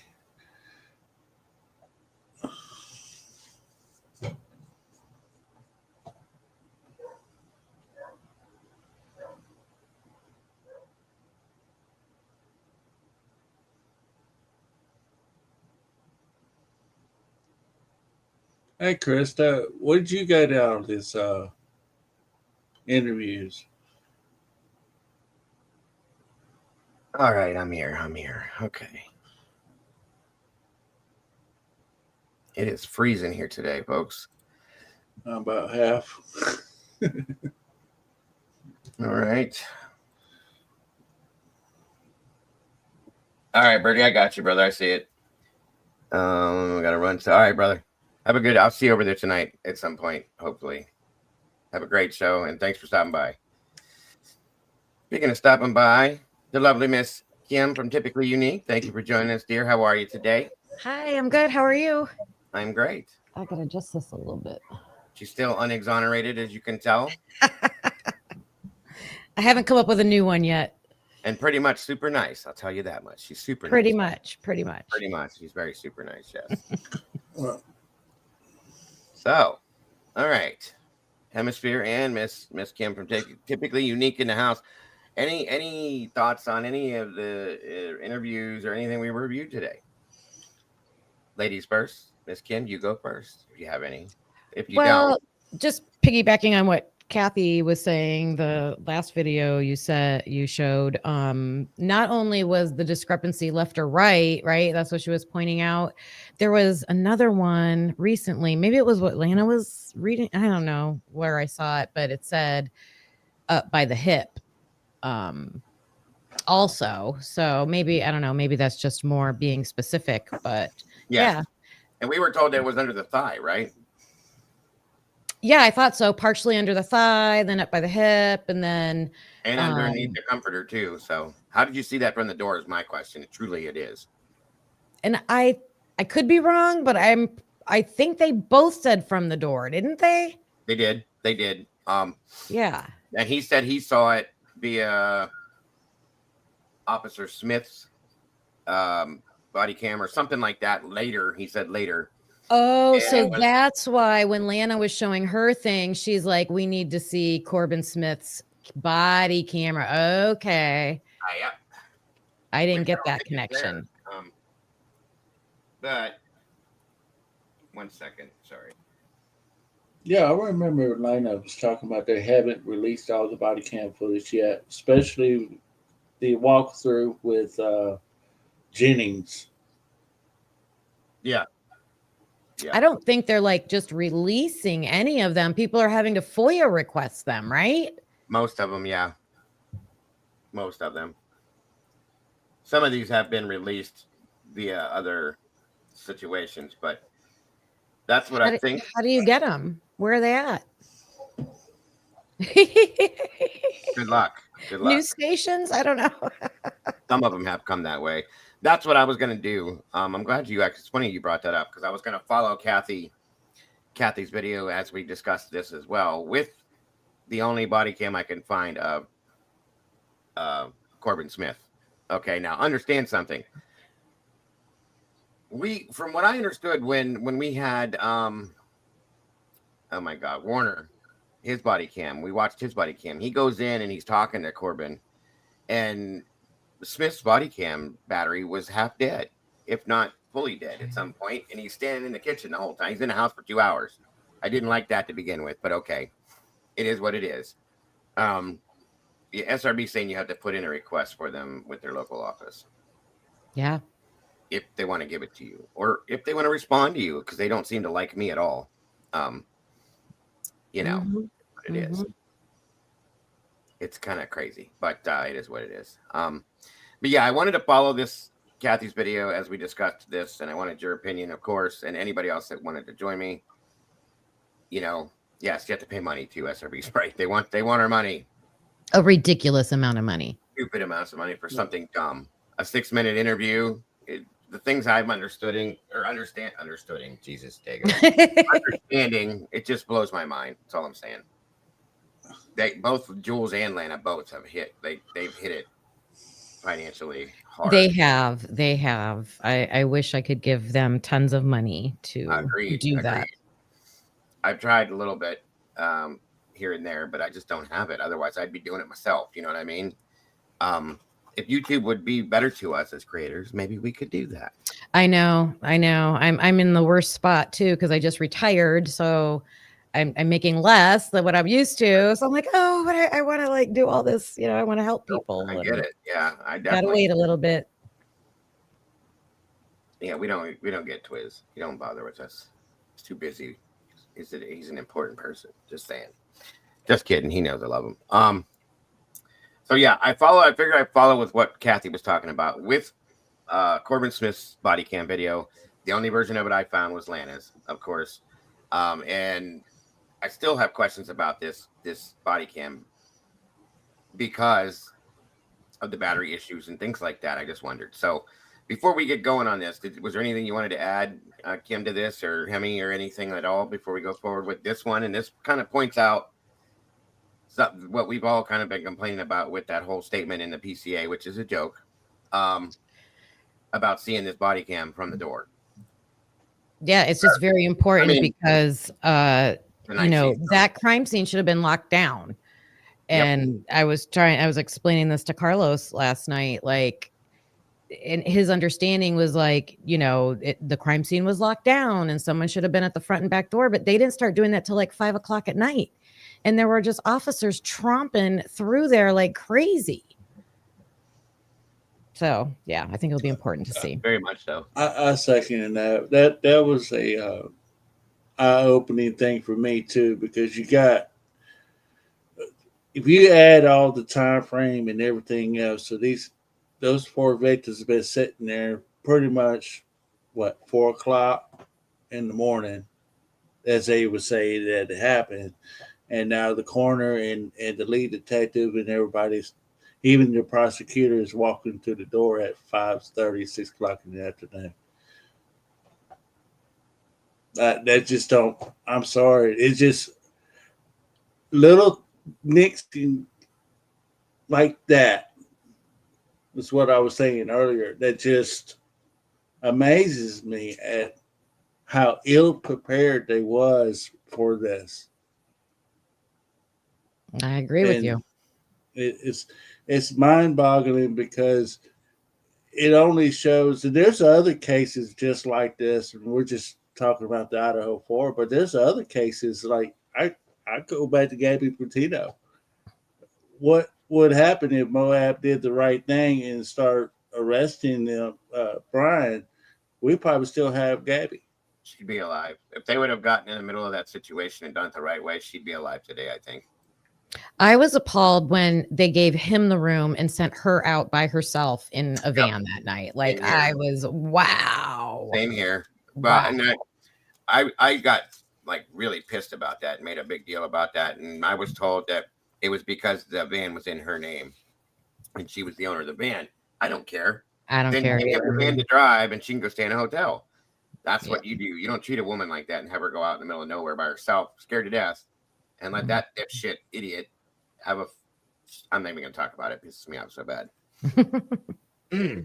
Really does. That cop that pulled them over, I think this is her blood is on his hands, in my opinion. I'll be honest to God with you guys. That's how I felt about this from the beginning. If he'd have done the right thing, separated this the way he should have, and the other officers that responded got involved the right way, I don't think Gabby would have had. She'd be with us, in my opinion, right now. She probably would have been able to get away from him, got home, whatever. That's just my opinion. So that case irritates me to no end. No end. Yeah. Yeah, that was crazy for a while. Very much. I just scratched my head about Gabby. Why did you go back and pick him up if this is the way he was treating you?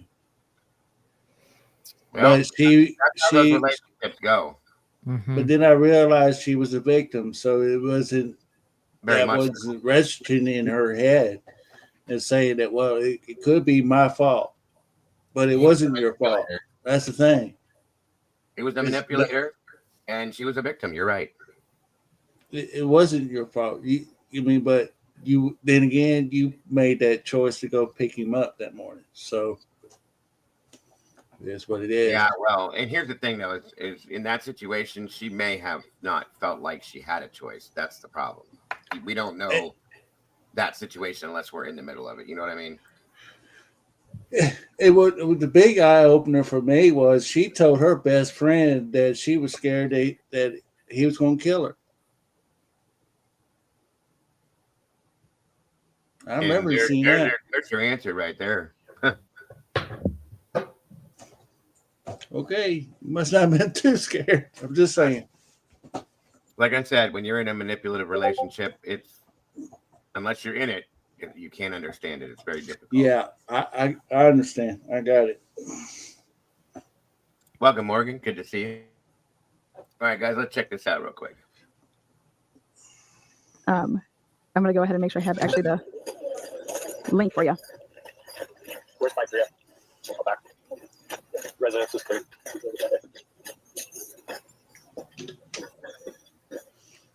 Where's first two? Downstairs, upstairs.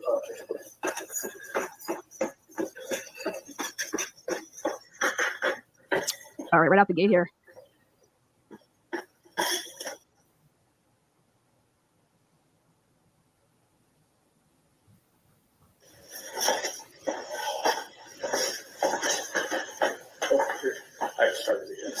Okay, right there. There's the handoff. Okay, so this explains why Mr. Ryan Schneider. It's pretty interesting, though, and we're going to talk about it here for just a second. Right there is the handoff exchange for the body-worn camera for Ryan Schneider to have on. He is the canine officer. He's the one that's roping off the house. He will then go around and take pictures. He's the one that goes over to the neighbors and is talking to them about their SD card.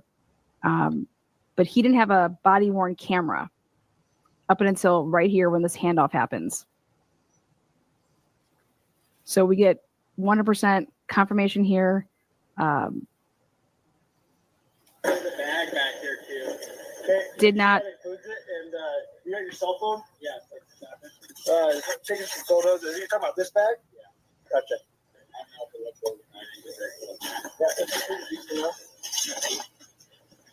You want to run that up to him? Just be mindful where you step. Okay. Did you get my traffic about corners being notified? Yes. Yep. He just said, "Did you get my traffic? The coroner has been notified." We're going to hear in this body. That is at 12:10. 10 minutes they've been there. And we're hearing that. We know that Mabbitt was notified as of that time. 12 noon, 10 minutes after, whatever you want to call it. So we knew she was notified. We read in the report, though, that Kathy didn't go into that house and from anywhere between 7 to 9 p.m. that night. Interesting. Body worn camera. What time my butt comes on over and starts staging.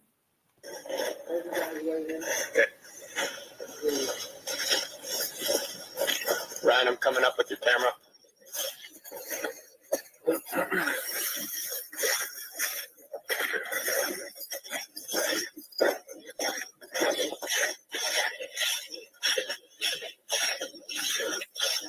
Sorry, you're good. It's not on yet. Okay, now this is why it's interesting to me. As you can see, welcome, Angel. If you actually go back and watch where his body worn camera starts for Schneider here doing the tape. This is why it starts down and it's all weird with the tape. That's the handoff right there. He had 2 earlier calls before this call that were related to drugs, and they actually had to take the canine through. Okay, so I'm curious. Did he not have his body worn camera for those 2 calls that he dealt with prior to this call? You know, it's a big myth out there that it was a quiet morning. I don't think when you get calls for, drugs and you're taking a drug dog on a Sunday morning prior to this quiet, but hey.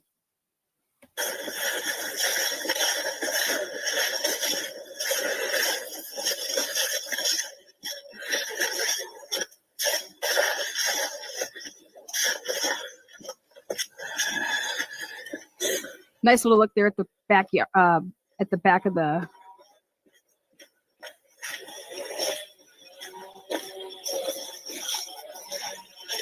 Right behind Queen there.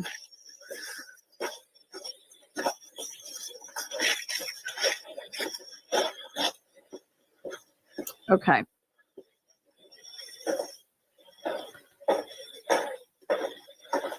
Okay, right there, you see it just a little bit, and then we get to a point where you actually get to see all of it. Okay, what I mean by that is, take a look here. That bedroom right there, that's Dylan's. Her lights on, and I'm one of the passing bys that we're going to be coming up to really soon. You're going to be able to see that they did not put a black blob. Are they blocking off the? What are they blocking off? It's wide open. Oh, wait a minute. They were blocking off Dylan's bedroom. Yeah. So, can you back it up to where the square was? Yes, ma'am. 1 second here. Hold on. When he says the table looked like it was not. Oh, that's why the table. Sorry, I know that's a pain. I'll tell you this right now. Ain't no way you're okay. 1 second. I'm sorry. Right. I thought he was going through the kitchen, straight ahead. I thought that's Dylan's bedroom. Yeah. To the left. No. Straight ahead's her bedroom. If you make a left, you go in the living room. And if you make a right, you go up the stairs towards Kaylee and Maddie's room. But straight ahead. Why am I always so confused in this house? Because this house is so weird. It's very strange. The whole setup is weird. It always has been. See, there's a step up to go into the living room area. This is completely backwards. I thought you would, where the living room is, would be the kitchen, and her room was to the left there. Like if you're like this is person that's had that feeling with this house, Cam. Don't worry about that. Everybody's had this. I've had it backwards forever, and I've been doing this from day one. The only part that I do understand is because it's that simple is the third floor. The rest of it's screwed up completely. The whole house is a mess. But even if you go back, like I used Asget Industries video. I know like other people that have made videos. Like, I mean, wow, I'm gonna go back and see if I'm like crazy. No, you're not crazy. It's the way they set it up, and people have misspoken about it and misinterpreted it many times. It's not your fault. Okay, so they're blocking out her bedroom. All right. Yeah, but right now, which I still think is strange. There's no reason to be doing that, but whatever. See it just a little bit, and then we get to a point where you actually get to see all of it. Okay, what I mean by that is, take a look here. That bedroom right there, that's Dylan's. Her lights on, and I'm one of the passing bys that we're going to be coming up to really soon. You're going to be able to see that they did not put a black blob, but her light is definitely on. Doors wide open.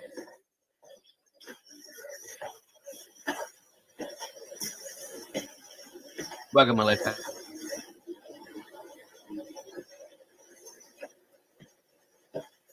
I'll tell you this right now, ain't no way you're bumping into that table and not knocking over that glass Bud Light line.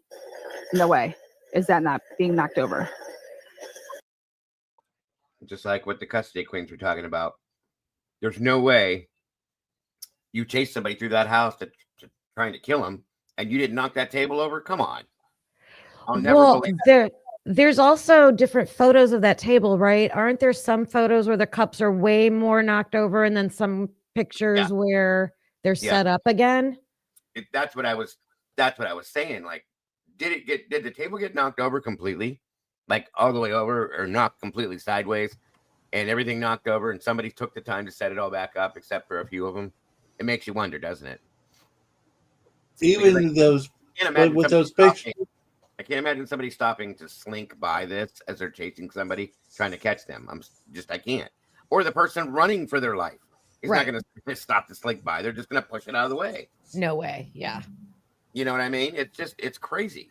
This is one of the strangest things, like out of many, but one of them in this case, truly.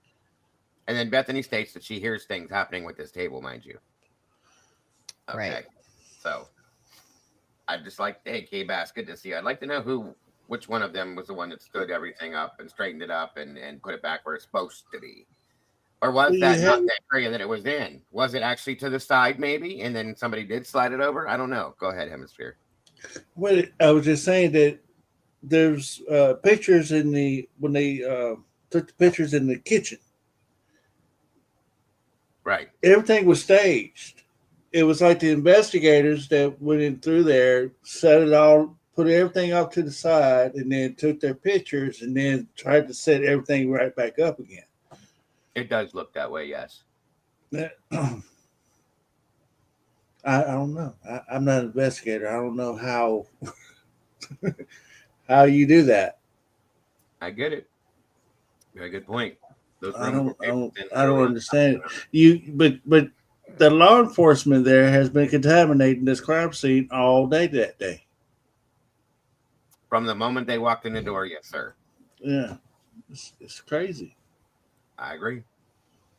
I have no idea what Blaker's talking about when he says the table looked like it was not. Oh, that's why the table is like how it is. Dude, this man made up more crap. When he walks back up, take a look at this table again. This is not like off slanted or anything like that.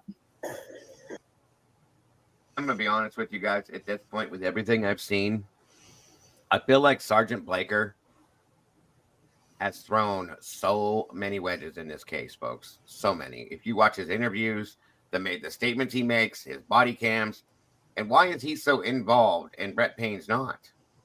If you were to ask me, if I came into this case today and was watching all this and the interviews and reading the documents and the reports, the man's name's on everything. I would call him the head detective on this case, the lead detective, but he's not. He's not even a damn detective. It's just weird. The whole thing is just beyond weird to me. I don't get it, nor will I ever. I think so. Who was the lead detective before they made Payne the detective? Ty Barrett. Ty Barrett was, and he recused himself within 24 hours of this happening because of some sort of a conflict of interest or something. I don't know exactly what it was. Okay. Weird shit. You want me to hold security on the back entrance? Yeah. Okay. Good. So is there 2 more upstairs, is what I heard?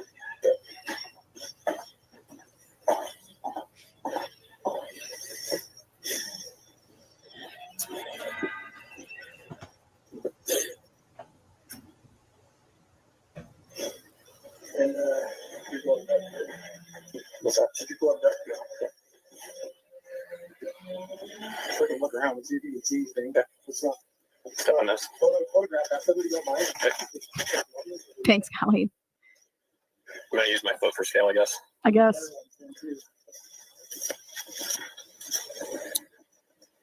I mean, There, Kathy wants to know if she's good to come in, Shane. right there, Kathy my butt. Yeah, I don't know if you guys caught that. He's asking Gunderson. Kathy wants to know if she's good to come in at 12:15 in the afternoon. So interesting. She just texted and asked if she's good to come in. Well, I told her to stage until she heard otherwise, but I told her I'd follow up with her.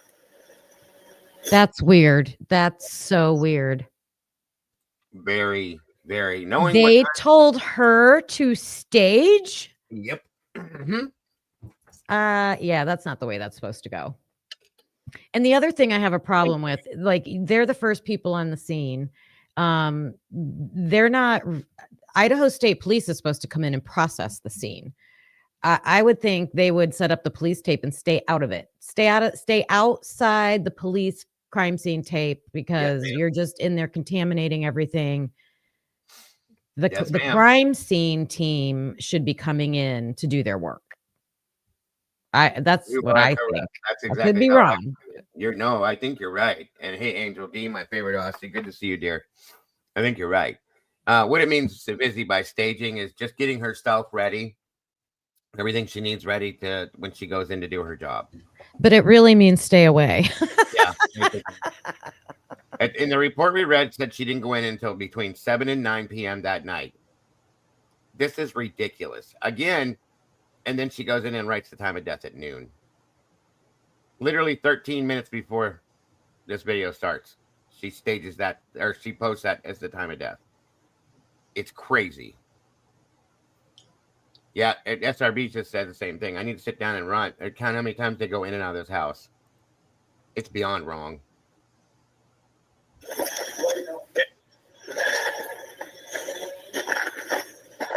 Kathy's there. Kathy's staging somewhere over there on King. Potentially on Taylor. Like, they don't need to be doing that. They don't need to be the ones taking the photographs. Nope. Because there should technically be, when the crime scene team goes in, one person's doing the evidence stuff and another person's either in front of them or behind them photographing everything and like documenting what they're doing, is my understanding. Yes, ma'am. That's why this is so disorganized. Every bit of it is completely from the moment they walked in the house. 100%. It's ridiculous. So Kathy's sitting over on King with all her stuff set up, just sitting there. That's what she's doing. It's amazing that while he's taking a picture of that, he's also putting his footprints in the snow. So he's like, exactly, you're kind of defeating the purpose of what you're doing. I mean, exactly. Really? Yeah. There should be nobody back there but forensics. Period. Right. So then when that state team comes in, do they know which prints are which? Because I don't even see them putting markers down. Like, they're not even putting evidence markers down. They've done nothing they're supposed to do. I would love to see oh, sorry. Go ahead. I was just saying, I just like to have a statement of what all the movements did you do from the time you got here till the time I got here? What all did y'all do? Where did you walk at? Made a whole hell of a ass mess. All that shit. Everything's going to have to be questioned. And they have to check against each other's prints, so on and so forth. Every bit of it. It was a complete and utter shit show. I would love to Please. see video of Mabbit down at the end of the road. What she was doing. Agreed. I'm sure she probably went through 3 pots of coffee waiting that damn long. Could have been on that 1112 footage if they still had it going. Mm-hmm. Very good point. Very good point. I can't help it but to imagine that, we all in a big old huge meeting. We're trying to figure out what we're going to do. So, well, you know what? We ain't got a lead investigator in the department, do we? No. Any volunteers? Should be. That day, you want to volunteer for it? Come on, man. Yeah. Right. Hold on a minute here. Hold on. Let me move this here. What just happened here? I just moved things and I didn't want to. Hold on. My apologies. Let me move that back over there. I don't know how the hell that just happened. My apologies again. Nope. Hold on. God damn it. Okay. So, real quick here. Idaho Code 1943-01B. This is a critical section. It states that when the coroner has jurisdiction, the coroner takes custody of the body. No one may disturb, move, or remove the body without coroner's authorization. Of course, we know that. The coroner directs the body's removal and transports it for autopsy if needed. This is why the coroner must be present early and why a prosecutor cannot arrive first and cannot direct anything involving the body. Now. Oh, my gosh. Thank you very much. And there you go, Fizzy. Wow. Busy bingo, because we know what time Yeah. the ding dong crew got there, okay, and that they went in the house. Oh boy. So again, thank you, Busy. Let me read the rest of this to you real quick as soon as it loads. I don't know why it won't. Wow. Did that just read what I thought it read? It did, sir. It did. That the coroner has to be on scene before the prosecutor can get on there? Yes.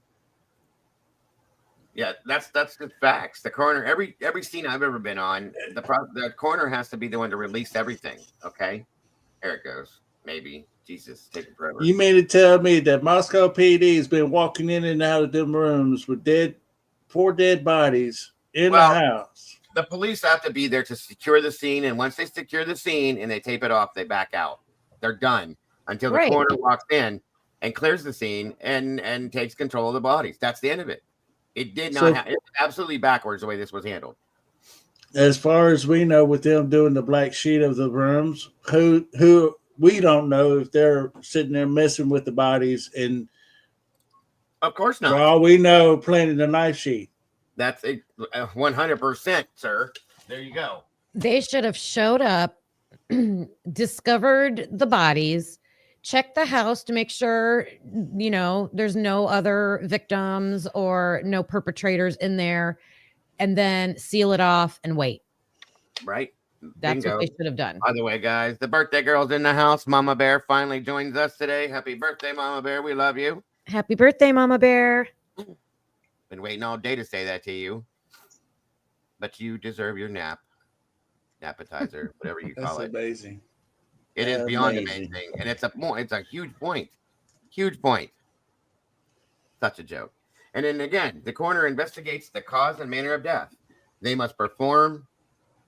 Hear this closely, folks. They must perform or order examinations, toxicology, and documentation as needed, even though my butt said it's irrelevant. Based on these statutes, the coroner must arrive before any decision involving the body. Okay. And this has implications for crime scene order in Idaho, mind you. The coroner must pronounce death or confirm pronouncement, meaning say for instance, a medic shows up and pronounces them dead. The coroner has to confirm that. They can't just let it go based on what the medic said. Okay. Document the condition, authorize removal, and then take custody of the bodies.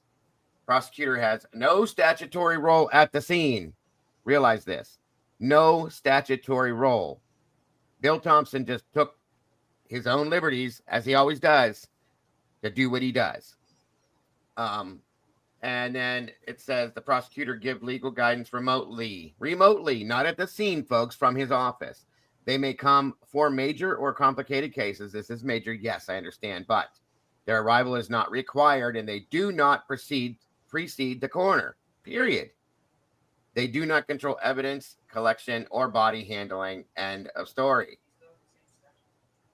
How about that, everybody? How about that? Fizzy, you're an angel. Thank you for throwing that out here. That's powerful right there. Very much so. And you know, wow. I referred this to the early beginnings. Whenever she showed up, the coroner did had an interview to say that they was talking about the wounds on the body, and she said that I don't know where law enforcement got their information from, but the wounds does not match a K-bar knife.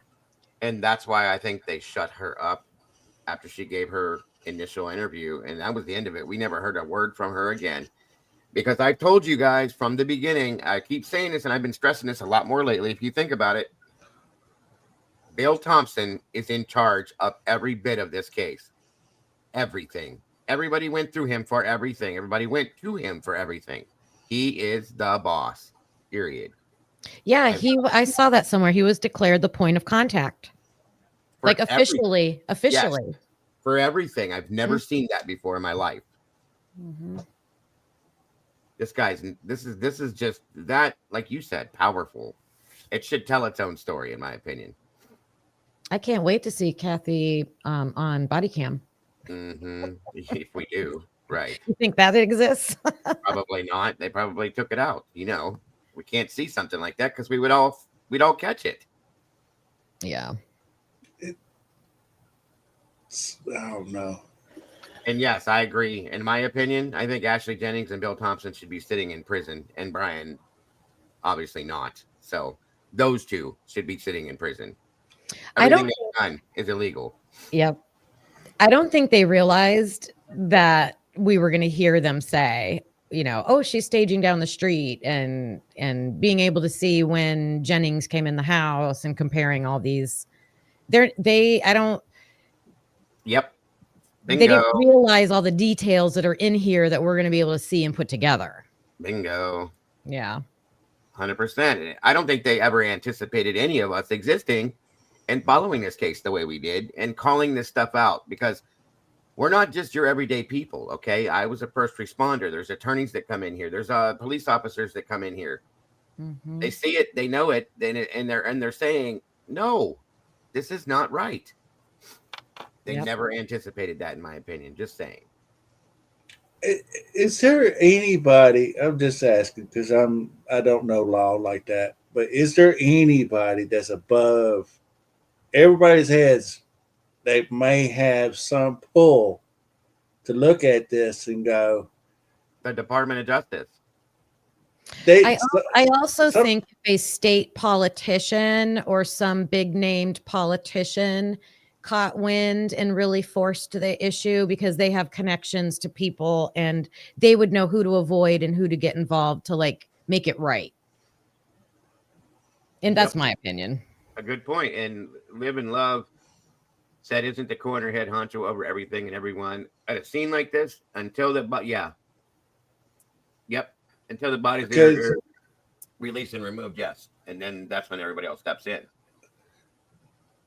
It might be just me and my bias. I don't know. I might be looking at it different than everybody else is looking at it, but this is just screaming clean house. Somebody please come and just clean house. In some senses, it could be. And it makes you wonder what Tomboy just said. It makes you wonder if Ann actually did even get these body cams in the period of time that she was able to. Or that she should have, I should say. What I'd like to know is how much does Ann Taylor really knew how screwed up this was? I think she did. I think she did the whole time. So everything that we're seeing now, she knows. Well, I'm imagining she knows all of this now. Yeah. Yeah, now, but like before the plea, I think they were hiding too much. So I think she knew a lot of things are wrong, but she might not have had the proof she needed to show it. And even when she did, they wouldn't allow her. They wouldn't allow her to do anything with it. Right. And Terry, they do have the police Okay, here's how this works. The police go in and secure the scene, and then they step out of the scene. They tape it off, and then the coroner comes in and handles it if there's bodies, of course.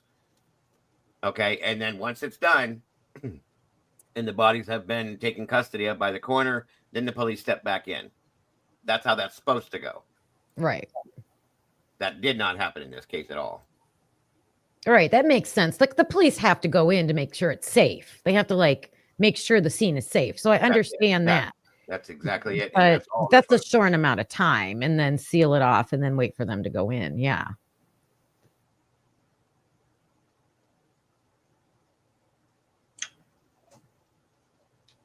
Wow. Sorry, I was muted. That's exactly it. They go in, secure the scene, make sure there's no danger to like EMS if they're coming in. And then we go in, we do our jobs, get out. That's it. If we're taking somebody out, we do it and we take them out. But if not, we have to leave the bodies till the coroner gets there, and then we stand by if we're going to transport or whatever, and wait until that's done. Or we leave and go run the rest of whatever we're doing until they say that the bodies are cleared for transport, and then we transport them either to the coroner's office, the ME's office, the local mortuary, whatever the deal is, wherever for each state. You know what I mean? Anyway, and then the police step in, they do their investigation. They don't investigate the in depth until the coroner does what she does. That's just how that works, period. It's every state, not just Idaho or anywhere. That's how the law is. End of story. So that's the crazy thing with this. Then we have the prosecutor, Mr. Head Honcho, and his head lynchman stepping in the house with him before she even got in the house, based on the timeline we were given. That blows my mind. Blows my mind. What's even more alarming is, I hate to go back to Hitler, but that dang, he sees through this shit, right? You had access to all this, and we see your bias towards the prosecution in this case. You did not want to give Ann Taylor anything. And everything that she ever tried to argue, you sitting over there arguing with her from arguing. He even did with this last daggone meeting. He inserted himself too daggone much. I forgot what's that judge's name that did the Daybell trial. I was kind of hoping that he'd be the one to step in this. And I guarantee you he will clean house. You don't seem like he's that type. I didn't watch that, but I did hear that a lot of people say that he seemed fair. He was a good judge. He was. Hmm. All right. I wonder what that looks like. Because I've just been watching Karen Reed, Delphi, and Idaho. And all three of those judges are horrible. He was so much different, the Daybell judge, so much different than Hitler in so many regards. It's crazy. Wow. So crazy. Well, it wasn't in his jurisdiction, so he couldn't take the case. So I don't know how they got to Hitler, but right. Well, Hitler helped to appoint himself. There's that too. So understand that. Yeah, okay. I think Hitler was there to help the prosecution. Absolutely. Everything that he's ever done, it wasn't even. It's night and day between the Daybell trial and Idaho 4. Night and day. Completely. Two different judges, and that guy was on his. He was on his stuff. He was fair, and it's the way it's supposed to be. Absolutely. Yeah, I've never heard a judge making any kind of negotiating any kind of deals on the prosecution side. They're not. I've never heard of that before. Not supposed to at all. Right. Tomboy's right. Lori's judge didn't play with the prosecutors. That's why he removed the DP for her. 100%. Good points. Good points. On we go.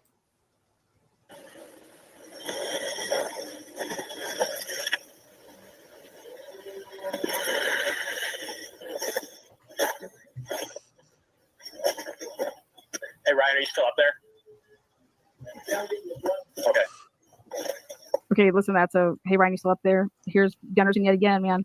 I just need I'll probably get a tape measure for these. Try to use my foot for scale, but I don't think it's going to work that well. Okay.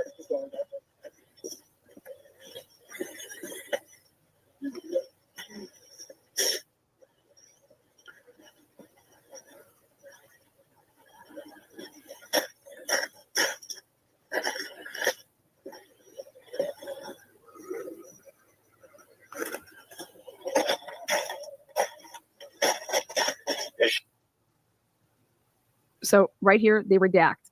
And I'll take a picture of it, but I thought that probably is interesting. right here, this is the big blood spot. Right there. He notices it, they notice it, and so this is the only body worn camera that you actually get this close and get to see it like this. He's actually the one that took the picture, Corbin Smith. No other body cam gets anywhere near close to that. So it's whoa, like, and then they're going to talk about it a little bit more to try to figure out like where that's coming from.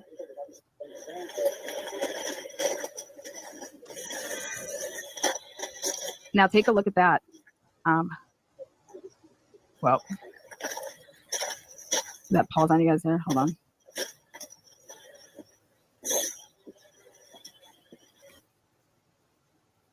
There's the notified. Yes. Yep. Okay. Ryan, I'm coming up with your camera.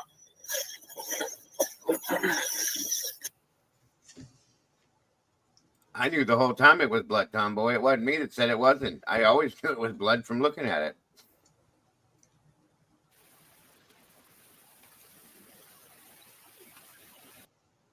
Chopped up in segments. So I'm going to cure it by being smarter than the technology. Why do those people have to be? They are employees. Why for the government? Why would they be redacted? Unbelievable. Here we go. Sorry. I never ever said it was rust. It wasn't me. I argued that it wasn't rust. Everybody else was calling it rust. I absolutely knew it wasn't rust because I know what it looks like. Wasn't me that said that. It was somebody else. I'm sorry. You're never going to get back those 12 minutes. Residence was clear. Thank you, Juror 13. All right, here we go. Where's first two? Downstairs, upstairs.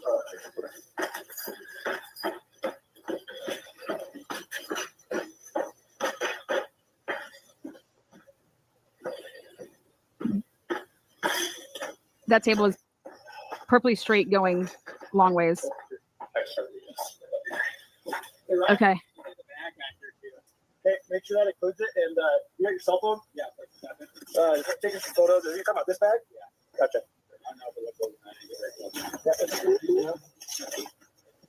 Gonna run out of film. I should just be mindful where you step. Mine. Did you get my traffic about corners being notified? Yes. Yep. Okay. Ryan, I'm coming up with your camera.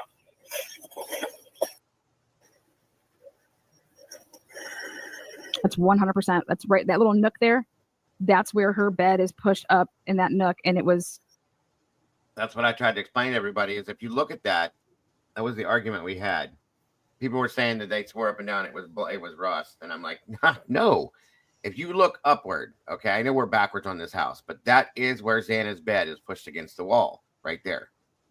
And the way Ethan was killed and the way his neck was cut, so on and so forth, and he was leaning kind of off the edge of the bed into the crack of the wall. So this house is built so shoddy, like you can look at the foundation and know it's not level, okay? So liquid on a flat surface will find the lowest part of that floor, okay? And it rolls, okay? And what happens, because this house is such a shithole, the way it's put together, the walls are separated and the floorboards and all that stuff. It found a crack within the wall, rolled down through the wall, and came down there. That's why it happened that way. Blood turns to a darker, after hours, it'll harden depending on how thick it is. And it pools, okay, and it eventually turns to like a dark, almost a black color at some point. And the thinner it is, the edges of it, if it's on, depending on the surface that it is applied to, it'll yellow and discolor and stuff like that.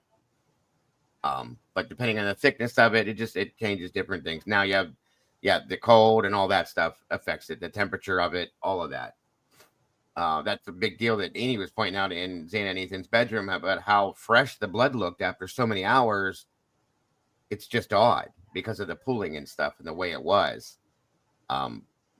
I'm going to guess had to do with something to do with the temperature in the house, so on and so forth. But that, it dried very quickly as it came down through there because of the exterior temperature against the concrete, the surface that it's on, all that.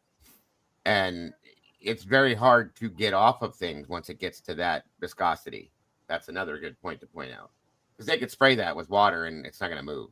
They have to get it hot again, thin it out, all that kind of stuff. Not to be gross. I'm just explaining it to you guys. That's all.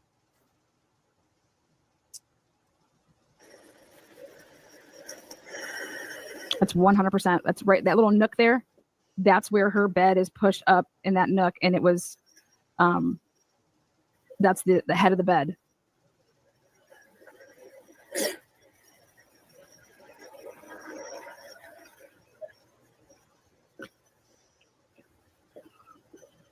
Right. Very shitty built house. There's no insulation that you can see in that porch. That's part of the addition and everything.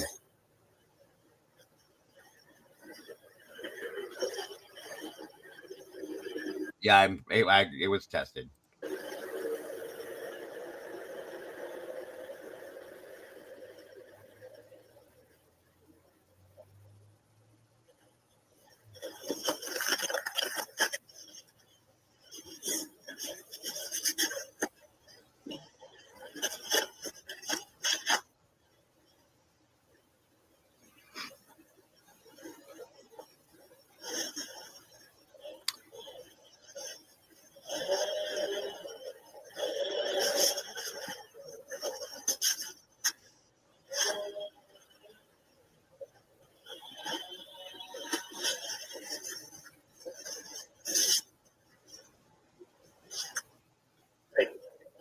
Yeah, I can't really. We're on scene right now. We just locked it down.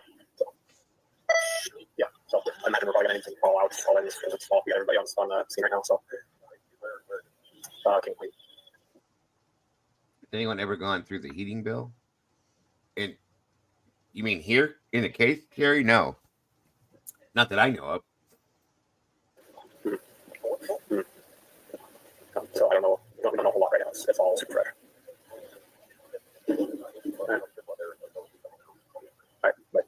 I'm enhancing that audio. I'm in the process. That'll be all clear.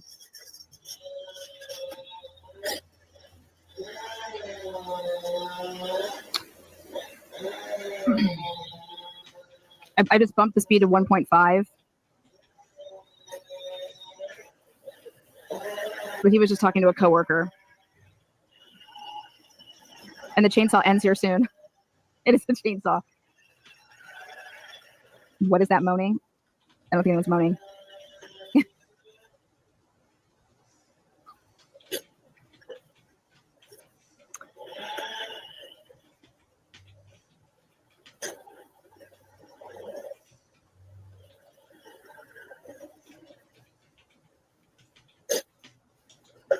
No, none of these houses that are right here were Emily's houses. No. So he just is chilling out here, okay? Just chilling.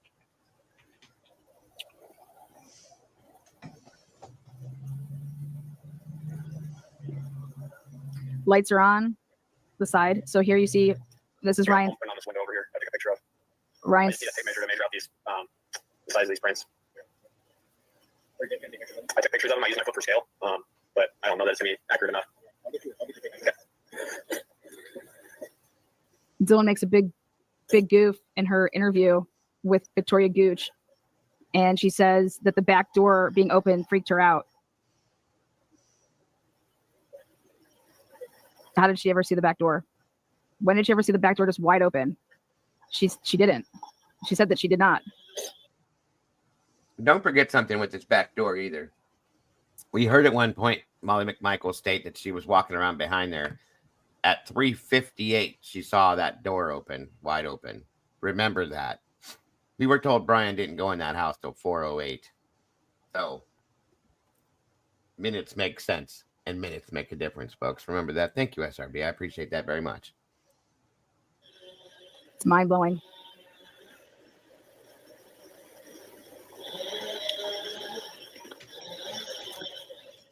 So what I was doing with this is, this video is actually really important. I'm playing it through here, so you guys, just full transparency. He has eyes on everything up here. His body cam does, okay? paying attention to cars that are creeping down by Walenta. Once people start getting, I mean, it's only 12:24 right now. Once people start hearing about, okay, this is what took place. Look at the kitchen window is not only just. No, they take 47%. The only thing I get full amounts on are anything that's donated through PayPal, Venmo, or Cash App. Anything super stickers and super chats, they take 47% of it before I get what's left. So they take a lot. They really do.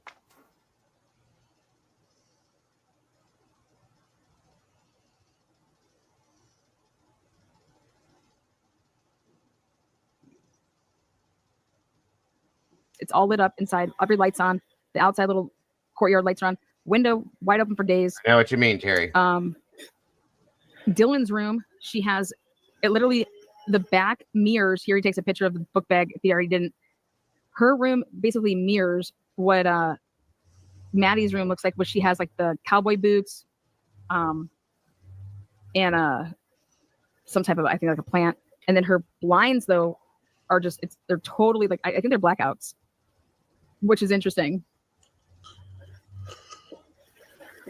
And the lights on. It's not like just some little Scentsy light. No, it's full blown flick of the switch. So when she would have went back in her room. Welcome, Anna D. Good to see you. Did she shut off her light?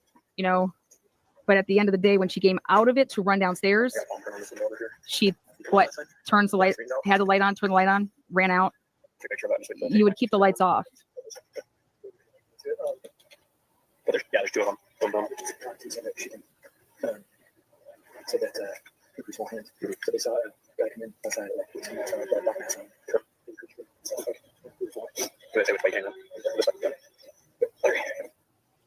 I turned it.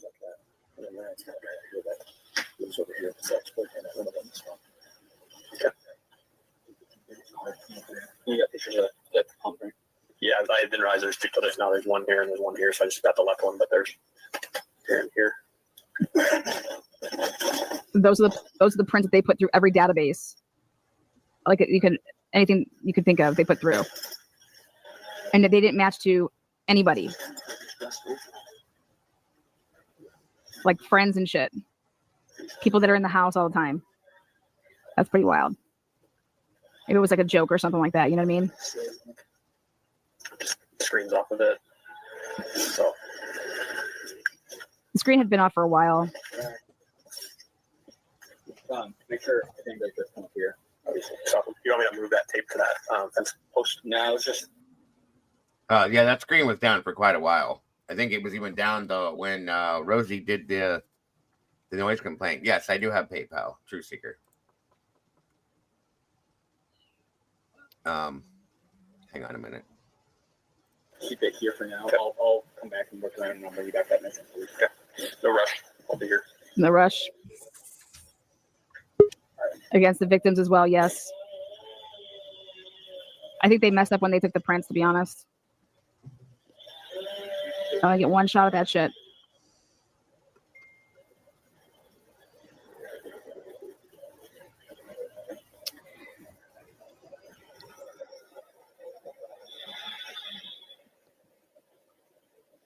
I'm gonna speed it back up here.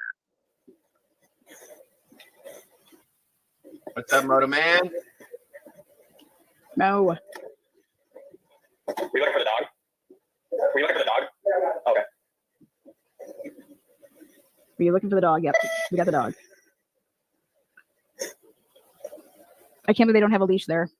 According to Thank you, typically. Bethany, Murphy didn't have a leash. Kaylee used like a hand clicker. They just took out the dog to go get into the Latah County Deputy SUV, Justin Olson. Speaking of which, make sure you're staying in tune. I'll be having an interesting live about the everything to do with the Humane Society and impound paperwork. That's coming up.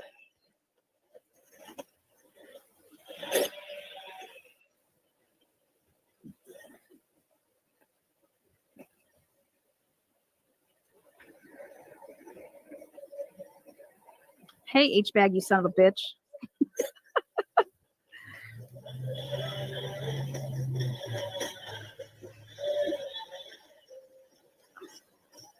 Thank you, Carol B. Thank you. You're super nice. Thank you for your super chat because you're super nice. Juror number 13, you're super nice as well.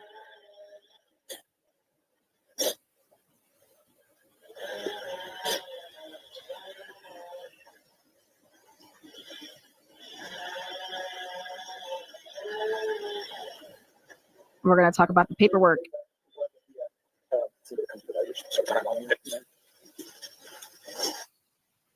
Again, they're going to be having a conversation. He's pointing again over there to, I mean, how many times has he come through?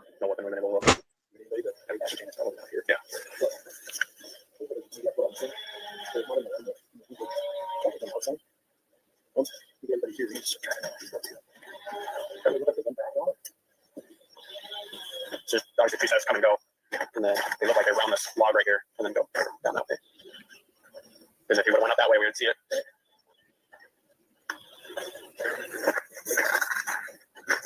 Yeah, I mean, I'm a 12. It's a big foot. Here's me.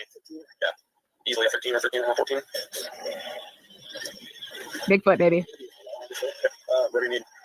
No, just walk in. We have one to take right now.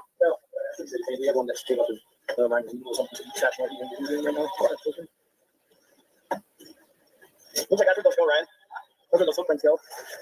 Yeah, they wrap around that log and cut back. Where's it doing that?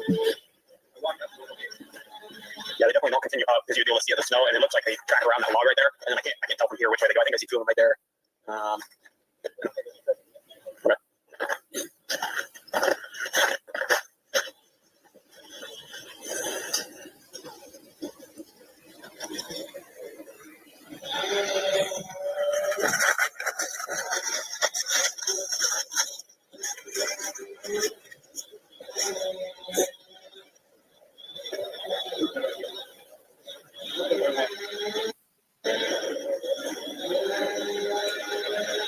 All right, I went back down to slow it down to 1.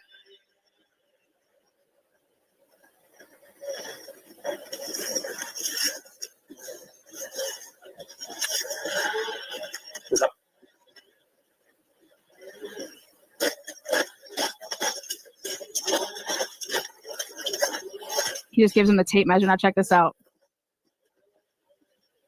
I cannot believe that Gunderson just keeps walking what he's doing. But Gunderson did just say that there's blood over there, or what he thinks is blood, and so I'm so curious that they're saying that all the lab work came back and there's only one part that's behind the sink that had blood. Look at that.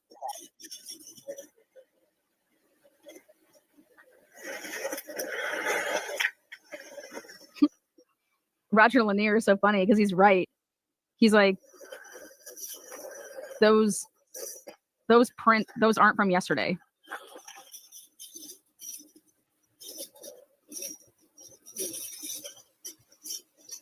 I mean, but the way that would look to the jury is the jury would think that it was from yesterday. The jury would think that that was from that day. So they would have to really drive that home about those prints aren't from that night. But Ann Taylor would be driving it home that they were. I thought it didn't snow that night. And is that how he knows that it's not from that night? Because it didn't snow It that didn't night. snow that night. It snowed the day before that, or the day before that, and then it snowed this night.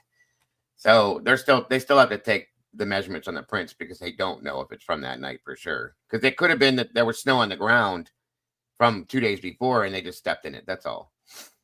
Yeah, that's true. How would you know that they weren't from that night? You don't know because the snow could have been. If it's cold enough, it sticks and it stays, just like it did with me. Unfortunately, we got 3 inches of snow out here, and it's still on the ground. Damn it! But anyway, that's what I'm saying. It could be from 3 days before that. It doesn't have to be from that night. So they still have to take those measurements to make sure. So again, this is supposed to be forensics. Okay. I don't understand why these officers are doing this unless this is their thing in Idaho. I've never seen, certain things I've seen the responding officers do, but not stuff like this. This is just, in my opinion, I should say it's off. That's, maybe I'm wrong. I don't know. Just saying. I agree with you. And the measurement, the way they're measuring these, this isn't right. Okay. It has to be recalculated and all that kind of stuff.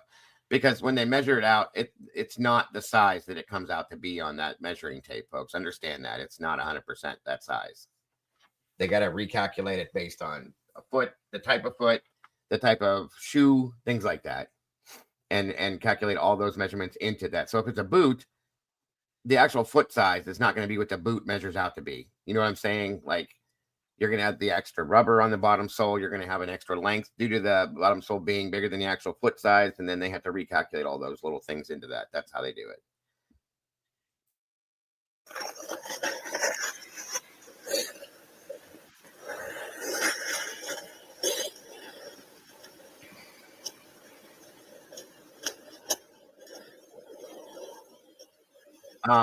From my understanding, the only time I've ever seen them do any kind of plaster casting and any kind of a crime is when it's like in mud or in a area like that. They're not going to do it like this because it wouldn't do them any good.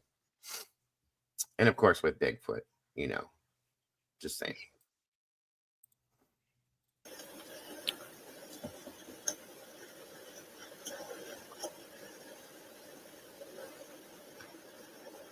Like this view right here, it's literally everything that all the pictures show. You can see everything. What I mean, like everything to do with Idaho 4 case. Look at, you have the tower over there, the water with the eye. This is the iconic back porch now, Just I wouldn't doubt it, Harry Potter, because she does every other damn thing in Idaho or in Moscow. She might as well be a cobbler too. Who knows? when you stand right there. Dylan's talking about, why would anybody leave out the back? Like, why would you ever leave that way? And I'm just like, what is this broad talking about?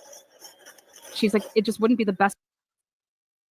Which is probably a dumb statement. And she said it on purpose, in my opinion, to make people not look that way. And that's just my opinion, because there's stairs behind this house, guys. If they would turn far enough, I could show you. But when you walk up that hill to the back parking lot, there's stairs that go down behind that out to Willenta. And you can go left over into the parking lot of the Clean Road Apartments. There's so many ways. That's the best way to go if you're going to commit a crime, because the odds that you would be seen are less likely, because it's hidden from the rest of the house. You know what I'm saying? And it's dark out there at night. You walk out the front door where it's all lit up for the most part. You'll be like more likely to be seen than going out the back door. So Dylan making that statement is either pointing out that she's just not very smart, or she's trying to cover something up, in my opinion, is all I'm saying. She was trying to push the balcony theory too. Yes. Mm-hmm. Which is stupid to me, but okay. You want to The go there? statement you're making is when she said, well, I'm the one that usually locks the sliding glass door, right? But I don't remember if I did it that night. Does she remember anything? She remembers what she wants to remember. That's one of the issues I have with her. And she also made some statements in between that really throws me completely off of her, when she says stuff like, I don't know if this is right or if this is my brain making something up so that I'll remember it. I still can't get past that statement. What the hell does that even mean? I don't know, but if they're going to have, somebody come and fix locks, why don't you fix the back sliding door lock? That's a good question, but we'll never know that now. I have a gut feeling that house didn't lock at all. The back door, you mean? Any of them. Like, I don't know. I just got a gut feeling the way Bethany was talking about the door code. I'm like, did they not? It sounded like they probably didn't even use it. Right. I don't know. I mean, they did say Hunter used it. In a year. Well, Hunter said he had to let himself in by using that code, but did that or here's my question. Did that door ever actually push shut all the way to where it actually locked? That's my question. Right, because one of them described that, right? Who described that, Bethany or Dylan? I think it was Dylan talking about the door being wide open. They came home one time, and that would be, that's not the lock. That's the the hinge. The hinge or the door frame being offset, and it would not the catch doesn't grab the slot like it's supposed to, so therefore it's not going to shut all the way. You know what I mean? That's what I think it was like. And I think that officer even clarified that, like which part of the door. And I think he got her to say it was the other side where the hinges are. Like it just didn't sit. It didn't sit right. Very good point. Very good point. Not to mention the point that, oh my God, I might be in trouble. Let me go in my bedroom, not call anyone, and lock my bedroom door. Really? Yeah, that's a good point too, Mike. She seems to forget when she's surrounded by. She seems to forget more when she's surrounded by anyone other than MPD. That's a good point. Very good point, because that's true. That's very true. It's funny how somebody can sit there in the midst to doing something, and then everybody but Moscow don't see that. Well, it may be that they do see it, and they're attempting not to see it. I'll put it that way. No. They treated her like a victim. That's the way they got treated. That's 100% she's called true. a victim. They're not victims. They're not victims, in my opinion, at all. I'm sorry, but I can't call them that. I just never have been able to. And I do agree with Annie. The dog walker did see the door open. I think it was 8 a.m. when they walked by WB. What'd you say, Terry? I was going to say, I agree with Annie.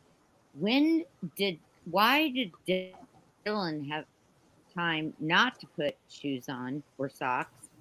Yet the other one, Bethany across the street and had shoes and socks on. Well, they were in the same. Here's the thing. The only way I let that go is if Bethany or Dylan ran down to Bethany's room, she didn't have shoes there. And if they came out of that room together at the same time, Bethany had her shoes available to her in her own bedroom. But Dylan didn't. So that could be why. Put socks on, for God's sake. Well, yeah, that's we all know that. That's a commonsensical move, but she just didn't seem to, unless Hunter rushed them out of the house the way they're claiming to. That nobody thought that way. You know what I mean? That could be what it is. Just saying. And she could have definitely not put on Bethany's shoes because Dylan has big feet compared to Bethany. So there's no way they would have fit. What kind of person would sit there knowingly, plotted and planned the whole damn thing, knowingly? 4 people get slaughtered in your room and you hide.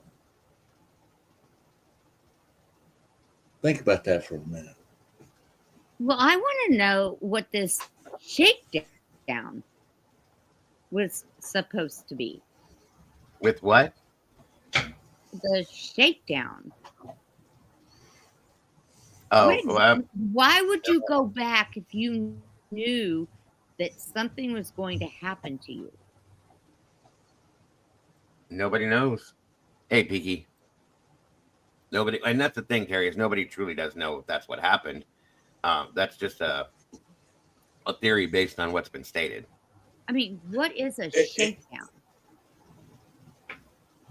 I explained it once before. I think that the only way it can be explained is somebody trying to get something from somebody that they want, or okay, say for instance you have $10,000 in your pocket. Okay, somebody comes over to try to shake you down to get that money from you, or some information that you have that is important for some reason. They're trying to shake you down to get that info out of you, something like that. So everybody That's the only knew way I about can it, explain it. and yet they still went home knowing. Again, that's a theory. We don't know that's a fact. That's just a theory. I don't think the victims knew that was going to happen for sure. And Right. bringing up the shakedown made me remember something I wanted to bring up. Did you show the interview with that frat president? Was it Peyton earlier? Oh, Peyton Rossi. Yeah, I did. Okay. Was he the one that was describing going, I think it was the treehouse party, and talking about who was there? Yes, that was him. I think I caught that they were redacting the names he was saying, but they were asking him about girlfriends, boyfriends, I think. Yes. And it was the roommates. So I was like, is he talking about Dylan? Like, was Quinn there? Like, when I would have to go back and watch it again and see if that's what I thought he was saying. But I thought that was interesting because if someone can put Quinn in that area, and then like just you talking about the shakedown and everything, like, I don't know, seems like he goes along with that theory being connected to all those traffic, those the ring people, I think. Yeah, could be. Very well could be. It's a good, yeah. Interesting, because I remember he was talking about Jake Schreiger at one point. Then he was talking about Jack and his roommates at one point. So yeah, and then he goes back to that. Yeah, you're right. I remember that. Because I was trying to you have to guess, okay, who are they talking about? Because you can't hear the names. And so, yeah, I was like, okay, that's Maddie's boyfriend. Okay, this is so-and-so. Okay. And then there was one, I'm like, who's that? And the only thing I could think was it had to have been Dylan. But I could be wrong, but that's a good point. I have to go back and look at that again and listen a little closer because it was kind of hard to hear some of it. But that's definitely a good catch. Oh, someone in the chat, Beach Babe, said she thought she saw it. He said it too. Yeah, I can go back. It wasn't a very long interview, so it's interesting. I mean, it would just put him there because a lot of people have speculated that, but no proof of it. Right. And he wasn't supposed to be. He was supposed to be in Boise, from my understanding. So, yeah. Right. Interesting. Very interesting. Are we talking about Jake? No, we're talking about Dylan's boyfriend, Quinn. Oh, well, Jake. He was actually there that night when he wasn't supposed to be. Remember Maddie's boyfriend, and he asked Jack. From what we've heard, it's all speculation, but he told Jack Showalter to please keep an eye out on Maddie. Yeah, that was the rumor that was something that happened. I heard that way back in the beginning. I remember.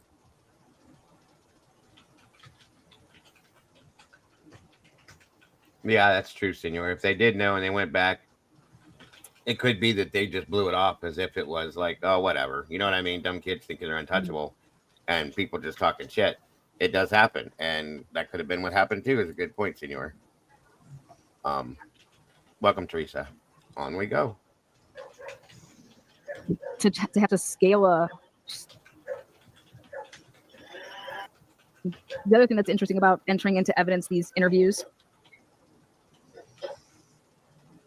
here he is, Detective Johnny Lawrence from the Dojo Cobra Kai.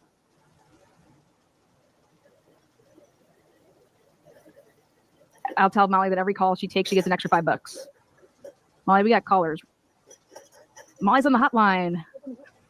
1-800 ask Molly anything. So I got a size 13.5 shoe here, coming and going, runs that log, goes back down that way.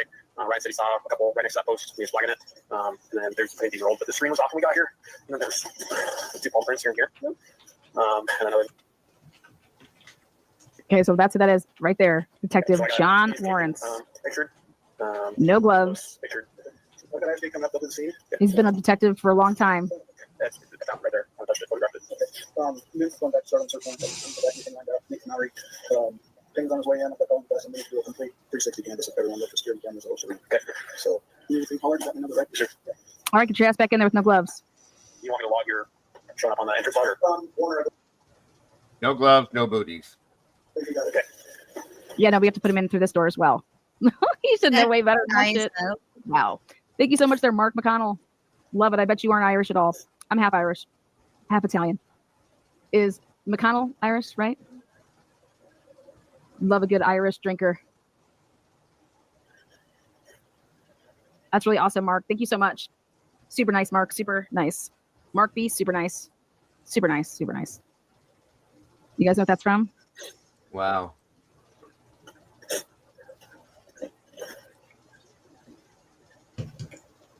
Mark McConnell coming with the Irish bombs right there. Exactly right.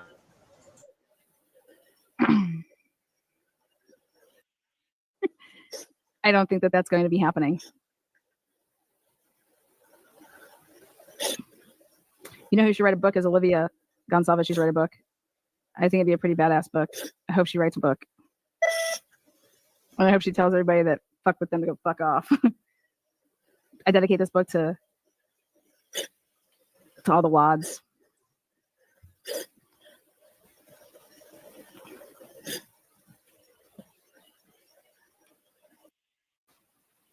So let me redact this.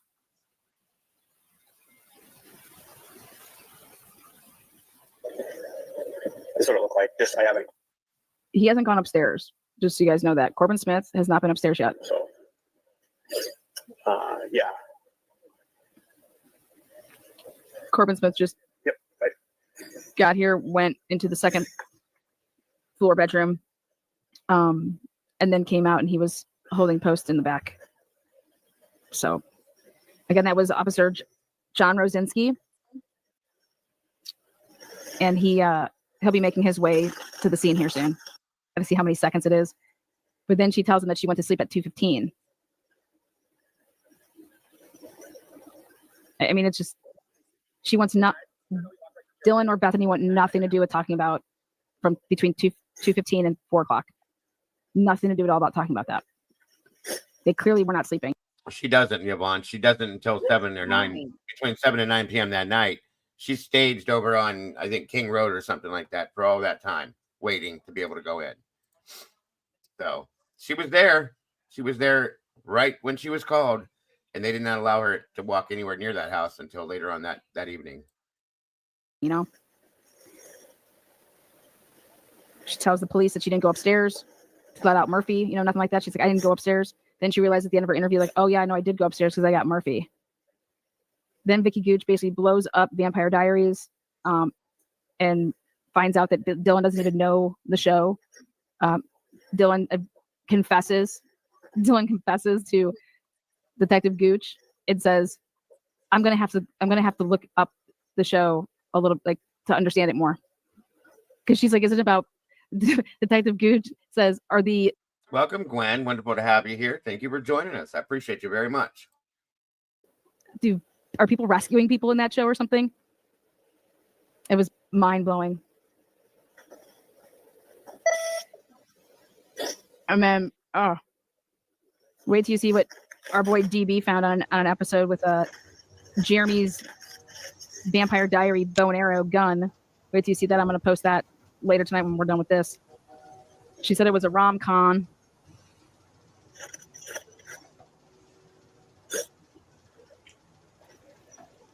I never thought anybody was like, I never thought there was like a robbery. First thing she says, talk about some. You say something, Terry? Yeah, who is crying? Nobody? It sounds like somebody's crying. I think it's just what he's doing in the body cam and whatever noise he's making is what you're hearing. Robbery. And I'm like, oh my God, they were robbed. Stuff is missing from that house. Yeah, Bill Thompson's a sucker for cornrows and manicured toes. So here goes. First time going up. He's making a run for it. Here goes. What is he doing? Look at this. Unbelievable. Why did he just do that? What on earth? What in the hell was that about? He didn't even go in a room, did he? Watch this. This is what the. That's crazy. Hold on a minute. Watch this, you guys.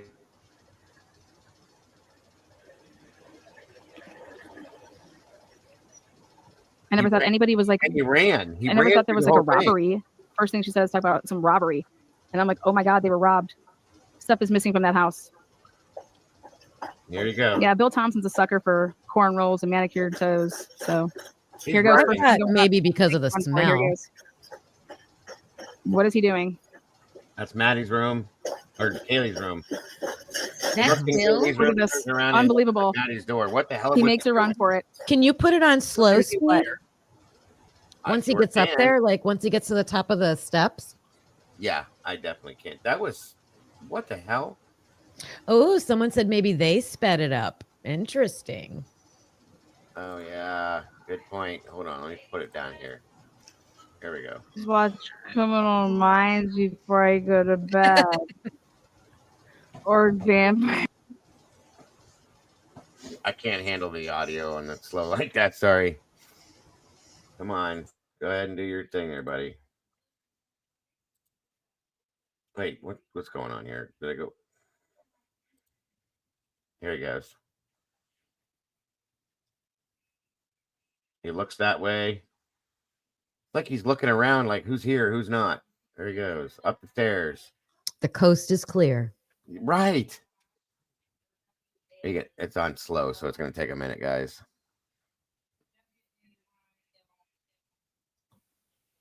Hey, what the hell's going on? Did he do it already?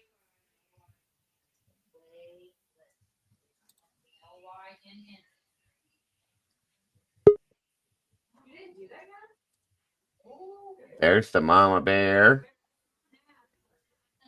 Hello. Hello. Happy birthday. Thank you. You having a good day? Yeah. Good. I'm home, not at work. That's one good thing. Yes, ma'am. Yeah, Steven said he made a run for it. That's funny. And he turned and looked like, is the coast clear? Can I go? And off he goes. It's just, I'm sorry, but Maybe that's he was weird. gonna puke. Oh. Yeah, but he was outside and then he goes in and does it. So Oh. I don't know. That's still weird. No, play it normal and watch the time. Yeah, hold on. Let me do that real quick.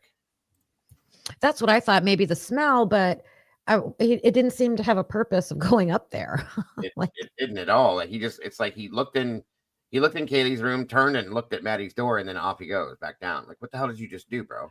That's why I was just wondering if it's super slow. Maybe we can There he see goes. like where he Now stops. He turns and looks again, Uh-huh. and then he goes to the stairs by Dylan's bedroom. Wait, does he not? What the hell? Did I pass it or something? Or does he do it again? I think it might be. Is it after this? It might be because I wasn't watching that. I'm watching the text on the screen. Yeah, that's what I'm thinking. Maybe he was going to do it once, and then Mike said he does a bunch of weird things throughout this whole thing. Come on. Where's it at? Nope, because Gunderson wasn't there. So it had to have been No. before that. Right.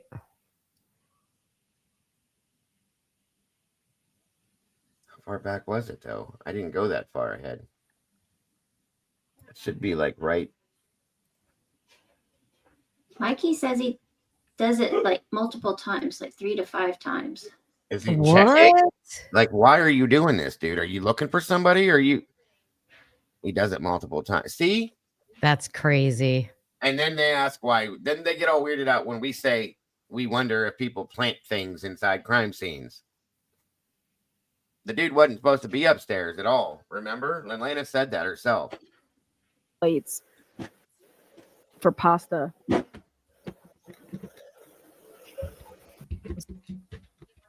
Or Detective Good, better. The show. 90210.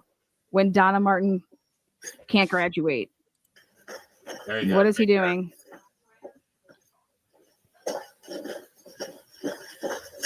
First thing she says, talk about some robbery. And I'm like, oh my God, they were robbed. Right here. Stuff is missing from that house. Yeah, Bill Thompson's a sucker for cornrows and manicured toes. So here it goes. First time going up. He's making a run for it. Here he goes. What is he doing?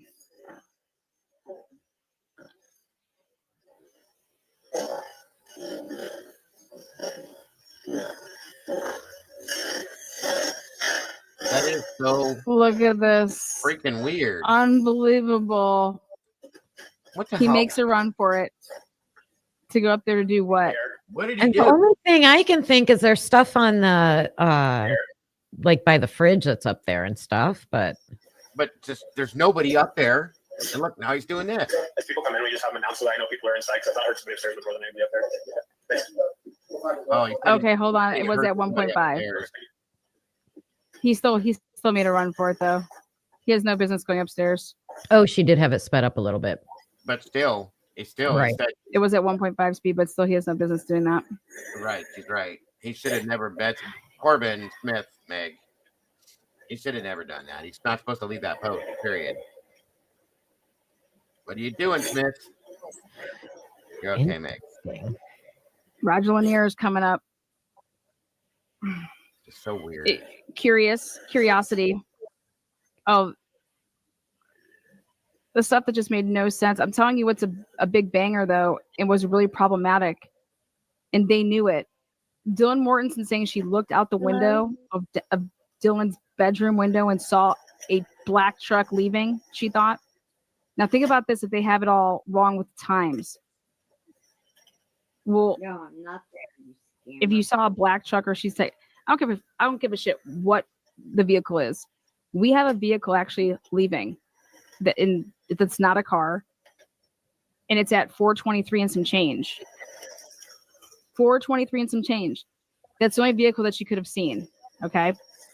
Do you understand that all the text messaging that's like wild shit, it's after that? Right. I think you could see that truck arriving and leaving. Is Mark still in here? And then this is why they hunt down this girl we just went through the neighborhood canvas. They hunt down that girl that left and came back at 6:30 in the morning. And they got her to say that, oh, I could have potentially came home to check on my cats. Ann Taylor was going to eat that ass up. She did not do that. That's not her car. And again, what Dylan Mortensen said that she saw when she looked out the window. Why are you looking out the window? To see if you still, to see what? Ann Taylor eating that ass though. She would have. There it is. 4:24 and 5 seconds. All I can tell you that car right there puts Dylan in the bedroom with Not to mention, who goes home and checks on cats? Just saying. Bethany. And like Lana has said, they would have been texting next to each other, writing that shit back and forth. And that is absolutely the cat's ass right there. Bee's knees. All the text messaging that goes on. For her to be down and actually seeing that car at 4:24 and 4 seconds. They were sitting next to each other, texting each other, saying, come down here now and run down here and all that crap. That's all after that. Wild shit. Wild Yeah, I thought shit. he said too, senor. I thought maybe he was going to look out the front of the house. Do what? Because he's stationed in the back, right? He's supposed to be guarding the back door. Right, so right. I'm wondering, does that window in that hallway look out the front towards the front of the house? The one at the top of the stairs does. Yeah. So I thought maybe he's like looking out front, like what's going on out front. I don't know. I don't know what else he's doing. No, why did you go to the third floor though to look out the back of the house where you were just standing? You know what I mean? Mm-hmm. That's what those windows. The third floor faces the back of the house at the top there, and he looked in Kaylee's room and looked at Maddie's door, and then right back down the stairs. It's still weird. Oh, it doesn't face the front parking lot. No. Okay, if you look. Like if you come up the stairs from the first floor, from the front door to that first window there to the left, that faces the parking lot. The upstairs third floor bedrooms face the back of the house. If that's what you were saying. Okay. Yeah. I'm so so confused about this. The house is confusing as hell if you're not standing inside of it, in my opinion. That's why Victoria Gooch, here's a piece of puzzle if you guys don't know this. Victoria Gooch, not on the state's witness list. Guess whose witness list she was on? Ann Taylor's. Ann Taylor was calling Victoria Gooch to the stand. Which is quite interesting. Why wouldn't the state call Victoria Gooch to the stand? She is the best person so far that we've heard do an interview. Very true. Why wouldn't you leave Victoria Gooch on Dylan Mortensen? No, Blaker left there. And he's like, we cannot have her ask any more questions. Second ago. And what we just heard there is he says the name Nate Rosie. Gunderson's been in contact with Nate at this point. And it's 1:25. Nate doesn't make his way anywhere near this area. Now that doesn't mean anything else, whatever he's doing. But I'm saying he does not come to the house until. Okay, here, listen. Saw a guy walk in with a ski mask on and walk himself around with all this shit going on. Holy shit. She didn't call last night? And it happened at like 4. And then she tried calling her friends. These people, and they answered. Bitch has a full story. So I've heard from him so far. I don't know if she went to sleep or what. Oh my gosh. So I have to grab truck to this house is going to camera on the front porch. Maybe get something off of that.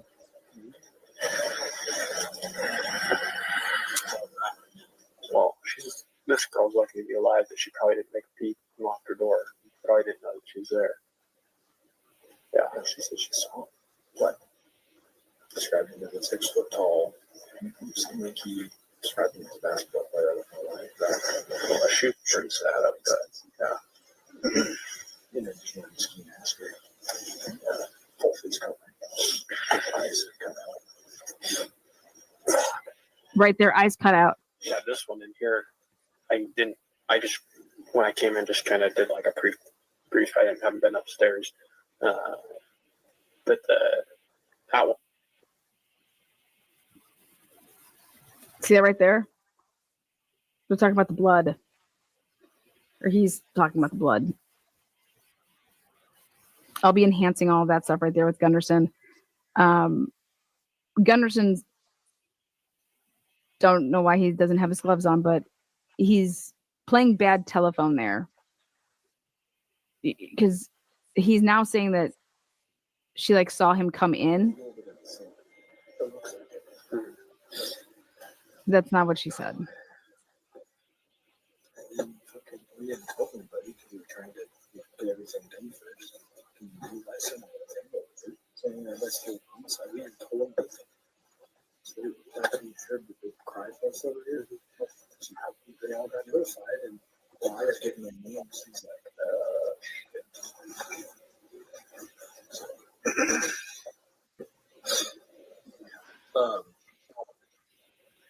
if you spell anything, my radio's got dying, but I have Casey bring me up. If you spell anything, just let me know. Mitch's back working on the search warrants.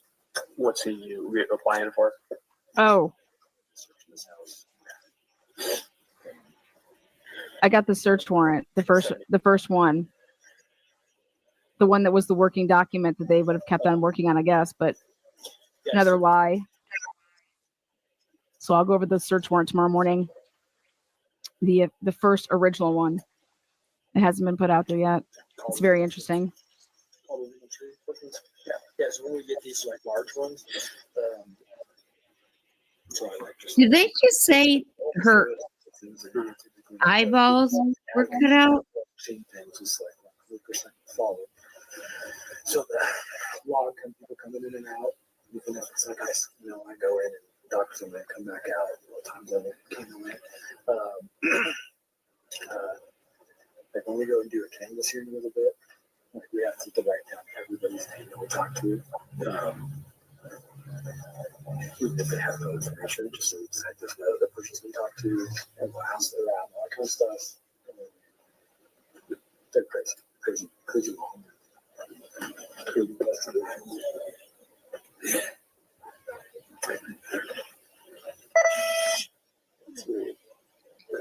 Dago, can you stop for 1 second? Yep. Did they just say that whose eyeballs were cut out? They're talking about a mask, like a ski mask with the eyes cut out. They're not talking about somebody's eyes being cut out. Okay, because organ trafficking is huge in that area, and can you imagine picking beautiful women and a man to cut out things that you could sell on the black market? I mean, I'm sure, but no, he was talking about a ski mask. He said that type that has the eyes cut out. because that's what she described to him. Well, That's that all. then it's true. What's true? I don't know. I just got that feeling. I'm like, oh my God, what if that was the motive? Oh, yeah, I don't think that's it. But I mean, I understand what you mean. You were talking about eyeballs? Oh, I'm okay. talking about anything. I mean, they cut things off of these people. I thought he was talking about the mask when he was talking. He was describing the mask, and then you heard him say with the eyes cut out. Like the eyes Okay, of the so I mask. heard eyes cut out. We've heard a pee cut off. We've heard, I mean, I don't know, but these are like, as Steve put it, the queens of Queen Road. And I'm sorry, but I've done my research, and organ trafficking is huge in the Moscow area. I think you're right, Dago. I heard about the mask too, but that was before, I think didn't Lana chime in and say, did he just say eyeballs? Yeah, she was trying to catch it too. To me, eyeballs is different than because if I was saying a mask is cut, I don't think I would say the eyeballs were cut out of No, I can play it back just to make sure. He might have said eye holes. I thought that's what I heard him say. Yeah. I could be wrong. I'm gonna play it back a little bit. Oh, have you been in contact with Kathy at all? Like when I radioed her to the one. So I texted her and I said, we have the scene secured. Detectives are going to be working it. And she just said, let me know when you're ready for me. So that's what I see next. But yeah, she's all briefed. She's just on standby.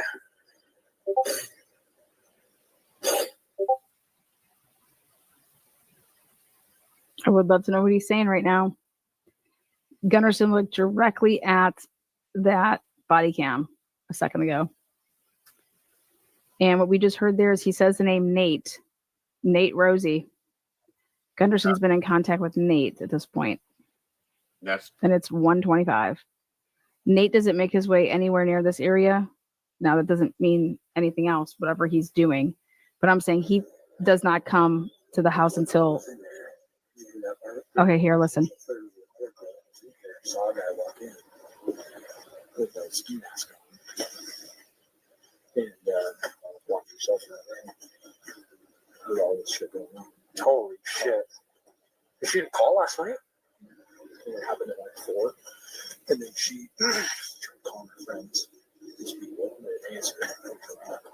Bitch has a full story. So I've heard from her so far. I don't know if she went to sleep or what. Oh my gosh. So I had to grab truck to this house is going to camera on the front porch. Get something off of that.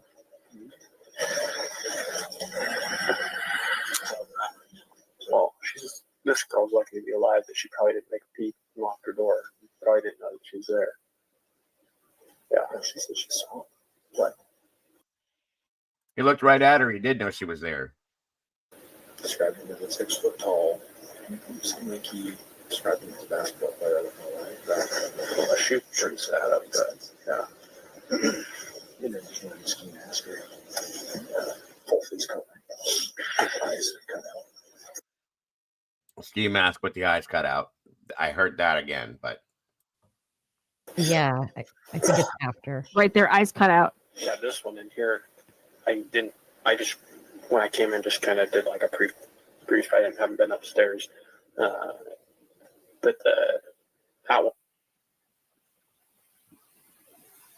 See that right there? We're talking about the blood. What ski mask that has eye holes? I'll be enhancing all of that stuff right there with Gunnarsson. Gundersson's don't know why he doesn't have his gloves on, but he's playing bad telephone there. What did you say, Terry? What ski mask? What? What ski mask does not have eye holes?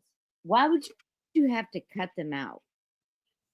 Some people don't have access. We had a We had somebody here broke into somebody's house about 15 years ago that didn't have a ski mask. And they took a hat, an oversized hat, and used it, and they poked the holes out for eyes and a mouth, and that's what they wore. I'm not saying that that's true. I'm not saying that they don't. I'm just saying it's happened before. I think he's just explaining it, like giving a description. That's all. I think I that's all don't he's think doing. that's all because I have never heard somebody say, I poked eye holes out of a ski mask. That's not Well- what he said. That's not what he said. What he's saying is he's describing the type of mask, with the eyes cut out. That's all he said. I'm telling you a story of something here where somebody got caught because that's what they did. The mask that they wore when they broke into somebody's house. They took a regular hat, pulled it down over their face, and had cut the eyes out so they could see. That's what it looks like with that hat photo in the docs that just dropped. It's cut with scissors. Exactly. That's the point I was trying to make with that. But that's not what he's saying at all. He's just But describing. why would you need eye holes cut into a box, whatever lava thing? It wouldn't reach down to your eyes. No, it would be a homemade one. It would be like making your own, like homemade. They don't know what it is. All he's just doing is describing what she said to him. And he's saying, a ski mask, like with the holes cut out type thing. That's all he's doing, because at this point they have no idea who was wearing what, when, and whatever. That's all. He's just trying to give him an understanding of what Dylan said to him. That's all. None of what Infuriates me because they could have saved a lot of time spent by us and everyone if they would have just gone straight to the police station without being able to talk to each other. You know what I'm saying? I don't think Bethany was there. So I think she said stuff that she probably wasn't supposed to, that wasn't script.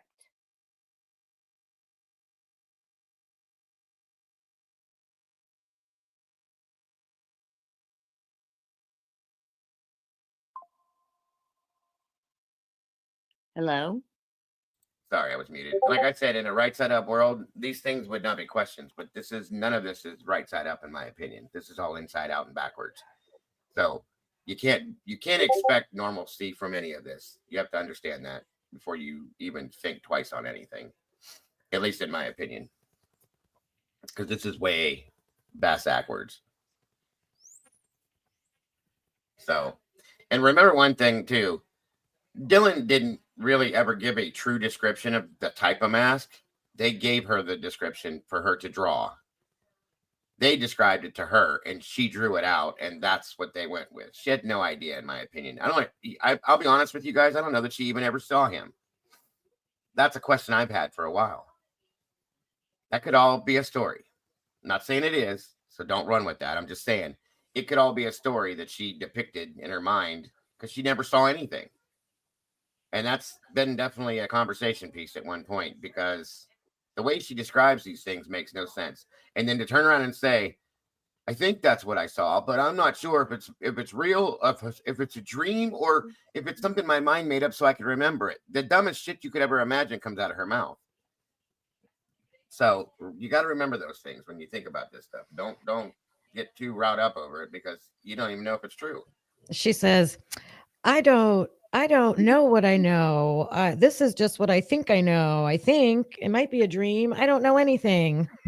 Yeah, and like I said before, when she made that statement, this could be just my mind making it up so I'll remember it.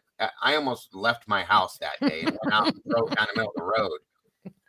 And just because of that statement, because like, what the hell are you saying? That's Nobody when you says take anything like that. Yeah. That's when you take the handcuffs and put Dylan in the handcuffs and make her sit there and think for a minute. Yeah. Yeah. I should have done that in the very beginning, but they didn't. That would take her quickly out of the La La Land into, okay, this is real. And I think real quick. I think when Gooch was doing the interview with her and listening to her, if I could have watched Gooch's face, I think I would have given her, the answers to our thoughts on a lot of this, because it's almost guaranteed she didn't buy most of this, to me, in my opinion. I'll just say that. So that But first why day she of didn't call her out on that is beyond me too. Because she's just sitting there, and we all listen to the same thing, and she has to be saying, "Why isn't she a suspect?" well, we don't know what Vicky said in behind the scenes. We don't know Vicky's thoughts, and we do know, like we just heard from Lana, that Vicky was on the defendant's list, witness list. You got to wonder And why. Dylan had an attorney with her at that interview, I believe. And Yeah. so if she would have called her out, she would have just shut up. The attorney would have just called it quits right then and It there. has shut her down right there. That's Yeah. exactly why she didn't call her out Yeah. or question that, second guess her questioning. Yep. She just took it into account, wrote it down, and said, "I will deal with this later." That's what they do. The good ones. That's what they do. Yeah. And then they approach it from another direction. Mhm. Because with her attorney sitting there, if that interrogator, questioner, whatever you want to call her, would have spoke up and said, "Can you elaborate?" Boom, that'd have been it, because the attorney would have known she caught you. You know what I mean? That's just what they do. So that's a good point. And that first day of interviews, they should have gone back and forth multiple times between Bethany and Dylan. They should have spoke to Bethany, heard what she had to say, spoke to Dylan, heard what she had to say, and then see what doesn't match up. See what are they saying, and then you go back in. Okay, now we have more questions about this, and you drove down, and if you find things that aren't jiving, that's when you really start confronting more Right. about what they're saying. Yes, very much so. And Phenomenal Mom just put a statement up. My wife told me this a long time ago, that when somebody's being interrogated, liars will use a lot of filler words to fill in the space, because they know that dead air, they think that people believe that they're lying when there's dead air. So they just throw words in there to make it sound better. Mm-hmm. And in a lot of these interviews with her, sure as hell sound that way, especially the beginning few of them. You know what I mean? Till she gets her gears in order. Just saying. Yeah. Yep. I mean, had this been a straight up interrogation on her, I have no doubt in my mind that she would be giving it all up. But they came in with that victim mindset, where she's just a victim. That's the only thing. That's the only thing that comes to my Well, mind. I think Moscow did in the beginning, yes. But like Vivian said, Gooch is a very good and seasoned detective. I think she knew she was lying too. That's why I think she's on the defense's witness list, to be honest with you. Because I think Ann was going to pull her out and say, "Okay, you did this, and this. You questioned Dylan Mortensen on this day, and this day. What was your take on these questions and these answers?" And Gooch has to be honest with what she thinks, and that would have went against her. And they were going to destroy Dylan and Bethany on the stand-in. Is I promise you that was going to happen. Mm-hmm. No doubt in my mind. No doubt. I knew that was coming, and I think that was another part. Listen, I think the prosecution knew that if these two hit the witness list, the defense was going to eat them, and I mean piece by piece until they were gone. Okay, that would have destroyed the case right there. The whole thing would have crumbled into pieces if they would have allowed these two to be on the witness stand and examined it all. I totally agree. And at that point, there's no expert witness that you can come up to explain anything. After a jury hears that, this case is over with. They would have tried. The state, I can promise you, would have tried to pull the victim card for these two, and they're traumatized and all that bullshit. No, Anne would not have allowed that to slide by. I promise you that too. So, yeah, they definitely had kid gloves on. Welcome, real eyes. Order DoorDash, or you would have to like change your address and then say if you're gonna like, and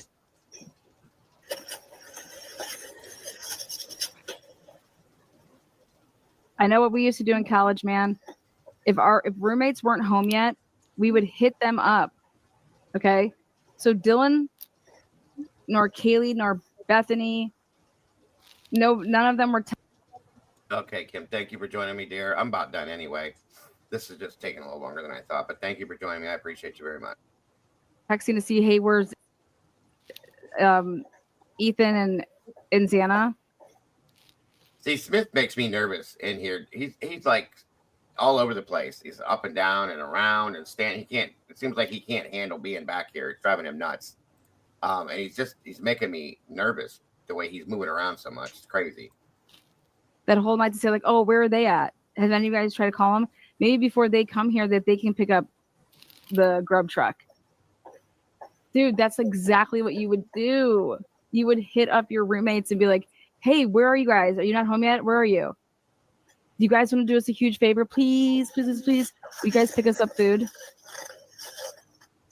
Have your so bro go through the drive-thru. Like that type of shit, man. You would do that in a heartbeat. You would text your roommates. You would call them up. To her point, Dago, that's the issue. I never picked that aspect up with Dylan. Never had. Say that again. Exactly what she was talking about. You know, I never got that out of Dylan. Never. Right. And everything that I've ever heard her in her statements, exactly what Lana was just saying. And how she treated her roommates. Wow. That's a good point. Lana picked up on that. Wow. That's a good point. Well, we talked about that from like the first day, like knowing that there's something going on and not calling 911 shows that you have no care for your roommates. You were worried about yourself, locking yourself in your room to protect yourself, not trying to help anybody else. That just proves that in itself. We've known that from day one, but just saying. Ask each other before we ever ordered, so we didn't have to pay for that.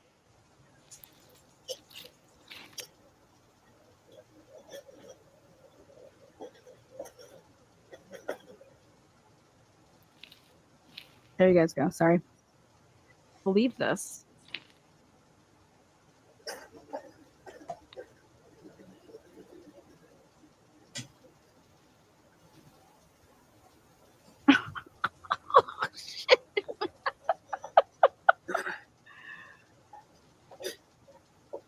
This is just.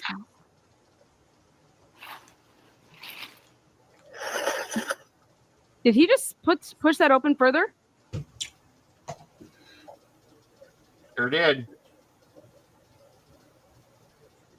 Tell me he did not just do that.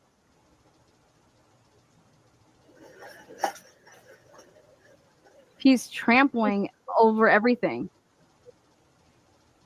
You guys read the 46 different reports and get to when you get to all like the footprint and the latents and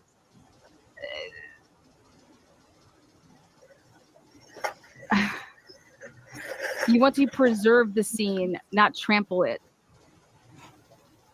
Yeah, he opened the door further. I cannot believe this.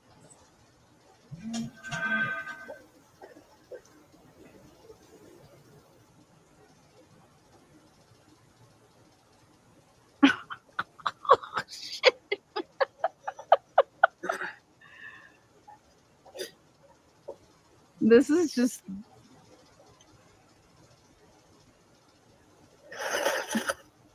Did he just push that open? No, he didn't. I thought it sounded like it, but it's something else he did. The door didn't move. I'm sorry. Further?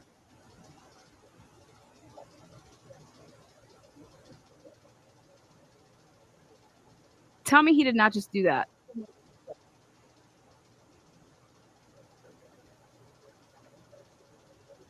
He did something else that made that noise, and it sounded like the door, but the door didn't move.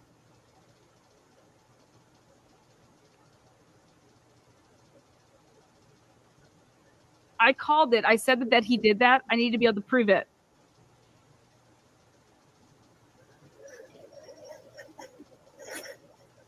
That I'm just curious. Did he push it back, or did his body cam make that noise? So If you guys are watching live, I think you guys can go back, but I want to keep.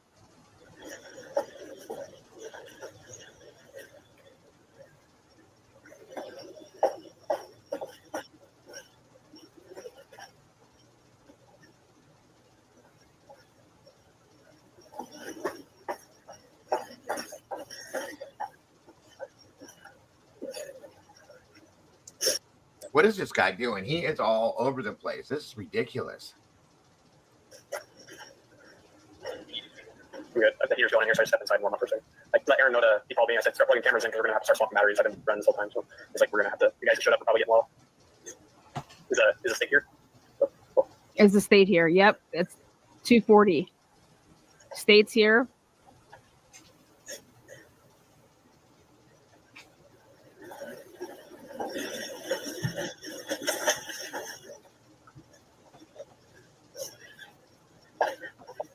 It's probably the cold air cat. God, he's back at it.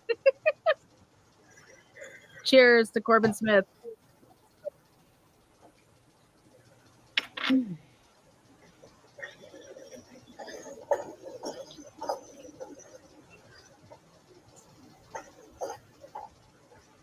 I mean, this dude cannot stand still.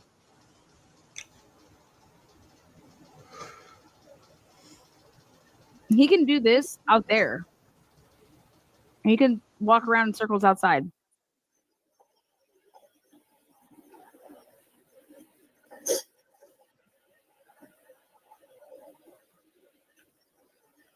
I can't look at. He's standing right here in the middle. Crazy. 22. It's telling me both 8 hours and 24 hours. I know, right? I think it's 24 hours. That's what I had it as. Dude, this guy, man. Corbin, what are you doing, dude? He's like, I want the Dylan point of view. So he goes and stands over there by Dylan's room.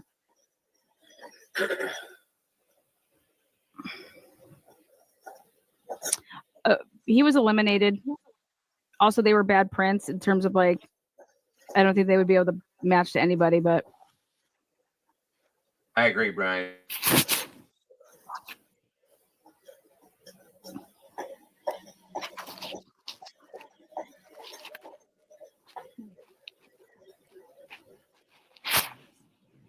Jesus, bro, stand still. This is nuts.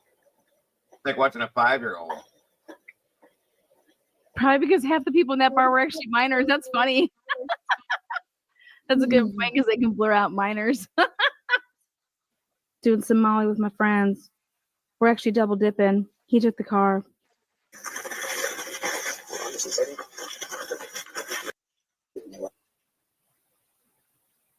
We're working on a theory that. All right, so there's Lanier. Okay, so we're working on the theory that whoever did it. Hello? We're working on a theory that whoever did it and left and then cuts off. Well, what did you think? They stayed? We're working on a theory that whoever did it and left. No shit. Why'd you cut They your did body it and off? left. What the fuck are you talking about? We're working on a theory that whoever did it and left. Well, if you wanna walk with me, I guess. Walk me real quick. Yeah.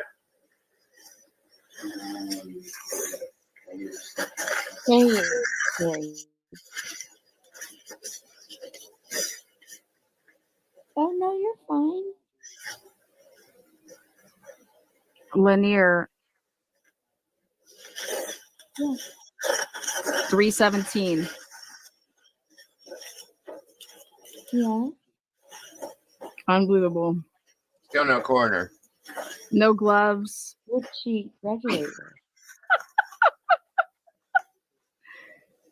Hey, we need a media plan. We got one. Lord. Just got a hold of me and said they're starting to call it on quite a bit. So we need to, I guess, figure out a point of contact and We need a media plan. basically someone who could tell them and not tell them.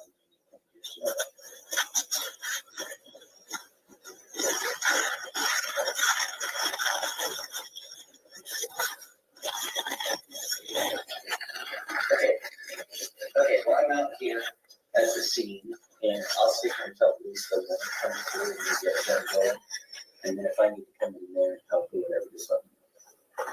All right. So now he just calls Fry. All right. What were you going to tell me now? I was just going to walk you through.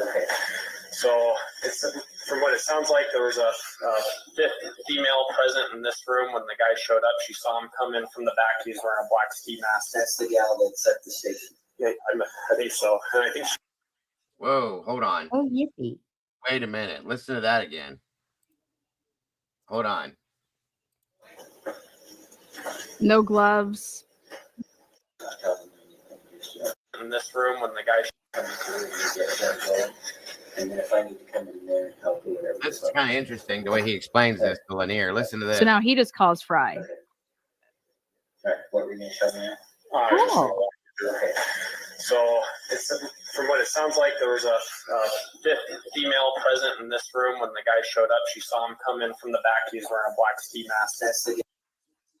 You hear the story he's telling? So what it sounds like from this, there was a female present in this room, me in the kitchen, saw him come in through the back door in a ski mask. What the hell is he talking about? That's not at all what was told to the other officer. See, this is what happens here. This is what, Jesus Christ. Yeah, that set the station. Yeah, I think so. And I think she was. Wait a second. Here and she said that she locked her. There was a fifth female. Did you guys just hear that?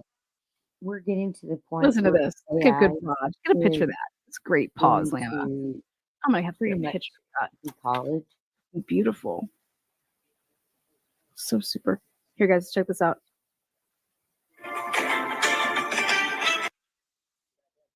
No, Dylan never said she said she saw him leave. She didn't say, she never said she saw anybody come in that door. Nobody did. That's crazy. Good God. 5 females, though. No, I'm not we got saying Kaylee, now, Maddie, but eventually. And you know what? Dylan, I Bethany. sell Yeah. AI technology, but What, in Terry? all honesty, right now we're working on, my boss and I are working on all the campgrounds because they're so behind times. And we can help, but we can't produce like a lifeguard Are you to talking to me, Terry? be you know what I mean? When school starts, that's why half of them shut down because they have no lifeguards.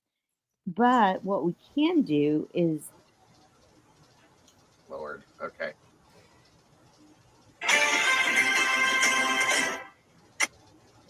You guys want to hear Officer Payne talk about Truly's for the win? Truly's for the win. My new AI, man. Bella nails my stuff. I'm like, hey, I want you to make my Payne guy say Truly's for the win. Truly's for the win.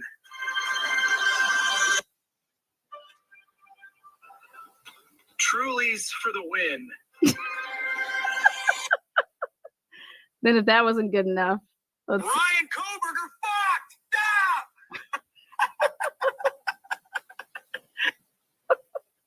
wait, what was that, Payne? Ryan Koberger fucked!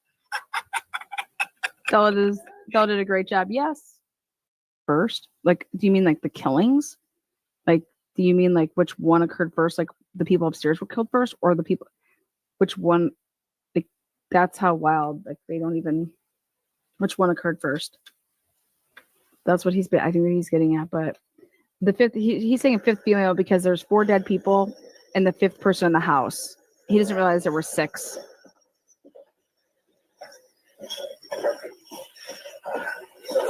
I don't know if I think she was in the bottom one down here. How do you know that? This one right here.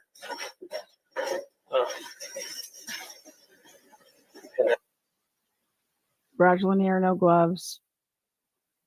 And then we can't talk about any of this. None of this can be look, it's straight.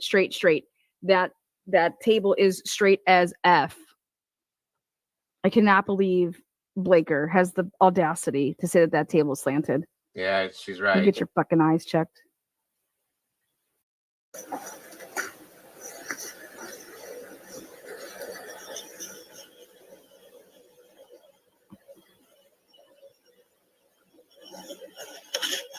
Ryan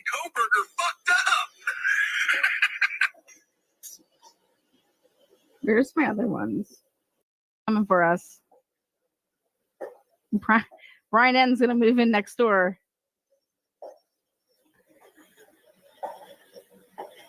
Here comes JLR.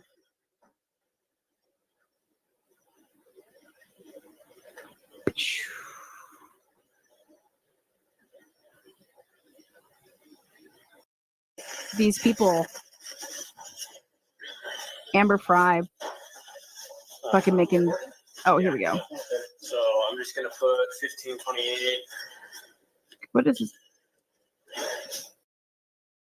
All right, so the rest of this is nothing. She just goes through like, I just wanted to see the body cam. She just goes through like some documents and stuff at that point. So, okay, back to like I said, I'm not trying to replace you or put you on. okay, sorry, thought she was done anyway. And we're back. So, any thoughts, anybody at all on anything at all about any of this that we've seen today? Other than to say it is what it is. Well, that's all we can say. That's all we can say at this point. Hang on. There. Yeah, I mean, truly, what else can you say at this point, to be honest with you?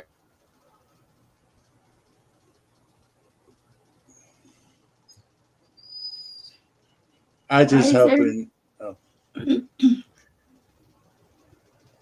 I've said it time and time again what I'd like to see happen. It needs to happen. It needs to happen in a bad way. Yes, sir. I agree. Yes, I do. I very much do. Very much do. So, just saying.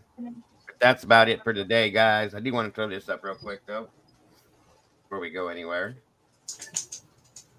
1 second.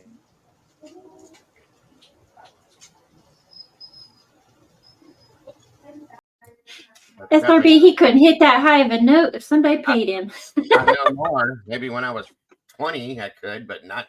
Hell no. No. I wish. Caden might be able to, but not me. Thank you, everybody. 1 minute here.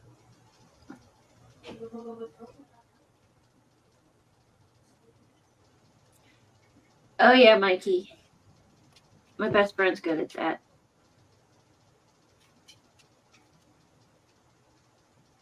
Where's that at?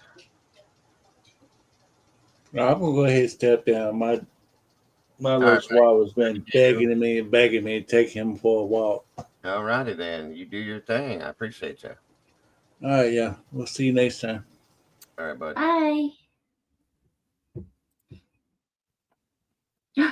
Brian, you just called me an old lady.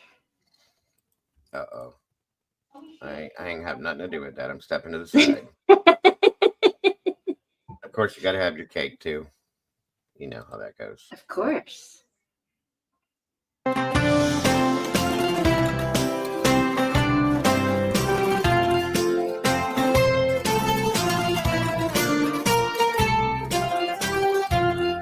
Happy birthday, Mama. Happy birthday to you. Happy birthday, happy birthday, happy birthday, Mama.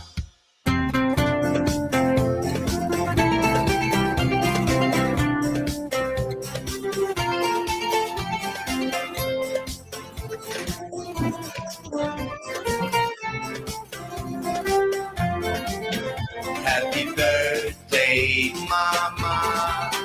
Happy birthday to you. Happy birthday, happy birthday, happy birthday, Mama.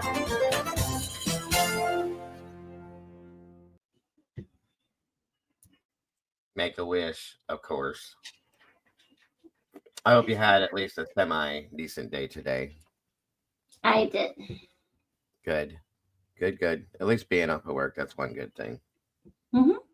That's what matters. Thank you for jumping in so I could do that. You're welcome. Let me see here. Close that out. All right. So that's it for the day with that, guys. Happy 29th birthday, of course. Yeah. Mine will be next week, 2 weeks. Wait, what's the date today? The 11th. Mm-hmm. So yeah, roughly a week. Cool. We hit 7 out of 10 of our goal today, guys. You're amazing. Thank you much. Thank you to my mods. Thank you to my panel members. Appreciate you very much. Again, guys, don't forget, Birdie will be live tonight. I think it's 8 p.m. our time, Eastern Standard Time. And thank you to Typically for joining us. Make sure you subscribe to her channel.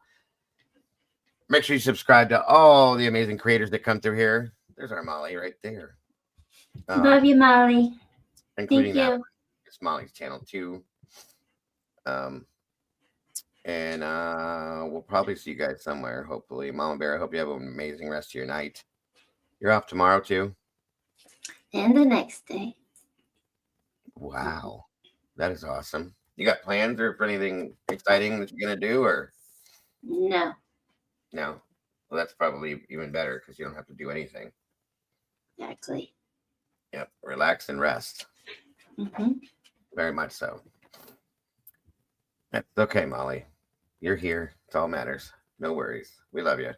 Thank you guys in chat as always. Don't forget to love yourselves and love each other. Don't change nothing. You guys are the beautiful people, and we will see you guys very soon. Have a great one, folks. Bye-bye now. Bye, guys. Thanks for the birthday wishes. I'll see you later. Happy birthday, ma'am. Thank you. Bye-bye.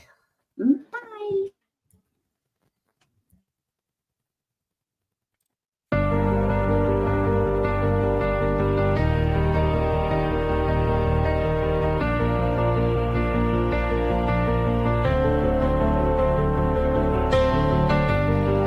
The coffee's cold, the final stain. We laid the map out in the pouring rain. No hidden corners left to creep. The dark truth woke while the city was asleep. The evidence lines up straight and true. A perfect picture of what they chose to do. The quiet street erupts in flashing light. A reckoning delivered in the night. SWAT serves the warrant, loud and clear. The sound of justice, the only thing we hear. At the True Crime Cafe, we watch the suspect finally pay. The dark truth is backed and signed and sealed. The wound is closed, the name is finally healed. It's finally healed.